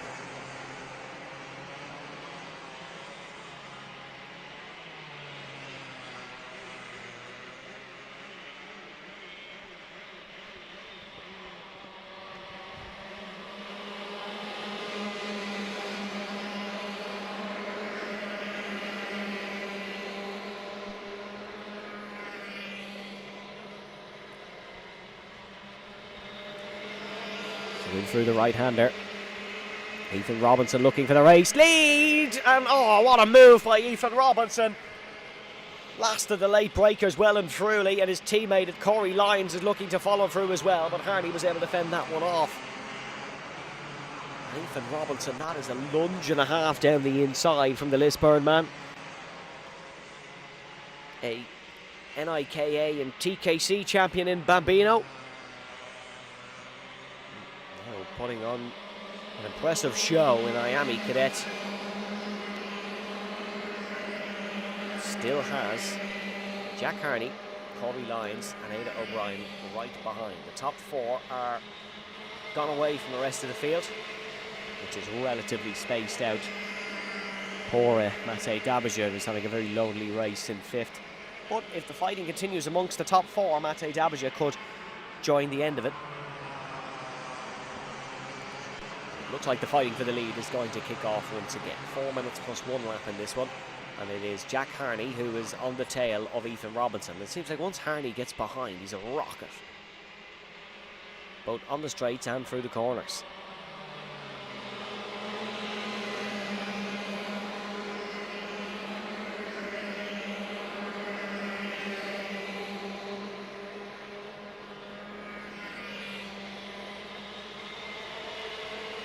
As Ada O'Brien slowly losing touch with this top 3.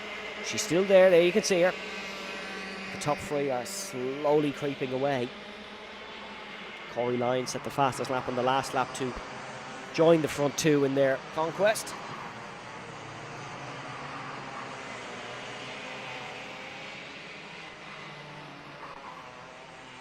As in towards turn number one, a little bit wide for Harney. That may invite Corey Lyons through. Corey Lyons looking for it on the outside. The Rotax Micromax champion of last year dives down the inside of the T4 Mini Euro Cup champion. And Corey Lyons is through. It is a DMS 1-2 in IAME Cadet.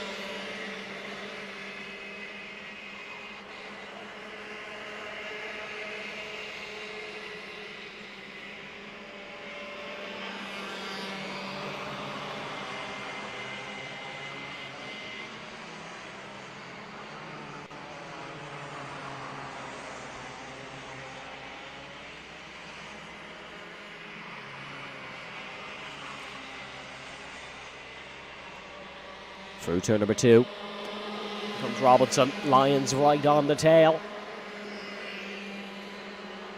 No, can't quite get past. Not long left in this Cadet final. A very important round for the championship.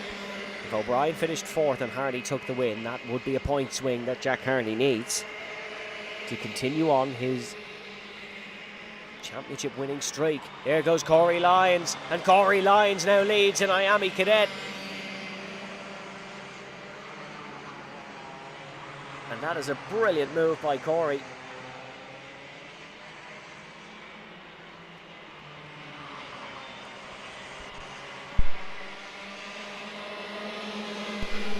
Now Harney's trying to get past Ethan Robinson as well. He looked for the inside, but he was shown the grass. Ada O'Brien is now with these, and this is a four-way fight for the win in IAME Cadet. There's a minute and a half plus 1 lap to go.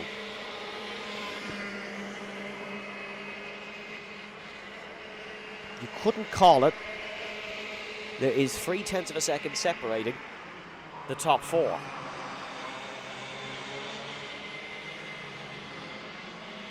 It's down through the chicane they come. The two teammates are looking to start fighting as well. Neither in contention for an IAME Cadet Championship. Corey Lyons competing in his first race of the season here. They just want the win, and Robinson definitely wants the win and goes down the inside. And Ethan Robinson is now in the race lead, your new race leader. We'll have 2 more laps of this to decide it all in IAME Cadet. Robinson and Lyons, there was a little bit of an overlap there, but Corey Lyons wasn't able to force the issue.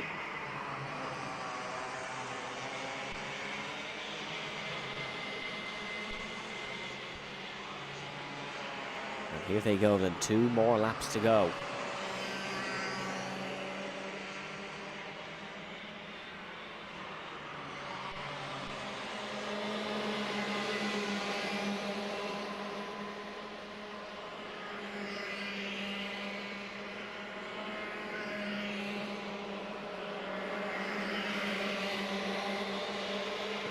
Ada O'Brien looking for the move, and Ada O'Brien is trying to get past and put herself in race-winning position.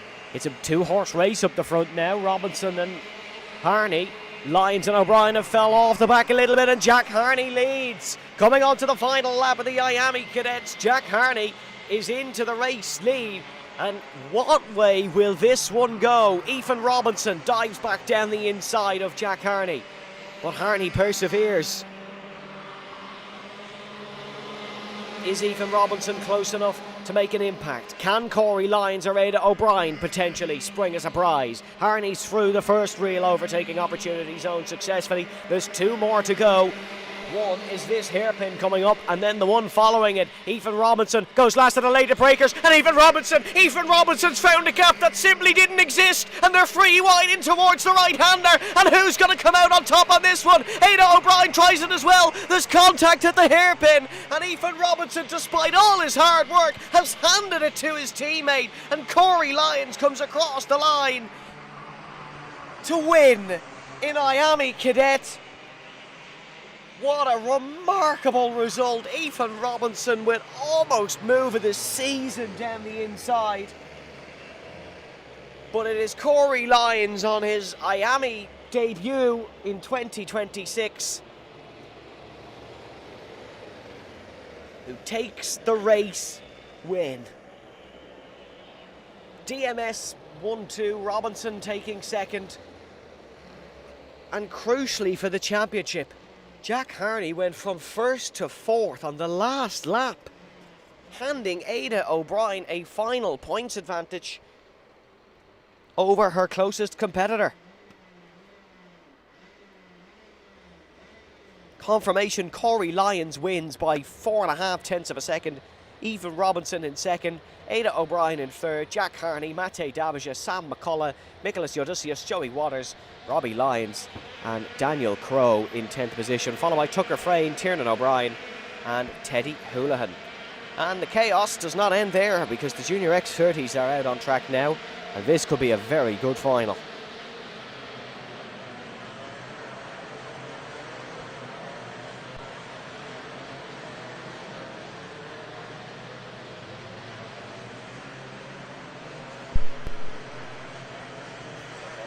On pole, Danny Dempsey in second, then Jack McLaughlin, James Nolan, Zach Burke, Sophie Campbell, Chad Lehman, then it's Charlie Blair, Mark Shannon, Senna McLaughlin, Ben Connolly and Jamie Mulvey.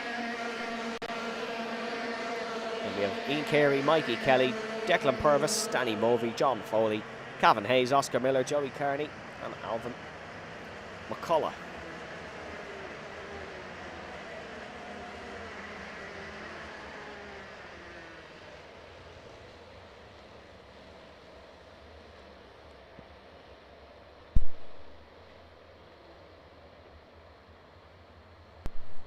Tensions have ran high in Junior X30 this season, and with an incredibly talented grid of fired up young racers, this could be a final and a half. McCloughery and Dempsey on the front row towards the tram tracks, McLaughlin and Nolan behind. Danny Dempsey has crossed the line in first in both heats, didn't take the Heat 1 win. Down towards the tram lines they come, the smoke plumes, and Jack McLaughlin almost hitting his championship rival Ben McCloughery in for the first corner, but McLaughlin is ahead of Danny Dempsey, and Dempsey is now down to third as they file their way through. James Nolan leads Zach Burke.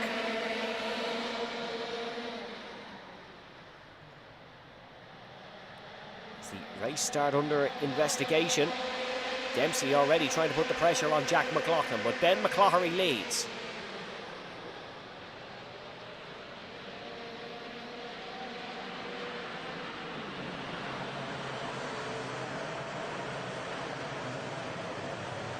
A successful first lap for T-Sports McCloughery, but the three-time race winner this season, Jack McLaughlin, lunges down the inside. Oh, what a move by Jack McLaughlin. Popped out of nowhere. And he's taken the race lead. Dempsey in third, McCloughery fights back. Zach Burke is up to fourth ahead of James Nolan. Burke glances over his shoulder and powers on. Now Dempsey's going to look for the move on McCloughery, but can't afford to do anything silly. There was a little bit of a nick in the rear wheel, but Danny Dempsey's made it work, and Dempsey has got ahead of Ben McCloughery, and he's now up to second position. McCloughery tried to fight back through, but couldn't get it work, and now that is Zach Burke, I believe, who's losing positions. And that is Charlie Blair, Sophie Campbell involved in that one as well, and the two DMS carts pop out and try make the move stick. And that is Charlie Blair on Martin Shannon, and Blair is ahead of Shannon now, and Sophie Campbell will look to follow through as well. But Jack McLaughlin of Brennan Tech leads.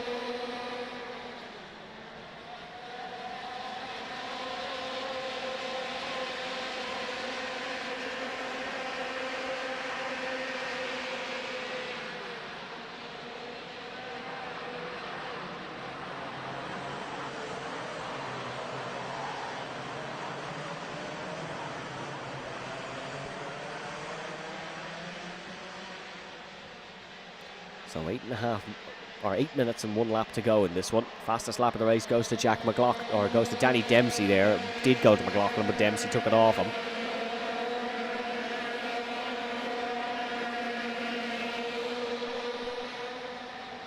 And if this final is as good as the first one, we have a blockbuster Last few laps ahead of us. Still plenty of time to go though. And Danny Dempsey is looking for the move on Jack McLaughlin.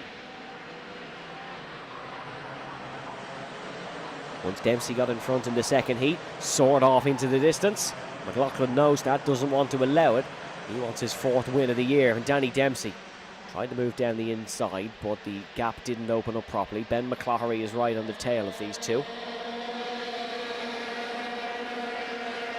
Ben McCloughery, who stood on the rostrum twice this season, but has not won a race. Still would really like to do so. Fastest lap for Charlie Blair. Here comes Danny Dempsey. There was a gap there for a second, but he just didn't have enough pace to commit his Turn 3 Motorsport kart into it. Turn 3 Motorsport, a very successful racing outfit across the Atlantic. Of course, Danny's whole family heavily involved in motorsport. His uncle Peter, recently a winner in the World Endurance Championship, as well as the coolest race win of all time at the Freedom 100 or Freedom 1000 in 2006, I believe it was, where he won 4 wide across the line. That matters not now, because Danny's looking to cement his own legacy in motorsport, and that starts by getting past Jack McLaughlin. Ben McCloughery's on his tail as well, and McCloughery nudges the bumper of Danny Dempsey. James Nolan is now in this fight as well. This is a 3 or 4-way fight for the lead, and rather intriguingly, anytime Jack McLaughlin has been involved in a race lead fight, he's been the one putting the pressure on. The pressure is all being put on him this time, as Bambino's Sophie Campbell sets the fastest lap of the race. She currently runs in 5th position and is now in this lead fight as well. Sophie Campbell, such an excellent racer. Raced in Kart Masters this year.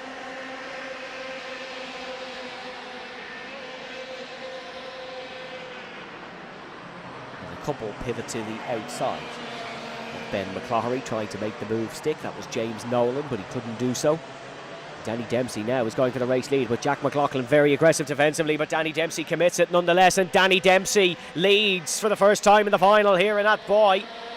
He is ahead of Jack McLaughlin, and the rest all know that if they don't get back past Danny Dempsey, he's going to be gone with the wind. And through sneaks Ben McCloughery. Dempsey's down to 4th, and he's going to try and put the pressure on James Nolan. This is an X30 Junior dogfight and a half here in that boy, and Ben McCloughery, the championship leader, leads ahead of Jack McLaughlin in 2nd. Danny Dempsey's lead lasted merely a corner before he was sent wide by Jack McLaughlin. That allowed Ben McCloughery through. Jack McLaughlin is a very clever racer. There's a reason he has the achievements that he has. Raced in the first ever FIA Arrive and Drive World Cup, was 3rd in TKC X30 Junior. He's raced in the IAME Benelux Series and of course the Warrior Finals.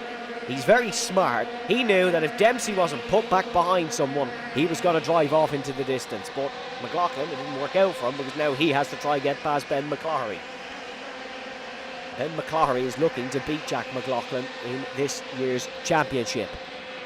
And here comes Danny Dempsey looking for the outside. Danny Dempsey, without question, has a pace advantage on these top 2. Even though the fastest lap belongs to Sophie Campbell, Danny Dempsey is the fastest racer on this circuit at this very moment, and now drives down the inside of Jack McLaughlin. And has to be so careful not to get the front of his IAME X30 kart clipped off. Here he goes, trying down the inside. Jack McLaughlin goes defensive, and Sophie Campbell is looking to sneak her way through, and Sophie Campbell very nearly did. Doesn't have the overlap anymore, and Danny Dempsey shoved out wide, and Dempsey now is behind Zach Burke. It is bully ball well and truly, and Dempsey has now been put down to 6th position, and it's going to take a miracle for him to win from here. And now there's almost contact at the hairpin between Campbell and Jack McLaughlin, and this is an incredible fight here in the X30 Junior final. We said this would be tense. We said tensions ran high. They all have fires in their bellies here, and they all want to win. Sophie Campbell can't quite get past James Nolan. Ben McCloughery's loving this, because he's managed to get a bit of a gap. A black and white flag has been shown to Sophie Campbell. I'm not sure about that. It just seemed elbows out. Nothing that the rest of them haven't been doing. Danny Dempsey is back past Campbell now, so Dempsey has already got past Burke and Campbell, and is back up to 4th position. But Danny Dempsey hasn't still got near his two biggest rivals yet, and that is McLaughlin and McCloughery. Next up is James Nolan for Danny Dempsey from Finnahara, County Clare. Had a prominent feature in the Clare Chronicle some time ago.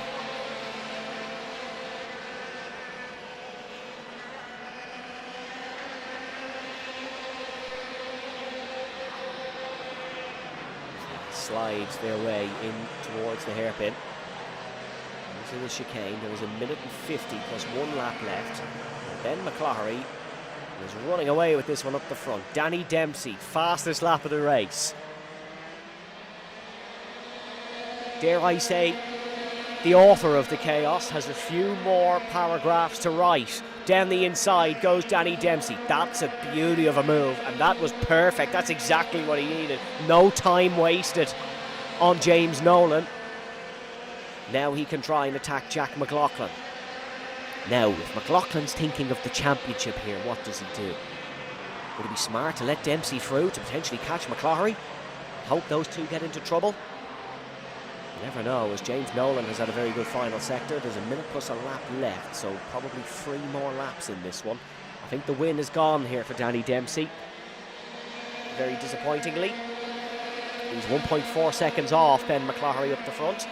The podium will still be a well-earned result for the new X30 Junior lap record holder here. It's just, how does he get past Jack McLaughlin? He's got past him, but he hasn't managed to remain in front of him throughout this race. And Dempsey will be absolutely fired up at this. 30 seconds to go in this, plus 1 lap, so we will have 2 more trips round the Atboy Karting Centre here in X30 Junior. 9/10 is the gap between Jack McLaughlin and Danny Dempsey. And McLaughlin and Dempsey are both on their ring walks here, because the two heavyweights of this class are going to start punching fairly soon, and on the last lap for sure. Ben McCloughery of T-Sport, though, what a result this is to put himself in championship contention. Dempsey backs out of it, doesn't want to lose the podium altogether for the sake of second place.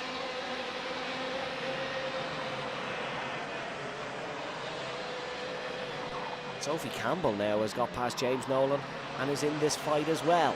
Last lap board is shown to Ben McCloughery, who is 0.8 of a second up the road. Danny Dempsey is trying to get past Jack McLaughlin for second position. The Brennan Tech racer will be defending in towards the hairpin. Dempsey's got to be careful that Campbell doesn't take the podium off him here. Sophie Campbell was able to pull a double move on the inside before. Danny Dempsey's teed that one up beautifully. Danny Dempsey has the inside. Who's going to break later? It will be Jack McLaughlin, who runs wide, and Sophie Campbell is able to sneak through here, and Campbell and Dempsey are side by side, and Sophie Campbell is on the podium, and Danny Dempsey's been booted off it. He went for broke, he went for second place. Ben McCloughery takes a crucial win in the championship here at Atboy, and it will be Jack McLaughlin who is ahead of Sophie Campbell, who will stand on the IAME X30 Junior podium for the first time since promotion from Cadets.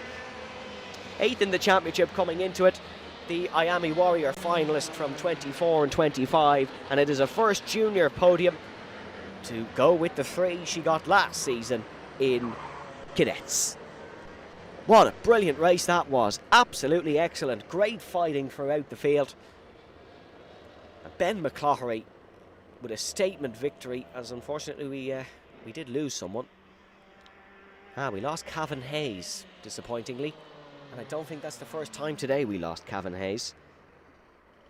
He non-finished earlier. But great race in Junior X30, with Ben McCloughery taking the win. That championship, as far as I know, will go on to the last round, so, which will be in Kiltorkin in a handful of weeks' time. It's another one of those double weekends, folks, so we'll have a lot of karting coverage for you here on Vantage Point Video.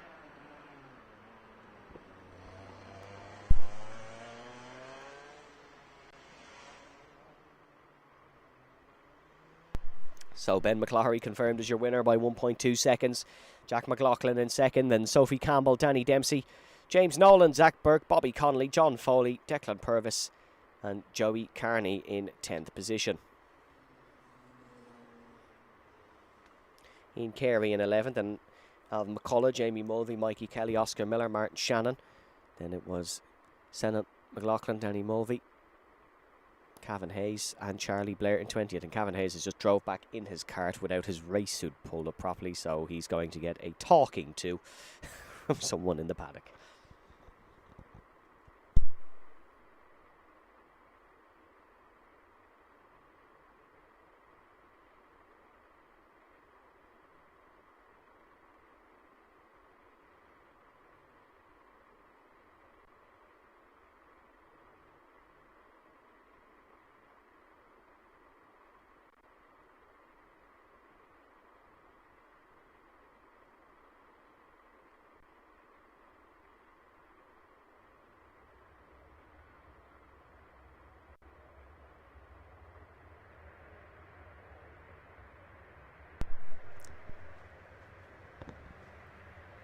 So that is our junior starting grid, not our senior one, but it is Luke Agnew that is on pole for the seniors and Tyke Buckley alongside.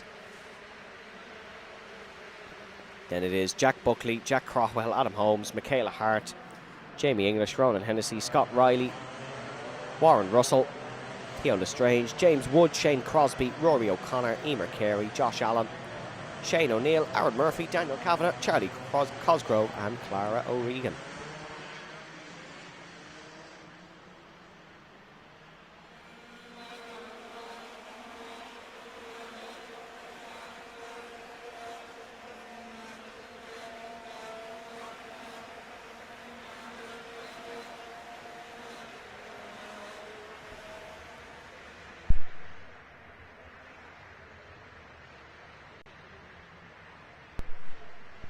So Luke Agnew taking the warm-up lap very slowly.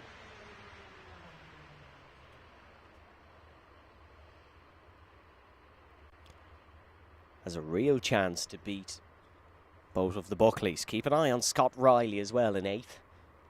Won the second heat, will be looking to cut through the field. Luke Agnew 5th in the standings coming into this race. Or 4th, sorry, in the standings coming into this race with 2 podiums. Still every chance that he could win the championship heading into the final round. Would just love a win as well, because who doesn't like winning? It's down towards the tram tracks. We go racing, and it's a good start for Luke Agnew. And it's all free 4 wide in towards the first corner as they bounce their way through the S's. It is Agnew who leads from Tyke Buckley, the younger of the 2 brothers, in towards the hairpin, and they are battling. Jack Crowell's had a good start as well by the looks of things.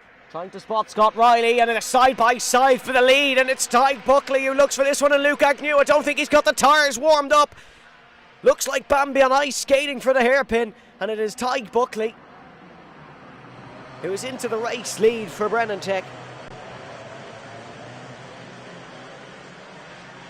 And the other Buckley looking to drive through as well. Tyke Buckley, Agnew, Jack Buckley, Holmes, Crowell, Hart, Riley, Wood, Hennessy, Lestrange, your top 10. Scott Riley with 2 positions gained on the opening lap. Not a bad start indeed.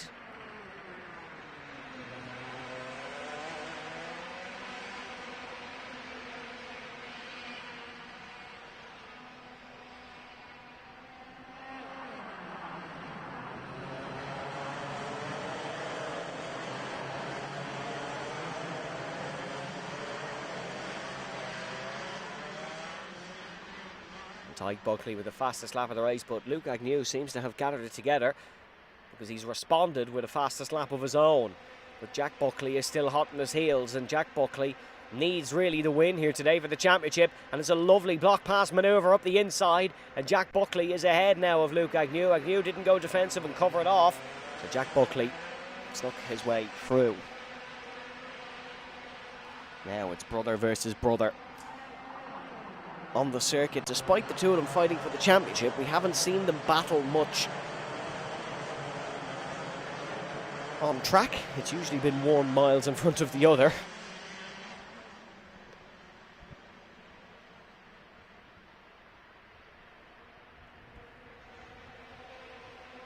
Some problems for Emer Carey. She is down in 21st.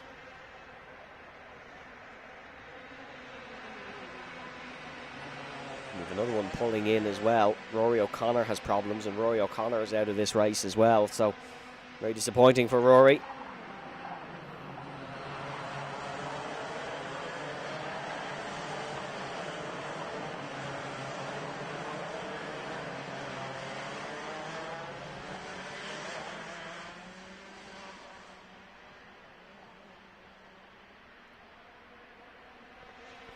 So still Tyke Buckley leading Jack Buckley. With 7 minutes plus 1 lap to go in this one.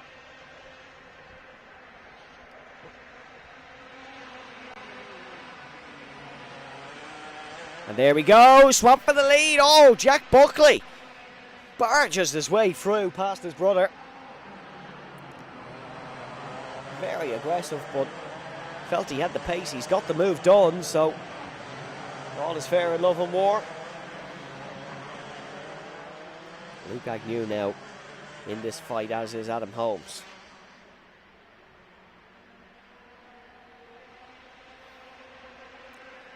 And there's Riley. Riley is looking to make inroads on this one as well, and that is Scott Riley now up to 4th. And Michaela Hart has snuck through as well, so Holmes now back behind both, and Michaela Hart has managed to get up to 5th position.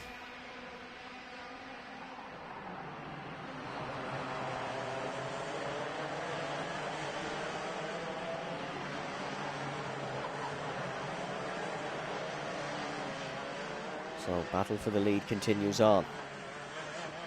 Tyke Buckley championship leader in 2nd. Jack Buckley reigning champion in 1st.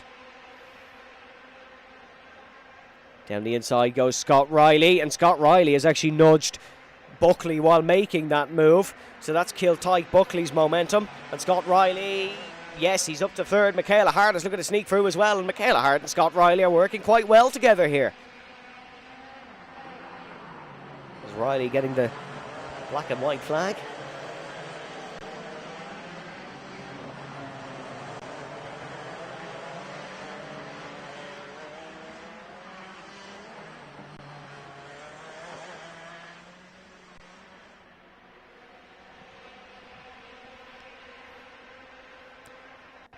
Problem for Warren Russell on the last lap. He fell 3 spots to 14th.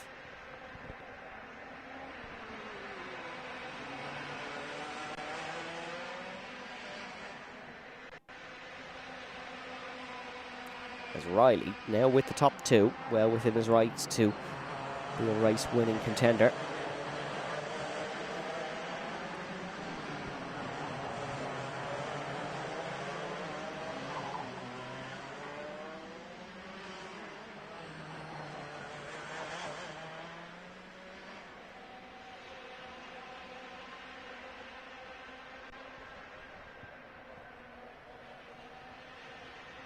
Scott Riley in 3rd. T4 Junior World Champion. T4 Mini World Champion. Finished top 10 in Kart Masters this year for XL Motorsport, where he races in the UK.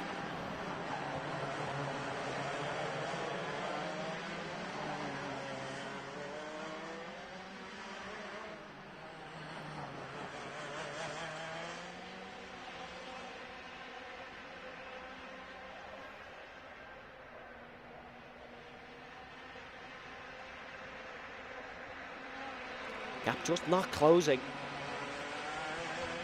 between the leader and 2nd for Scott Riley's liking. And oh, that's an overtake. That's Agnew back ahead of Riley. And is that Michaela Hart who snuck through as well? I think it might be.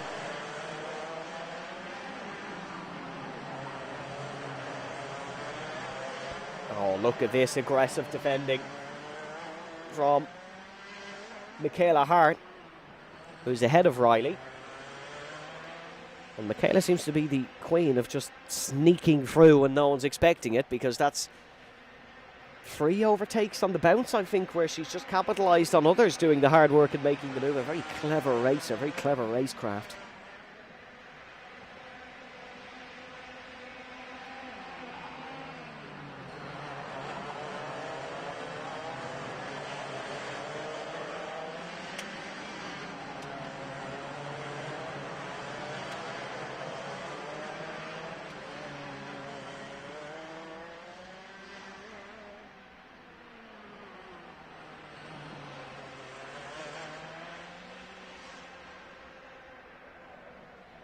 It's 2 minutes and 20 to go. Tyke Buckley slowly closing in on Jack in the battle for the lead.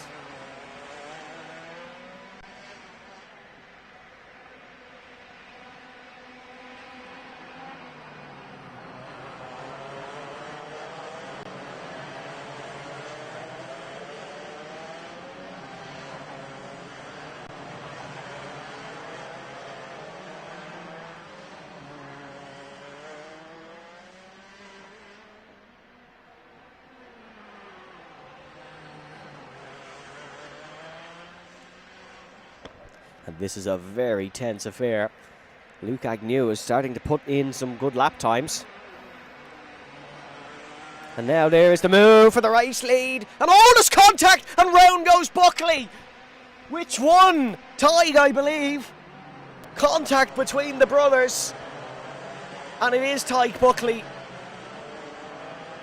who spun. Jack Buckley is in the lead. That puts Agnew up to second. And Michaela Hart to third. Tyke Buckley's recovered to fourth. Oh, he's so lucky that he's still relatively high up. Sorry, Michaela Hart is now second in this race. Luke Agnew down to third.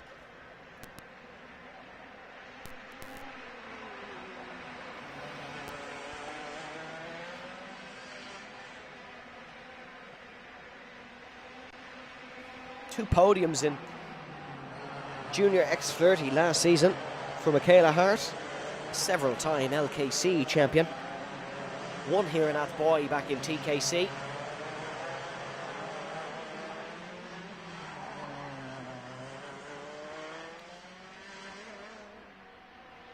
Is there a win on the cards potentially for Michaela? As you would have thought now that Tyke Buckley was out of it, that Jack would run away. That's absolutely not the case, and Michaela Hart is pressing on here to try and get past Jack Buckley. And this could be a sensational last lap. And what a performance it would be from Michaela Hart if she was able to take the win here. Started 6th on the grid, and now we are starting the final lap. Last lap board shown, and it is an unlikely contender to Jack Buckley's reign here in X30 Senior, and that is Michaela Hart. And Michaela Hart has got the run out of the first couple of corners here down towards the hairpin. And Michaela Hart is looking for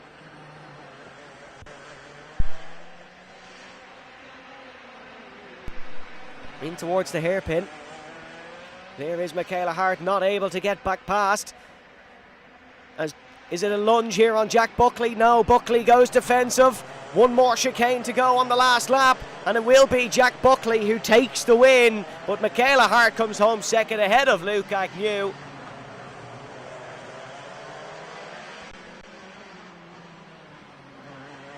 And it is a first win of the season for the double defending champion Jack Buckley.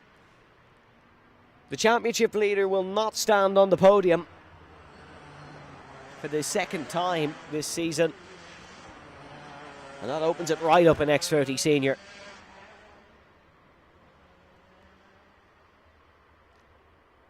But absolutely hats off to Michaela Hart, because that was such a smart performance to sneak through when moves were there to be made. Nothing rash, nothing reckless. Just good, smart, clever racing. Luke Agnew comes home in third, and that is his third podium of the season, which beats his tally from last year. Tyke Buckley in fourth, and Adam Holmes, Scott Riley, James Wood, Jack Crockwell, Ronan Hennessy, Theo Lestrange. Then it was Murphy, Allen, Cosgrove, Kavanagh, English, Russell, Crosby, O'Neill, Clara O'Regan, and Emer Carey down the back.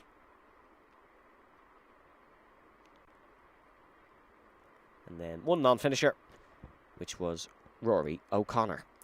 So that's our IAME action complete for today, but we have all our Tillotson finals coming up, and we start with T4 Bambinos.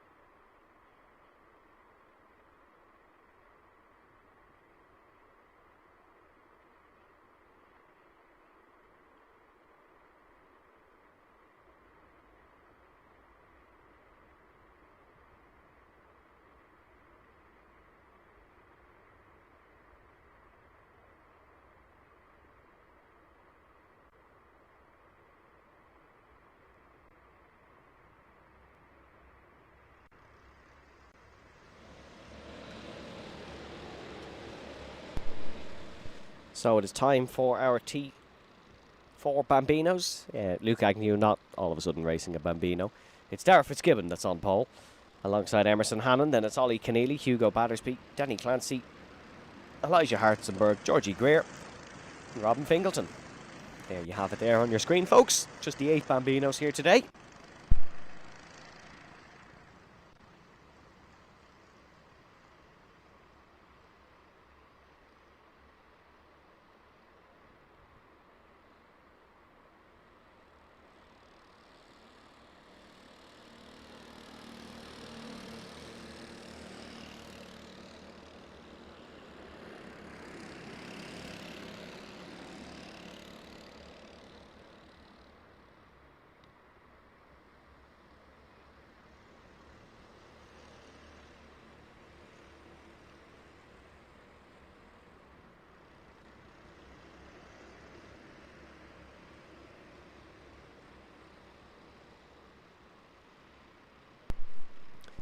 So big race this for the Bambino Championship.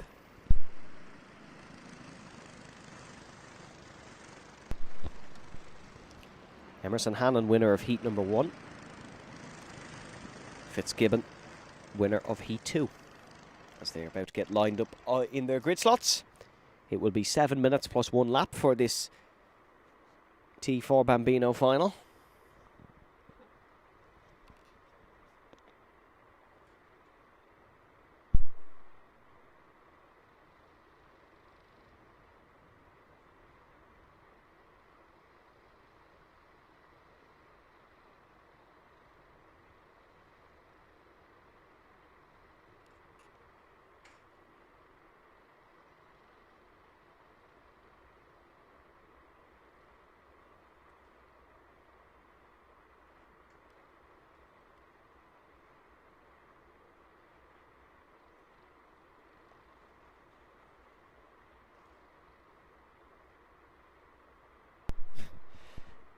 Few little sneaky moves from the Bambinos to get that extra little advantage.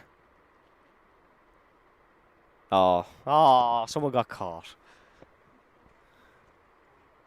Oh, they've moved straight back. We're not saying names, we're not going to out them, but that's very smart from one of our race winners. As the green flag gets ready to drop. And now we go racing for the final of the Bambinos, and it's a good start from Emerson Hannon on the outside, and Emerson Hannon leads into the first corner, and that is a great getaway from the number 108, Darragh Fitzgibbon, or from the 106, sorry, Darragh Fitzgibbon in the 108, down to second position as they file round through turn number 2 and 3 for the first time. Fitzgibbon right on the tail of Hannon, down towards the first corner, both very evenly matched pace-wise, but Emerson Hannon is later on the brakes in through the hairpin, and Hannon is able to stay in front. Hugo Battersby and Ollie Keneally have been oh so close all day, and Battersby is trying to get up past Keneally. Now here comes Fitzgibbon down the inside. No, Hannon just able to block off. So, and oh no, spinner, and oh, Emerson Hannon. Hannon's beached it. Oh no, that's your race leader, and that could be it in terms of Hannon's championship.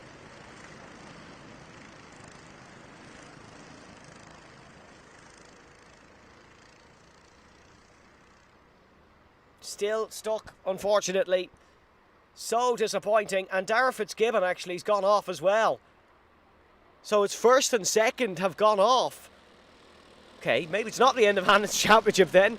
Ollie Keneally and Hugo Battersby now are fighting for the race win.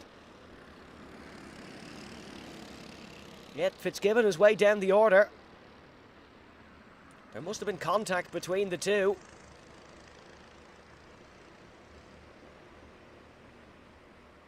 And now it is Ollie Keneally who leads. Has not finished on the podium this season, has Ollie Keneally. Has finished fourth twice. This is the chance for a bit more than just a podium, a race win. Hugo Battersby take his first win. That is a championship round win. Obviously won the O plate.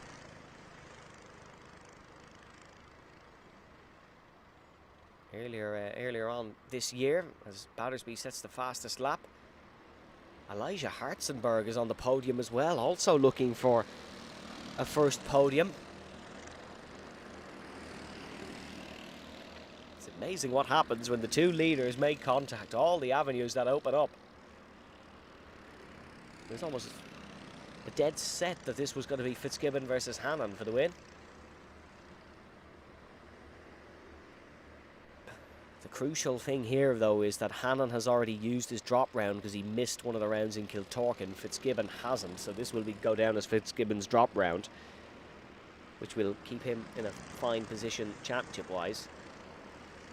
And Emerson Hannon was stuck for so long that he needs to catch 37 seconds in 4 minutes to get a result good enough to make amends.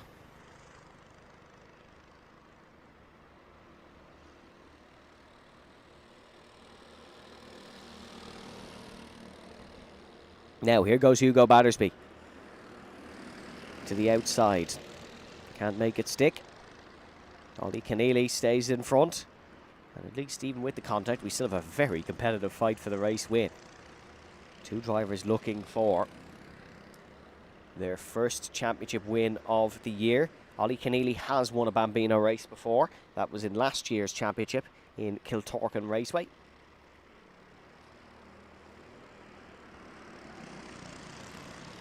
Hugo Battersby has also won, but not one that would have earned him maximum championship points. Won the O plate. Arguably a better one to win, to be fair, but Hugo still looking for the main victory.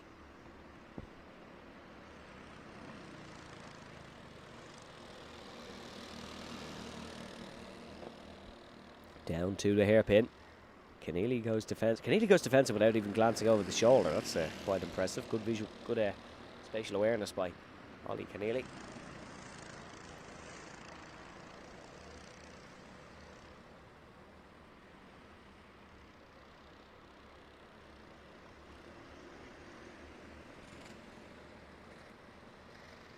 Oh, and there's a cart pulled off, and that's Danny Clancy, I think, who is going to retire from this one. It's down the inside.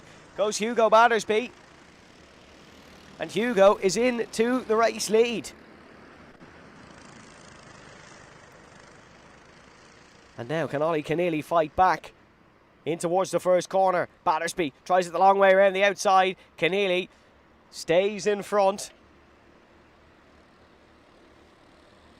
Hugo's older brother, Zach, watching keenly from the paddock in full race overalls, as he obviously has his junior final coming up in a few minutes. But you couldn't miss this. This is a clash of the titans here in the Bambinos. Battersby versus Keneally, and here comes Hugo Battersby trying it down the inside. Once again, the O-plate runner is ahead. And that is Hugo back into the race lead. Dara Fitzgibbon is back onto the podium. Got past Elijah Hartzenberg, so unfortunately for Hartzenberg, podium dreams have ended, unless there's another error from Fitzgibbon.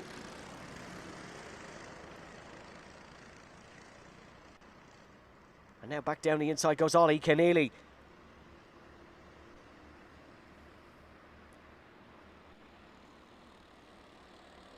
And oh, Keneally almost dipping a wheel on the grass. That killed his momentum. And now it is Hugo Battersby looking for this one. No, can't quite get it done. Or can he?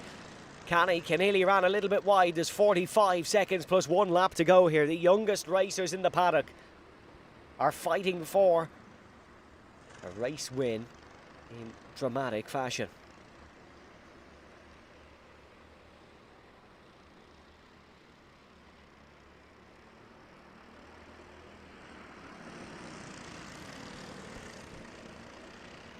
Darragh Fitzgibbon is still chasing them down, but he will not have enough time. There is 2 laps left in this, and he's 6 seconds behind. Does have the fastest lap of the race in this as well, though. What disappointment for Fitzgibbon and Hannon. Especially for Hannon, who will need a miracle to win the championship in the last round.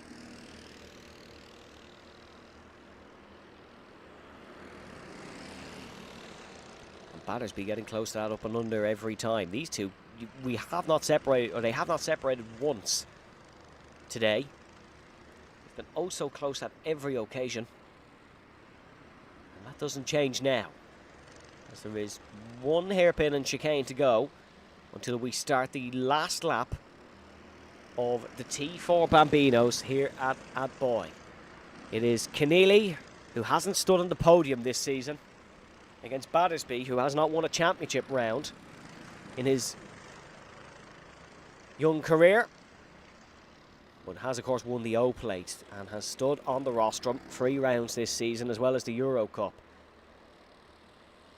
Can Hugo Battersby make a last lap move stick on Ollie Keneally down towards the hairpin? No, not through there. Maybe it's one of the 2 other overtaking opportunities right behind Ollie Keneally. Keneally has driven a brilliant race and has been right on it from the word go. Battersby not able to make it stick through there, and the more corners that this goes on, the better it looks for Ollie Keneally. And as they head through the right-hander, Battersby not able to lunge one up the inside, and Ollie Keneally, it's going to be a drag race to the line here as Hugo Battersby tucks into the slipstream, but it will be Ollie Keneally who is going to see the checkered flag first to win in Athboy. Won here in round 5 of the Athboy Championship and has now won in Athboy in the National Championship. Darragh Fitzgibbon comes home in 3rd. Hugo still delighted with 2nd, fist pumping all the way back to the paddock. Georgie Greer takes 4th ahead of Elijah Hartzenberg in 5th.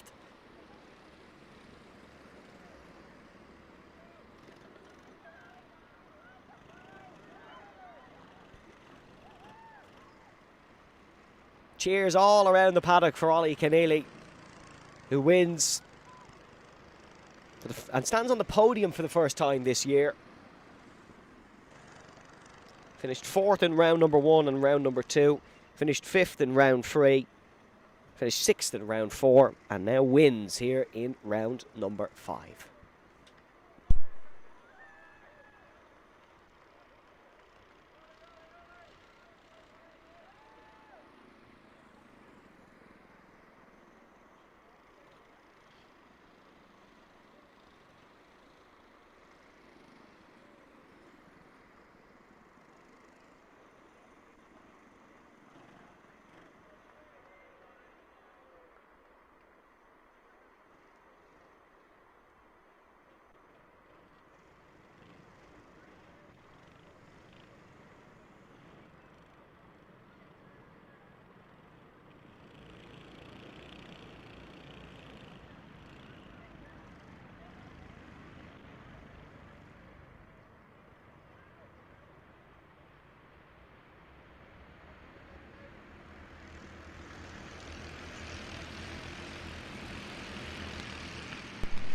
So warm-up lap for our T4 Mini final. We have Mini, Junior and Senior left.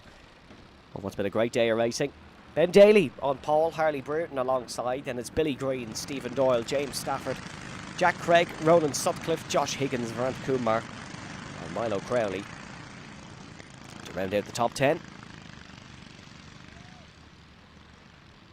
Ben Daly and Harley Burton separated by inches in the earlier heat.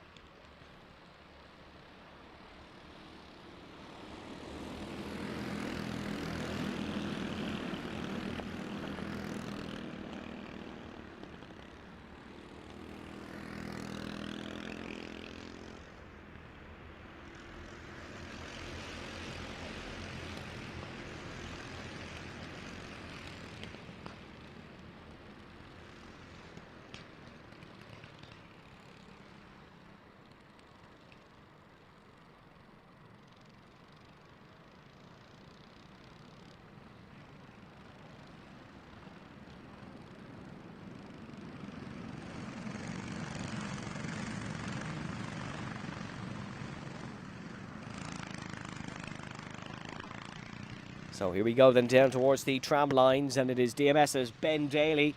4B's Harley Burton on the front row as we go racing for the mini final, and Burton leads.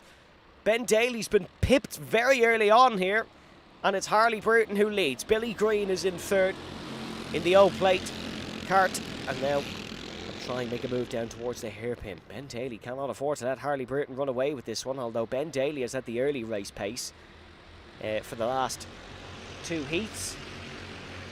But once Harley comes alive late race, he's very hard to beat. The T4 Mini has been the class of the year so far in terms of entertainment.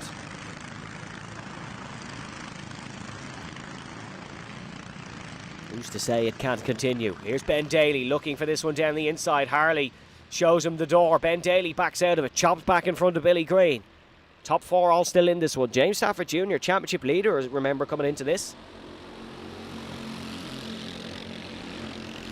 With a win and 2 podiums. Here comes Ben Daly down the inside of Harley, and Ben Daly is now just about in front.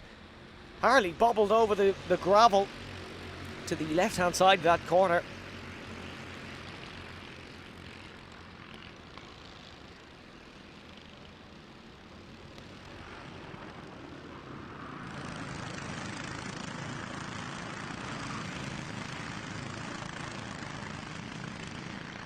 And oh, Ben Daly wide for the final corner. Ben Daly's at an error for the final corner, punching the steering wheel. As the race leader drops down to 4th, it's now Harley Burton versus Billy Green here. My word, what a fight those two had in Cork.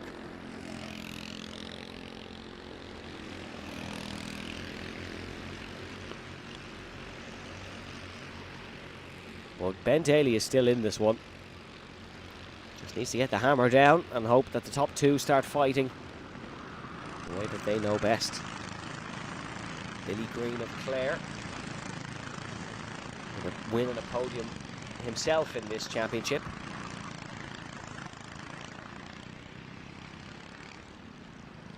Ran by his father, John Green.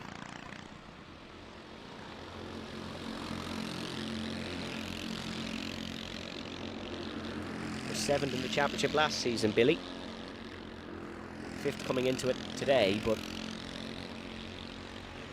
he's been on great form the last few rounds.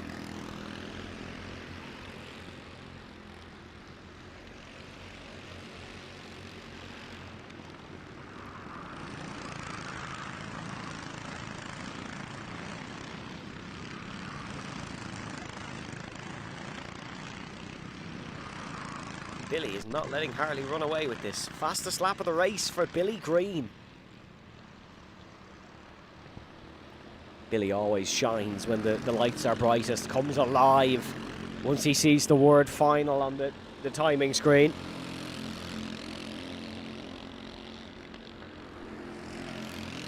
And a battle with Harley would really help James Stafford and Ben Daly get back into this one, but with the pace they're showing, it looks like it was inevitable to be a Harley-Billy final battle anyways.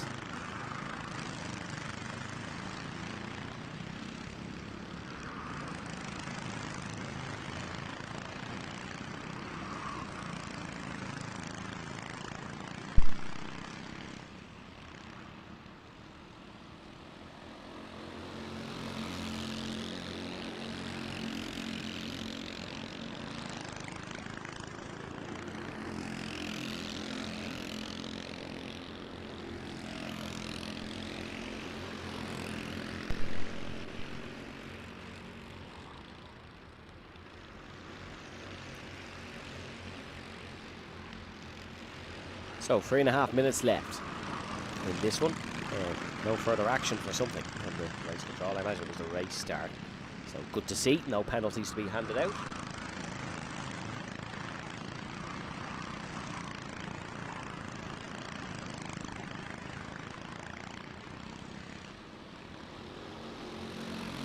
Ben Daly, now up to third, sets the fastest lap of the race in this one. Ronan Sutcliffe currently running in fifth ahead of Jack Craig. They're both sort of running on their own. Ronan Sutcliffe's best result this season is 6th place. He has finished 7th in every other round this season, so 5th would be Sutcliffe's best result. He's running strong there ahead of Jack Craig. Craig with a best of 4, so would have to overtake 2 people in order to match that, but no podiums for the pair of them.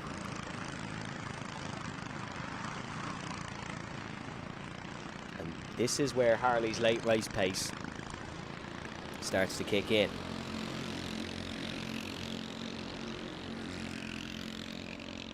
Gap extended to 0.5 of a second, and if Billy Green doesn't get close and make a move now, Harley could well start to run away with this one.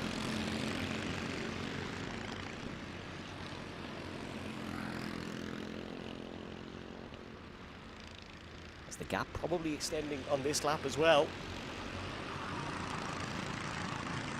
Certainly looks that way.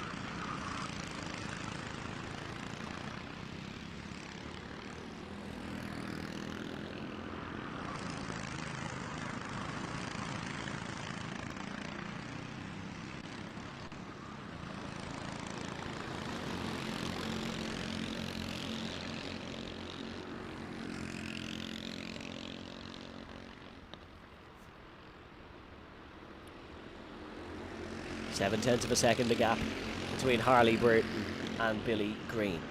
There's a slight case of what if Ben Daly hadn't ran wide at the final corner, because he is now catching Billy Green, but this one almost looks over. Well, Harley knows that you can never celebrate too early in karting. He's found that out the hard way a few times this year.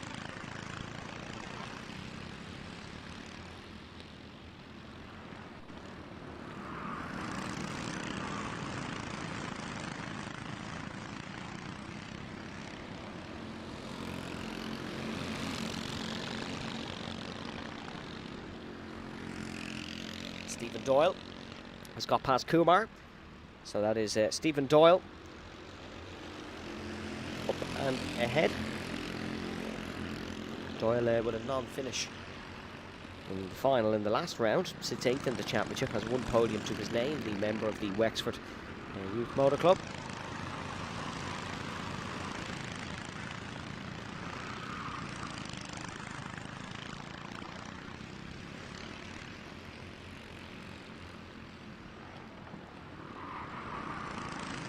Leaders, and Billy Green is down to 3rd. So it is Brereton and Daly 1-2. 1 lap after this one. Not likely that Ben Daly will be able to catch.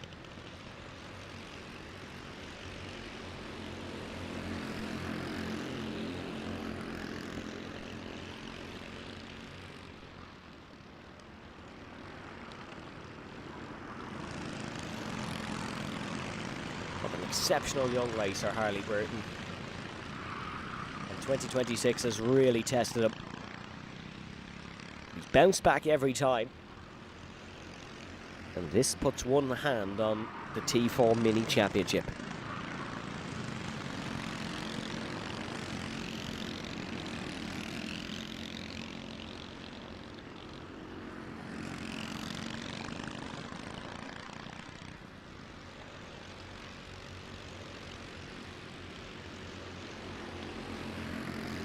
So coming through the final corners now is the 4B racer.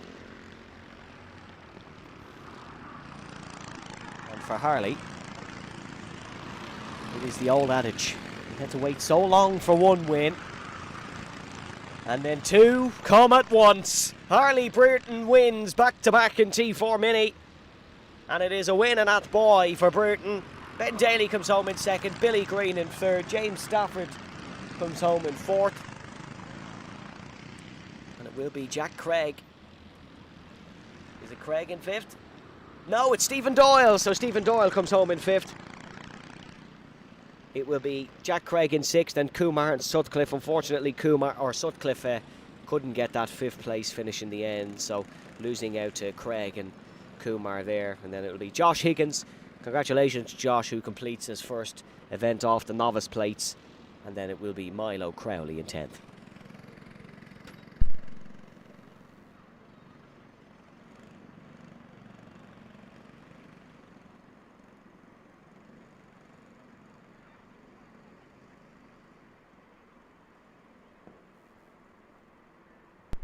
So your confirmed results: Harley Burton takes the win with the fastest lap. Then it's Ben Daly, Billy Green, James Stafford Jr., Stephen Doyle, Jack Craig, Hrant Kumar, Ronan Sutcliffe, Josh Higgins and Milo Crowley. We have 2 more to go, folks. Coming up next is T4 Junior.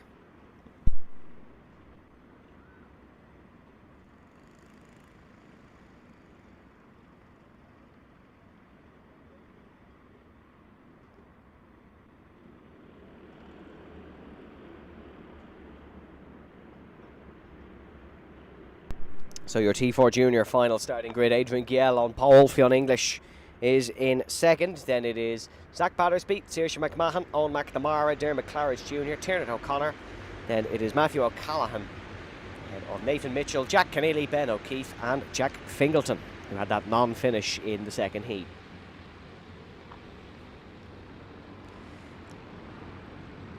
And there's Collins Kelly, Skriowski, Kedzarek, Crowley, King, Stafford, Bolton, Cooling, O'Canada, Murphy and Will Daly in 24th. And unfortunately Nathan Strang in 25th.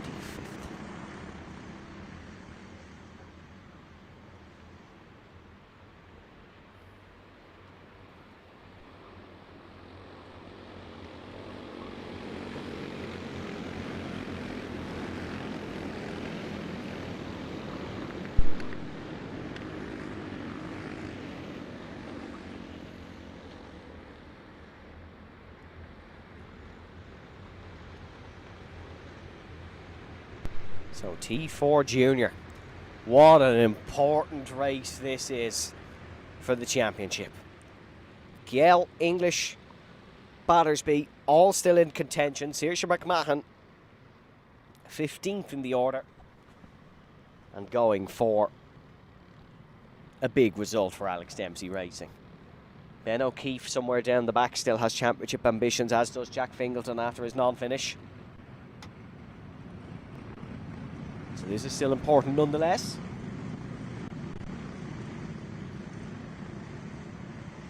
It is Giel and English on the front row. English in the blue helmet on the outside.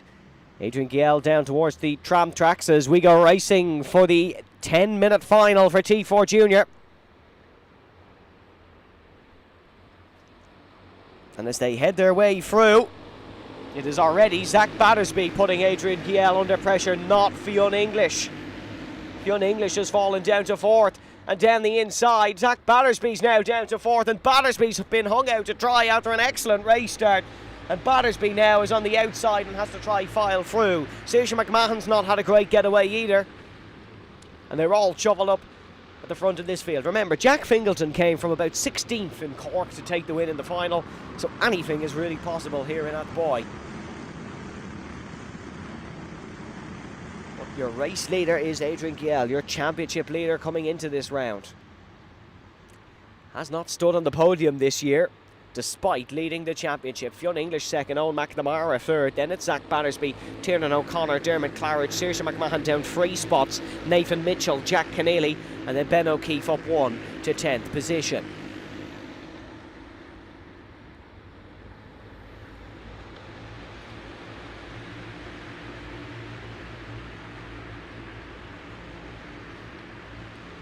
This one will be a fight right until the death of this race. Fionn English slowly catching Adrian Giel. Just has great pace around here, does Fionn English.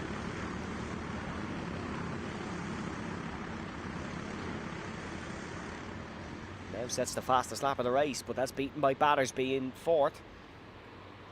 Battersby's raced here in the Rotax this year already, in the Rotax Junior Max Championship. Now Fionn English looking for the outside on Adrian Giel, but that's not going to work. The outside very rarely works through the hairpin, but it does allow you to get the up and under on your rival, and that's what Fionn English was going for.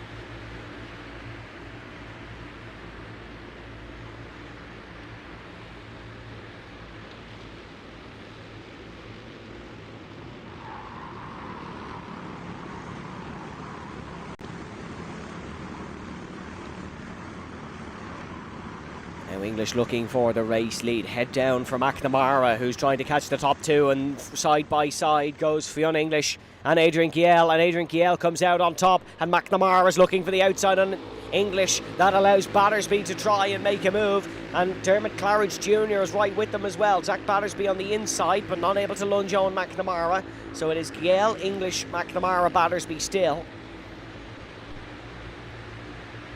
Saoirse McMahon looking for the move on Tiernan O'Connor in towards the hairpin as well, but to no success. Dermot Claridge Jr. has come alive in the final once again, as he usually does. He's now trying to work away past Battersby, but Battersby's just got past McNamara. That was really cutthroat. And Zach Battersby is now up to third position. Claridge of Quinn, County Clare for Stapleton Motorsport. 4 wins en route to becoming last season's T4 Mini champion. 1 podium here this year. He sits second in the order in the Junior Championship.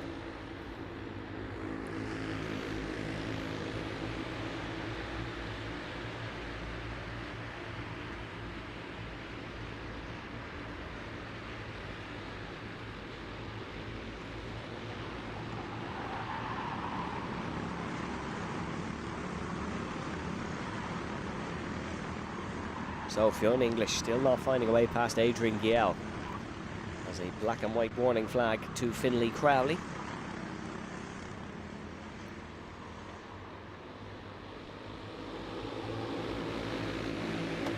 Is Battersby able to get past his teammate now? Both of Oran Henry Racing.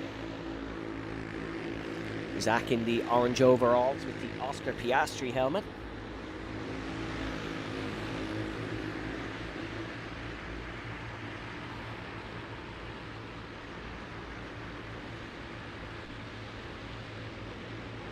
Now Fionn English down the inside of Adrian Giel. Giel gets the switch back, sells him the dream. No joy for Fionn English. Still has 5.5 minutes plus 1 lap to do this. But he's finding it very difficult to get past number 312.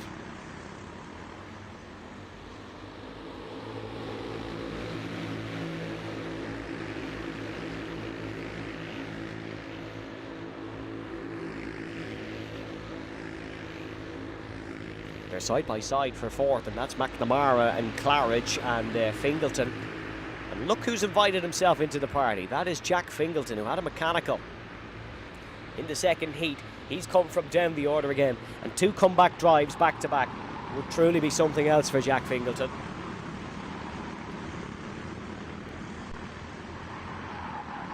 He started 12th. Wouldn't be as impressive as this Cork one, where he started 16th, but still very impressive indeed. Saoirse McMahon gets past Tiernan O'Connor. Saoirse is now up to 7th place. Now here is Fionn English. Still doing everything to try to get past Giel, and Fingleton's past Battersby, and Claridge has passed Battersby as well. So Zach Battersby is now down to 5th in this race.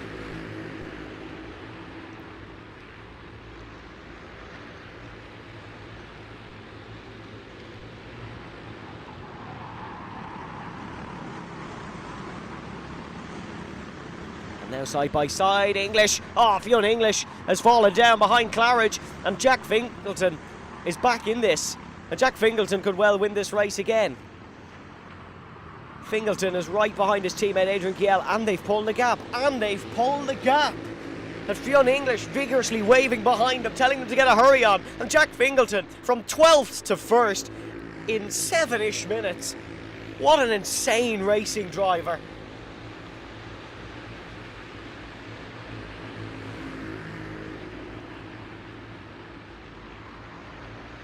And oh, they're tangled, and Fionn English and Dermot Claridge have tangled together.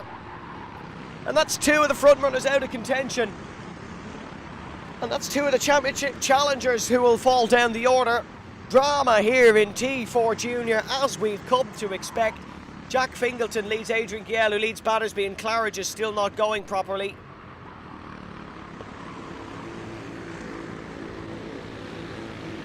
Fionn English runs 14th, but Claridge is down the back. Himself and Jack Keneally, and that is someone pulled off as well. That is Jack Keneally. So Claridge and Keneally both out of this one. Jack Fingleton now leads Adrian Giel, and by the looks of things, Jack Fingleton is going to run away at the front. Started outside the top 10 in the last two finals, and he could well win them both.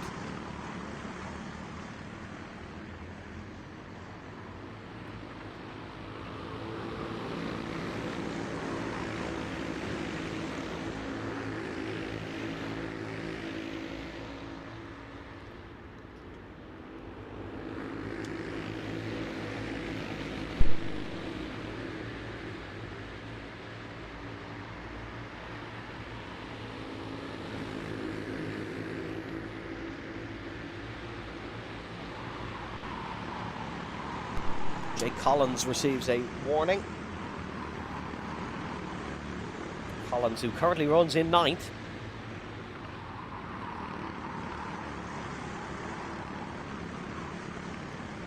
And with a minute and a half left in this one, this is looking oh so good for Jack Fingleton. 2 wins last season in the Mini Championship. He's on course for his 2nd of the season here.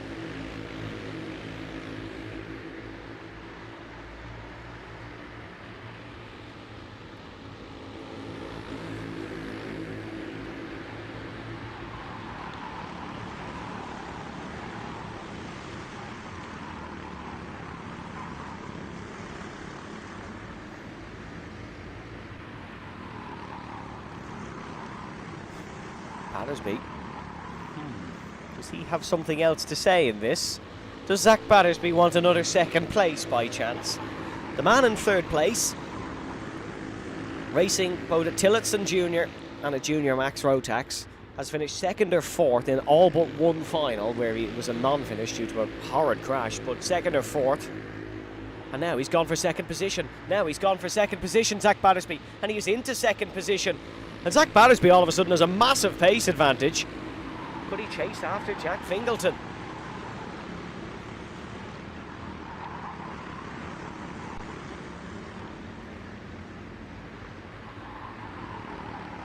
Fingleton leads by 0.8 of a second over Battersby.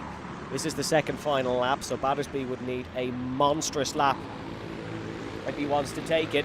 Adrian Giel may not finish on the podium here for his first podium of the season. Owen McNamara is looking for the outside, and McNamara almost has the overlap.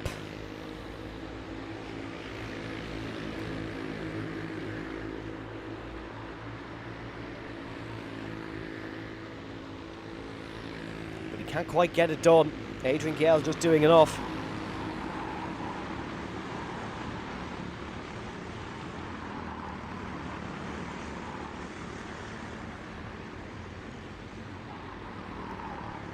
So the last lap, and a last lap that Jack Fingleton can enjoy every second of.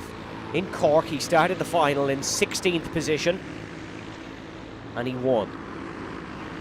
In Athboy, he started the final in 12th, and he is on course to win. Giel and McNamara are side by side here, and Owen McNamara, who sits 17th in the championship, is looking for his first podium. Adrian Giel, who leads the championship, is looking for his first podium. It is a real tale of two as they head in towards the final braking zone. Is there a move down the inside from McNamara? No, not quite. I think Adrian Giel is going to get his first podium, but Jack Fingleton, what a racer! From 12th to 1st, wins in Athboy to keep his championship charge alive. The O-Plate runner, what a win.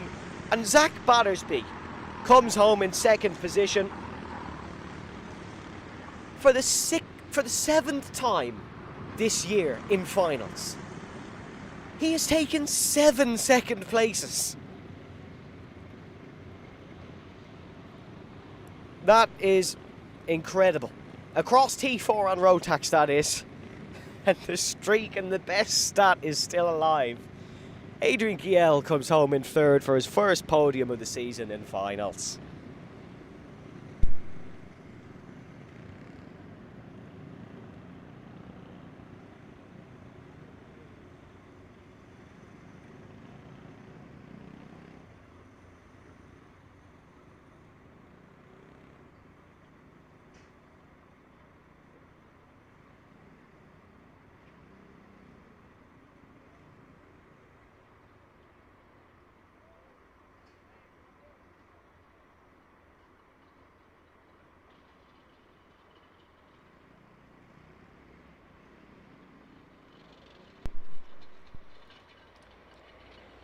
So Jack Fingleton confirmed your winner. Zach Battersby second with the fastest lap. Adrian Kiel in third. Then it is Owen McNamara. And of Ben O'Keefe. What a result by Ben O'Keefe. Didn't really mention him much there, but that's a great comeback from Ben. Then it's Saoirse McMahon ahead of King, Mitchell, O'Callaghan and Kedzarek. Then it is Collins, Fionn English in 12th, Tiernan O'Connor, Luke Kelly, Finlay Crowley, Dominic Skriomski, Sean Bolta, Max Cooling and Dermot Claridge unfortunately down in 19th ahead of Tiernan O'Canada.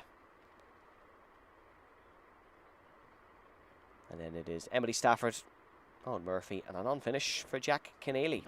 One more final to go, folks, and it is Tillotson T4 Senior.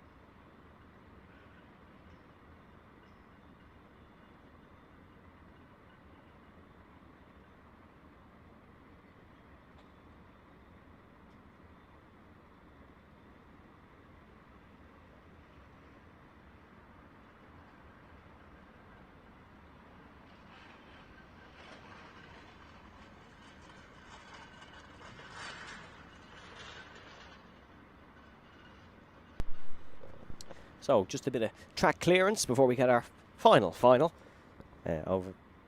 underway. T4 Senior.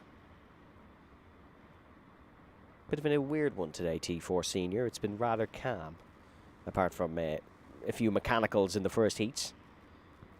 But look, we will see what happened as Mickey Brennan takes a step out of the dummy grid to hopefully unleash the beasts.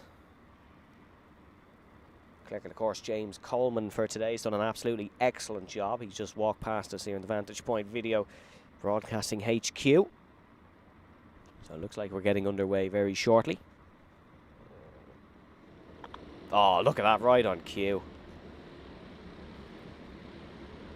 Maybe I'm getting good at this slowly. Jake Brunel is on pole position. Brian Wilson alongside him in second. Then it's Ollie Clark in third ahead of Tyler Bruton in fourth.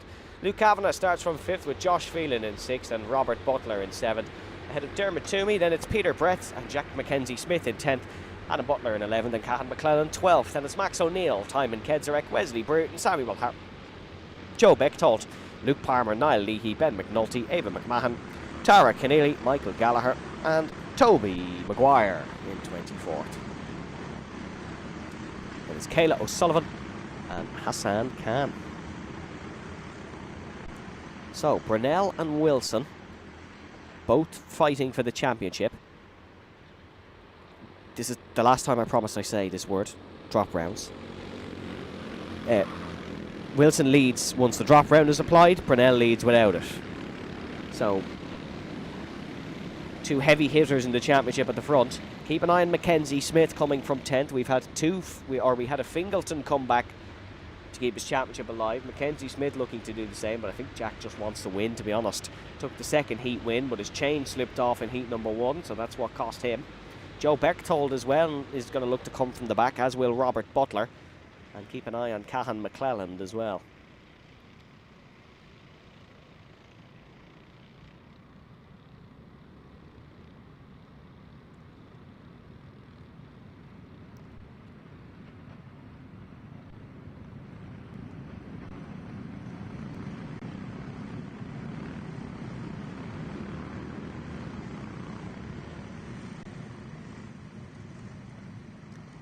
So Jake Brunel.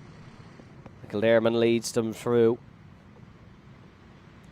the chicane as down towards the tram lines we go racing for the final of T4 Senior here in Attaboy, and it's a brilliant start by Ollie Clark, and Luke Kavanagh is looking to get through the order as well, and as they round their way through, it is Luke Kavanagh who is in second ahead of Ollie Clark, and I think Robert Butler might have made moves up towards the front. Brian Wilson has had a shocker, he's down in amongst the mid-pack. But when you're on the outside line, that's usually the way it goes, unfortunately. Brunel leads them through, and yet Wilson is behind Robert Butler. So Robert Butler has got an excellent getaway. The two Kilkenny men will look to work together to try get up the order.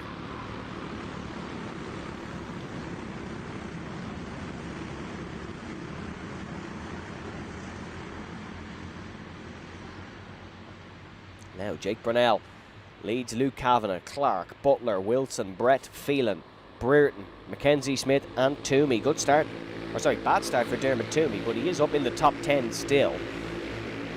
As they head down towards the chicane, Luke Kavanagh has Robert Butler on his inside, and Robert Butler wasn't running the strongest in the heat, seems to have found whatever issue it is, but Brian Wilson is on the inside, and Brian Wilson now is ahead, so Wilson back up to fourth position. Now he's trying to get past Ollie Clark.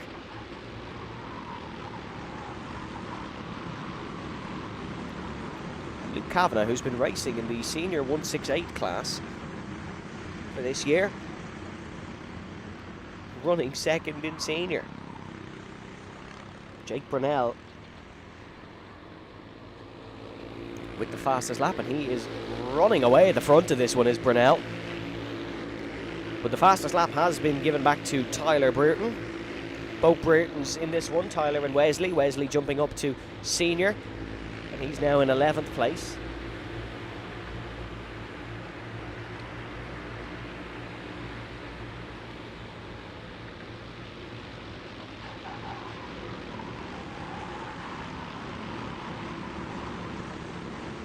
And as they all file their way through,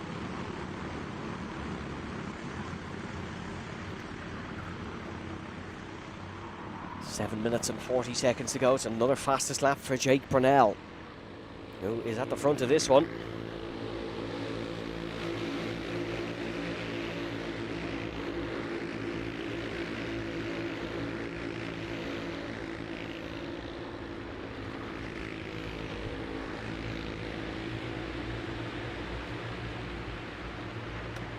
Luke Kavanagh now under pressure from his fellow Kilkenny man, Brian Wilson.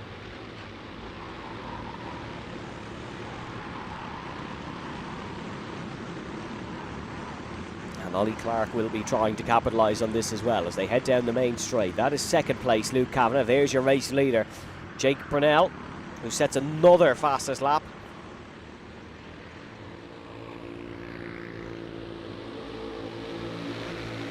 Brian looking to try and get past Luke down towards the hairpin. Luke Kavanagh defends, and there's no real gap there, and Brian Wilson tangles with Luke Kavanagh, and now that's cost them all time. Robert Butler's on the grass on the outside. I think Ollie Clark managed to sneak through. The door closed, Brian still went for it. Nudged Luke Kavanagh around, they're both pointing in the right direction. But this is still hectic racing amongst the two Kilkenny men.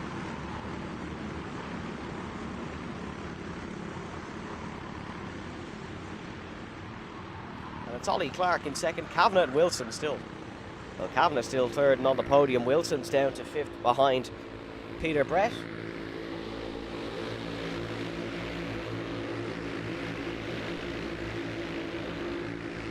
And now Cahan McClellan looking for a move as well there, just in the back.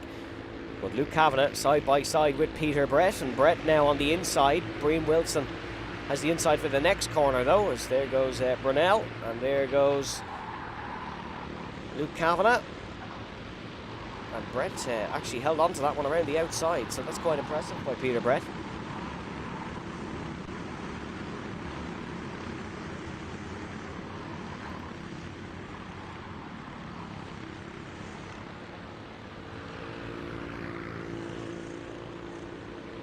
It's the T4 senior grid. Flies their way through the first couple of corners.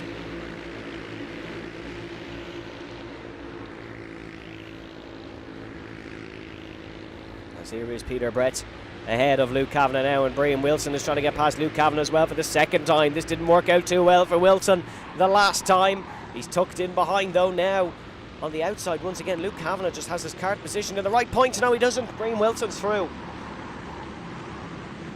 So the O-Plate winner of this year is ahead and now chasing after Peter Brett for the final podium place. Jake Brunel leads by 3.5 seconds.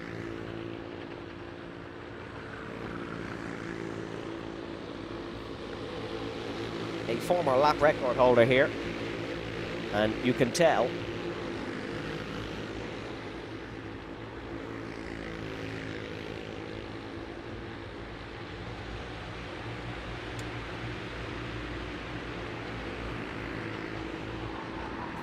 and here is Wilson and Brett, and Brian Wilson with a sharp glance over to Peter Brett, and now is that Luke Kavanagh who snuck through? It is. So Luke Kavanagh, Peter Brett and Brian Wilson's worst nightmare is back in front of them through the hairpin.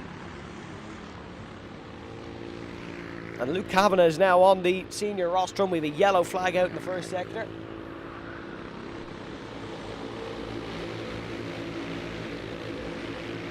As a cart being lifted over on the barrier, that is Toby Maguire, unfortunately. There's no superhero heroics for Maguire here today.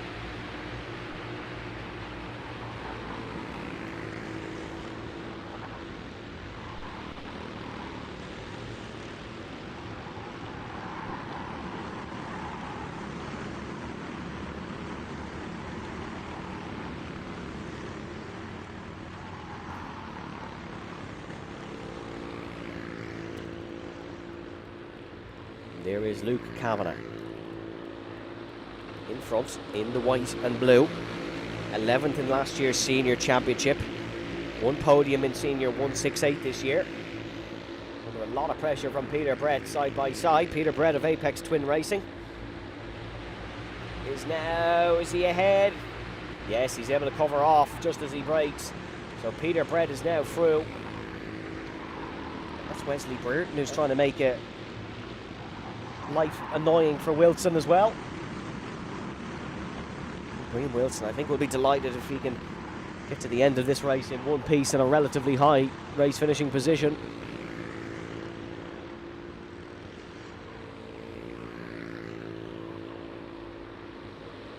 Jack Mackenzie Smith gets past Tyler Brereton.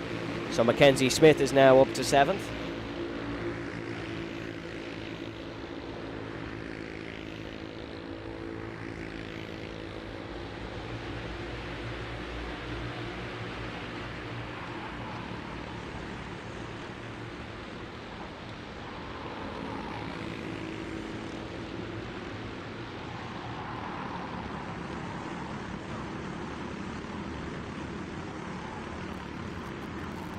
One minute and 40. There's one lap left, and bar any mechanical failures, the win has been decided.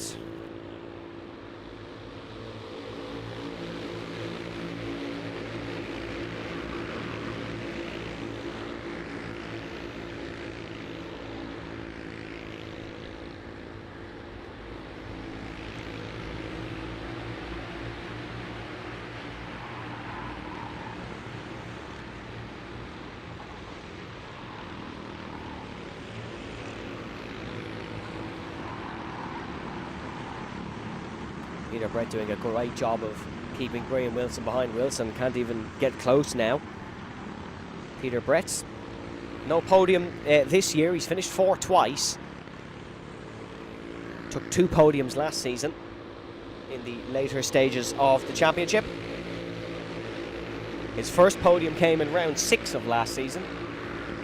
And this one being round 5 will be his first if he's able to remain in front of the championship charger.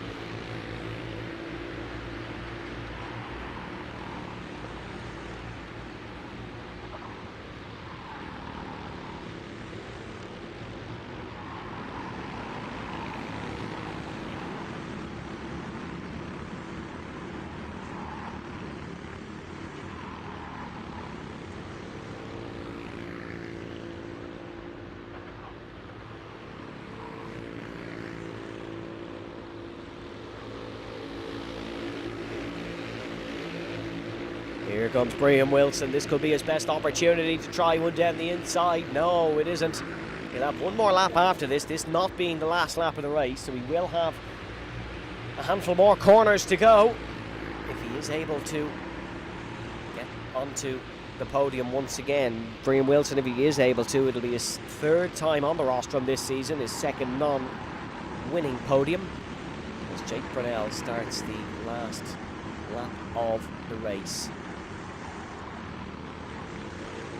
What a drive it has been as Jack Mackenzie Smith is up to 5th, gets past Wesley Brereton into the first corner and takes the fastest lap to boot.